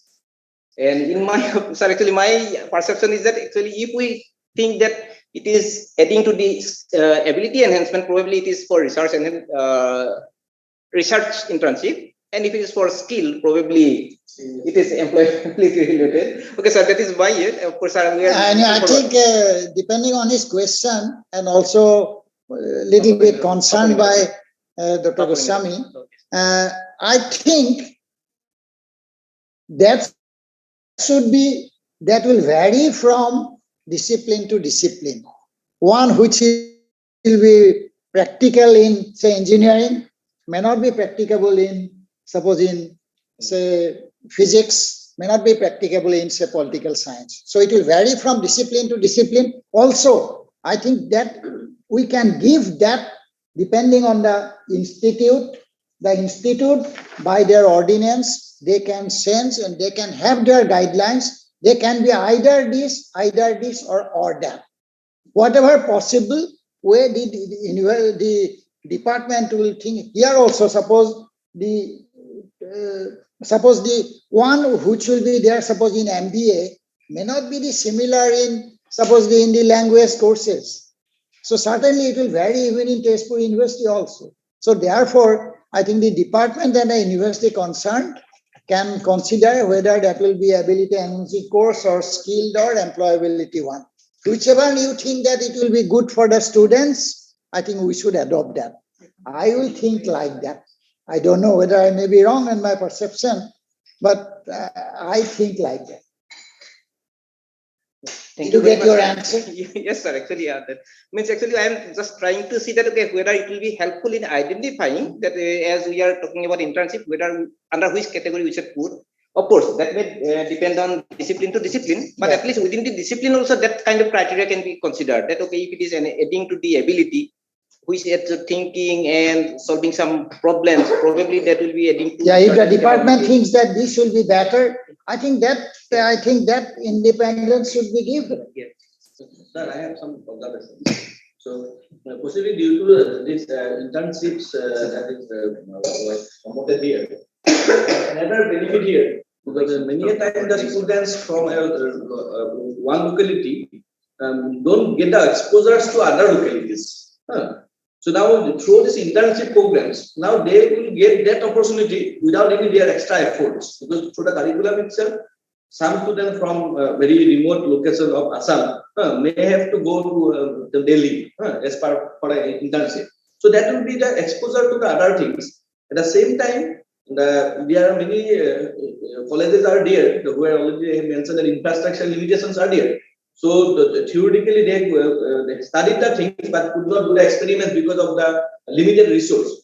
Now, if they are internships, they are getting in a better institute based on their choice they have given or how the allocation was done. And subject to availability. Yeah, that will be available. So that will be there. So that will be allowed, you mean? Yeah, because whoever is having this facility, only they are offering the project. So definitely they will get the opportunity to use that. So these are the benefits, extra benefits that additional benefit of the internship program. But again, sir, that should not happen like that AICT is one program, that the induction program. So that also have a very good objective in developing that one. But it's almost leading to the failures. Whatever the objective, it is unable to meet it. Because that induction program was made a audit course. So nobody takes this induction program by heart. So only for the sake of conduction, organizations are conducting it, students are doing it. So no practical benefit of induction program is got by the students. But luckily here that our internship program is credit. So credit are given. So definitely some will take it with some seriousness. But again, if the model was designed that internship may be carried out within the same institute, then possibly again it will lose the actual intention of the program. So while framing these policies, it should be ensured that an internship should be done outside the organization. Preferably. But it should be done. But I think in some cases it may not be. In some cases, it will not be practicable. Suppose, say, someone say, I'm telling you, suppose, say Zagirot College. So they may not be able to do that. So they have to take the help option. They have to go outside. Foreign policy in such a way that anybody can go. Like, say, if some. Oh, no, you are the other way. He's the other way. Yeah, actually, proposition is that if it is done within, probably it may get diluted as far as quality is concerned, but not always. I think if it is even beyond the department also, I think it is not always, but majority will be spoiled. Yeah. So, sir, actually now can we, because although we had got a session called discussion, but actually our discussion extended quite a long. So I think can we just call it basically. So somebody may have some idea. Online participants. You just call for some. Yeah. Any more input would like to? Yeah, we are having another 5-10 minutes to conclude this session. So any more input if we get, we can discuss over here, because we are not going to have a separate discussion session now. So whatever we'll be discussing, we'll be concluding. Okay, please unmute. Is someone called? Like someone is logged in as Tezpur. We have muted. Last. Yes.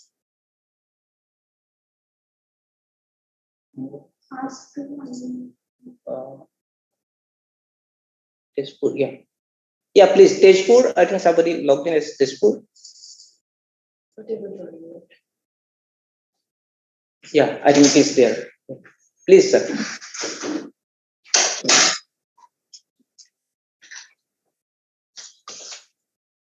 He's unmuted. Unmuted, yeah.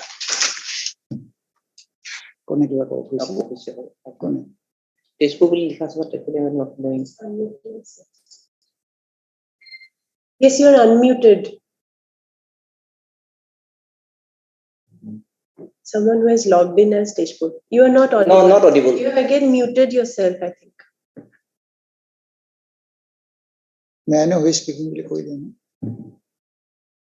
May I know your name?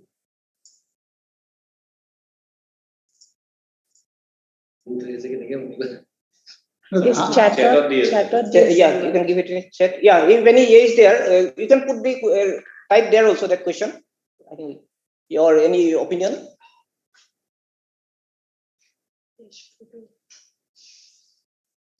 Please unmute me. It was central to Parana. Unmute korbo chesta korisilo ako. Eta unmute hoy ase. You can speak. You can type. Yeah, you can type in the chat box. It's all right. Yeah. I think you can speak. In Kitanya. Yeah. Kitanya ji, kindly, type it in the chat box. Because it is not, your voice is not coming. Yeah, mechanical engineering. Mechanical engineering.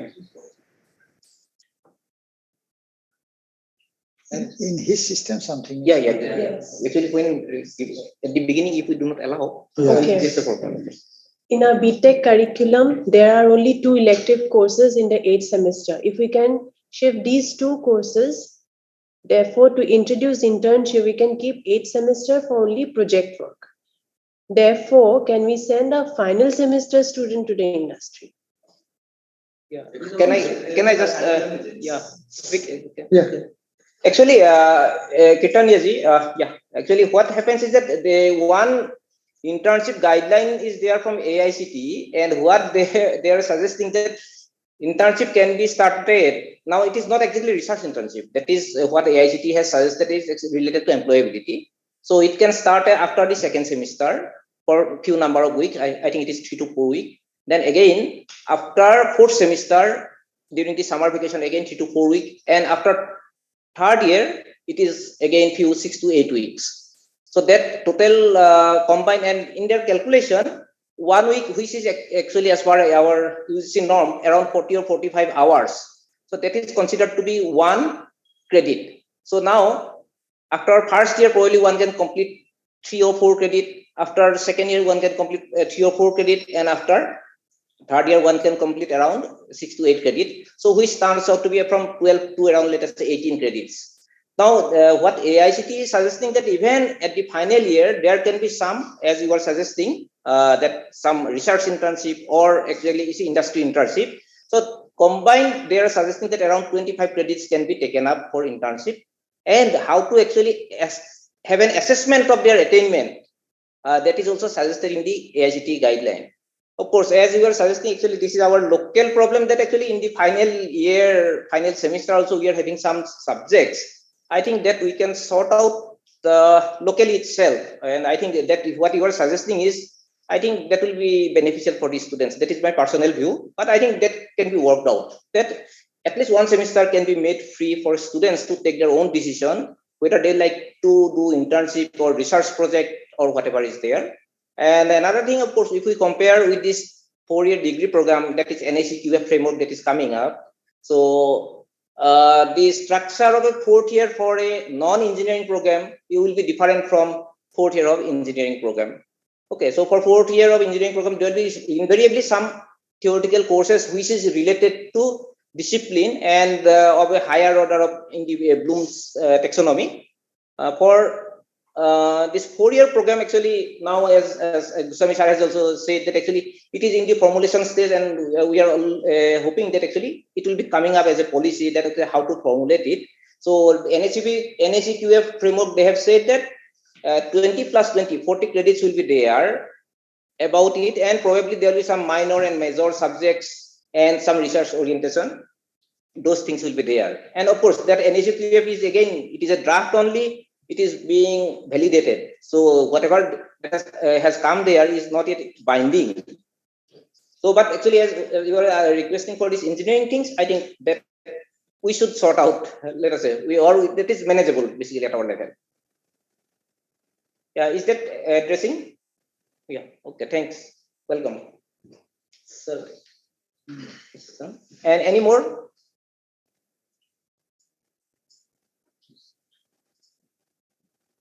Okay, so if it is not, actually, then let us conclude today's session, sir, with your permission, sir. Yes, sir. And okay, let me just actually convey to all of you that actually, although we planned that our Vice Chancellor sir will be present along with us, because of some unforeseen reason, actually he could not be here. And we are actually thankful to Goswami sir also, who has helped out in the afternoon session and the morning session. Our Guraga sir and Professor T.K. Bhattacharya sir has assumed that duty of actually chairing the sessions. So we are thankful. And now I am handing over to Namami to propose the vote of thanks to all of our. So what will be the thing? You will write the main points and then. Yeah, we'll be sharing with our experts the desired outcomes, and then again we'll have to compile it and we'll have to forward to. And of course, since our Jain sir means is the actually coordinator, and under his leadership, actually will be formulating a framework kind of thing that how it should be operated. And then it will go to there. It will go to there. And actually, although Professor Kusuha, he could not be there, but actually he has shared some information that they have developed at their university, and we'll be taking guidance from what our AICT means NKS system, our Professor Murthy has shared. So that kind of framework will be forming and taking consideration of the points raised by our esteemed members and the guests who are present today. So we will bring down all the points that have been shared by all the members. So we will finally formulate one draft. Yeah, consolidated program so that I think that will be practicable and then like that. Right. And again, that will be initially, it will be for again, that will be also on more or less on an experimental basis only. Yes. And that way, I think, because when they will prepare the syllabus, because the syllabus also nowadays have to be prepared in that. I see something, what's that, in a LOCF. Yeah, in the new framework. Yes. So therefore, Learning objective. Yeah, learning objective. LOCF. LOCF, yeah. Yes. So anyway, I think this is more or less clear. I think I have noticed that in Delhi University also they have kept something, but again, you see some big universities, it will be very difficult. Yes. When you say Guwahati University, many things will be difficult. But smaller universities, at Tezpur, things will be easier. I will rather say that in Cotton it will be easier. But in other universities, it will be, who has got a good number of affiliated, probably they have to have some option there. But everybody will not be able to give. Of course, they will complete their third year and then just go away. Maybe that sort of thing we have to do it. There's no point in going for the fourth year who doesn't have the infrastructure. If it is for research, I think that at least that infrastructure in that particular discipline, something should be available. Something should be there, or they can share with some other institute or something like that. Sir, that is a good point, sir. I have said. Now, if there are some colleges, and few students are there who want to go for research, but the research facilities are not there. On the contrary, there will be some institutes where some students have left it without doing the research. So the student exchange within the same university, but of different colleges. So that can it will not be requiring exchange even. It is students can simply migrate with this new They don't. It is not necessary. Yeah, that's what. Say someone at Cotton, we had this BSc chemistry, and in third year, one said that no, I want to do this third year at Tezpur University. He will come or she will come. And then again, he will complete that credit will be given to us. And then we will, because we have given that candidate more than 50% of that course, this certificate will be from Cotton University. So it's the vice versa. I think that's what I think. And because some people, I think experts were saying that it will be how not many people will go away at the first year, second year. Who will go with diploma? Nobody will go. But I think only in the third year something will be there. And again, I think I have seen few colleges in UP. Recently that their election was held there. So because I know that I have seen that place. Each department has got only one teacher. A college, politics has got one teacher. Economics has got one teacher. There are more than 4,000 students. So what you can do it there? Nothing can be done there. When we compare that situation with ours, we are in a much better. Sir, another situation may arise in the future. So, like since we have thought about the 4+1 system now for like graduation and post-graduation. So after third year, somebody have gone for industry. Okay. Now say we have trained the research-oriented students with this our internship programs. They have gone for a master degree. Now, if somebody who have left after 3 years to the industry, later on he wants to again come for a research. Now that kind of situations for research. Now, but he has not done our internship program. Now he want to go for master degree now. So that he has to have some permission. That situation also we have to think about. No, sir, there is a provision actually. This if they have gone out after 3 years, so they can join the 2-year master's program. Yeah, they can join. Yeah, there is a 2 years master program. Already 2 years master program is there now. So when the student who is given not options for that, like that point, one boy has gone due to family situation or something, he left that and he has to move to the job. Degree course. And if he has gone for a job, then it's a different. Then say after another 3 years, suppose after 3 years, he or she has come back to Tezpur University, say that I want to complete this my BSc with research. Okay, you stay 1 year here, do this, and then get the degree and then go. Stay for the same institution. Everything else. Now this is but only thing, when you come in, you have to take permission of the administration, and you have to tell. Also, you have to inform your parent institution that I am now enrolled in such and such. So that 3 years degree will be taken on. Yeah, 3 year degree plus that will be enhanced. It will become 3 year. It will be enhanced to 4 year BSc with honors. Then this 3 year will be of null and void. Yes, that will get validated with a higher level. Yeah, the higher one will be on there because the lower one will be replaced by the higher one. It will be must there. Even sir, this academic bank of credit also facilitates that one. Even that will not by degree, actually that by credit also they can transfer. Nobody can skip that 1 year internship. And you stop this connection and then I think we can just discuss it later. Yeah. You can now propose the vote of thanks. I think I am handing it over to Namami. Yeah. Yes, so we have come to the end of a very enriching discussion, and we are very fortunate to have a panel of distinguished experts and academicians today with us. So at the very outset, and on behalf of the organizing committee of the consultative workshop, I'd like to thank Professor D.K. Bhattacharya sir, the Pro-Vice Chancellor of Tezpur University, who took us time in the morning at a very short notice and came to chair the session. Professor G.S. Murthy was there with us, who gave us very pertinent points to improve research internships, and that will definitely go into our consolidated report. Thank you, Professor Murthy. Then we had a panel discussion where we had very eminent academicians and administrators from different HEIs. Professor Mridul Hazarika, Vice Chancellor, Apex University. Professor Pradeep Fukan, Department of Chemistry, Guwahati University. Professor Pradeep Kumar Bora, Director, Neri-Walum, who had joined us in the second session also as a discussant. Professor Alla Kumar Buragohai, sir, from Royal Global University. Currently, he's there, but earlier he was with us also as the registrar and former vice chancellor, Guraga University. Dr. Ishan Kalita was there. He's from Cotton University, head MBBT department. Dr. Ishan Kalita was kind enough to join us again in the second session and improve the session with his points. Dr. L.J. Borthakur joined us from Nagaon College in the first session. He's from Department of Chemistry. And Professor N.C. Talukdar, with his talk, we had ended the first session. He's the Vice Chancellor of Assam Downtown University. He's a former Director of IASST. So the first session discussion was quite enriching with these distinguished panel members, and we are very, very thankful to all of you.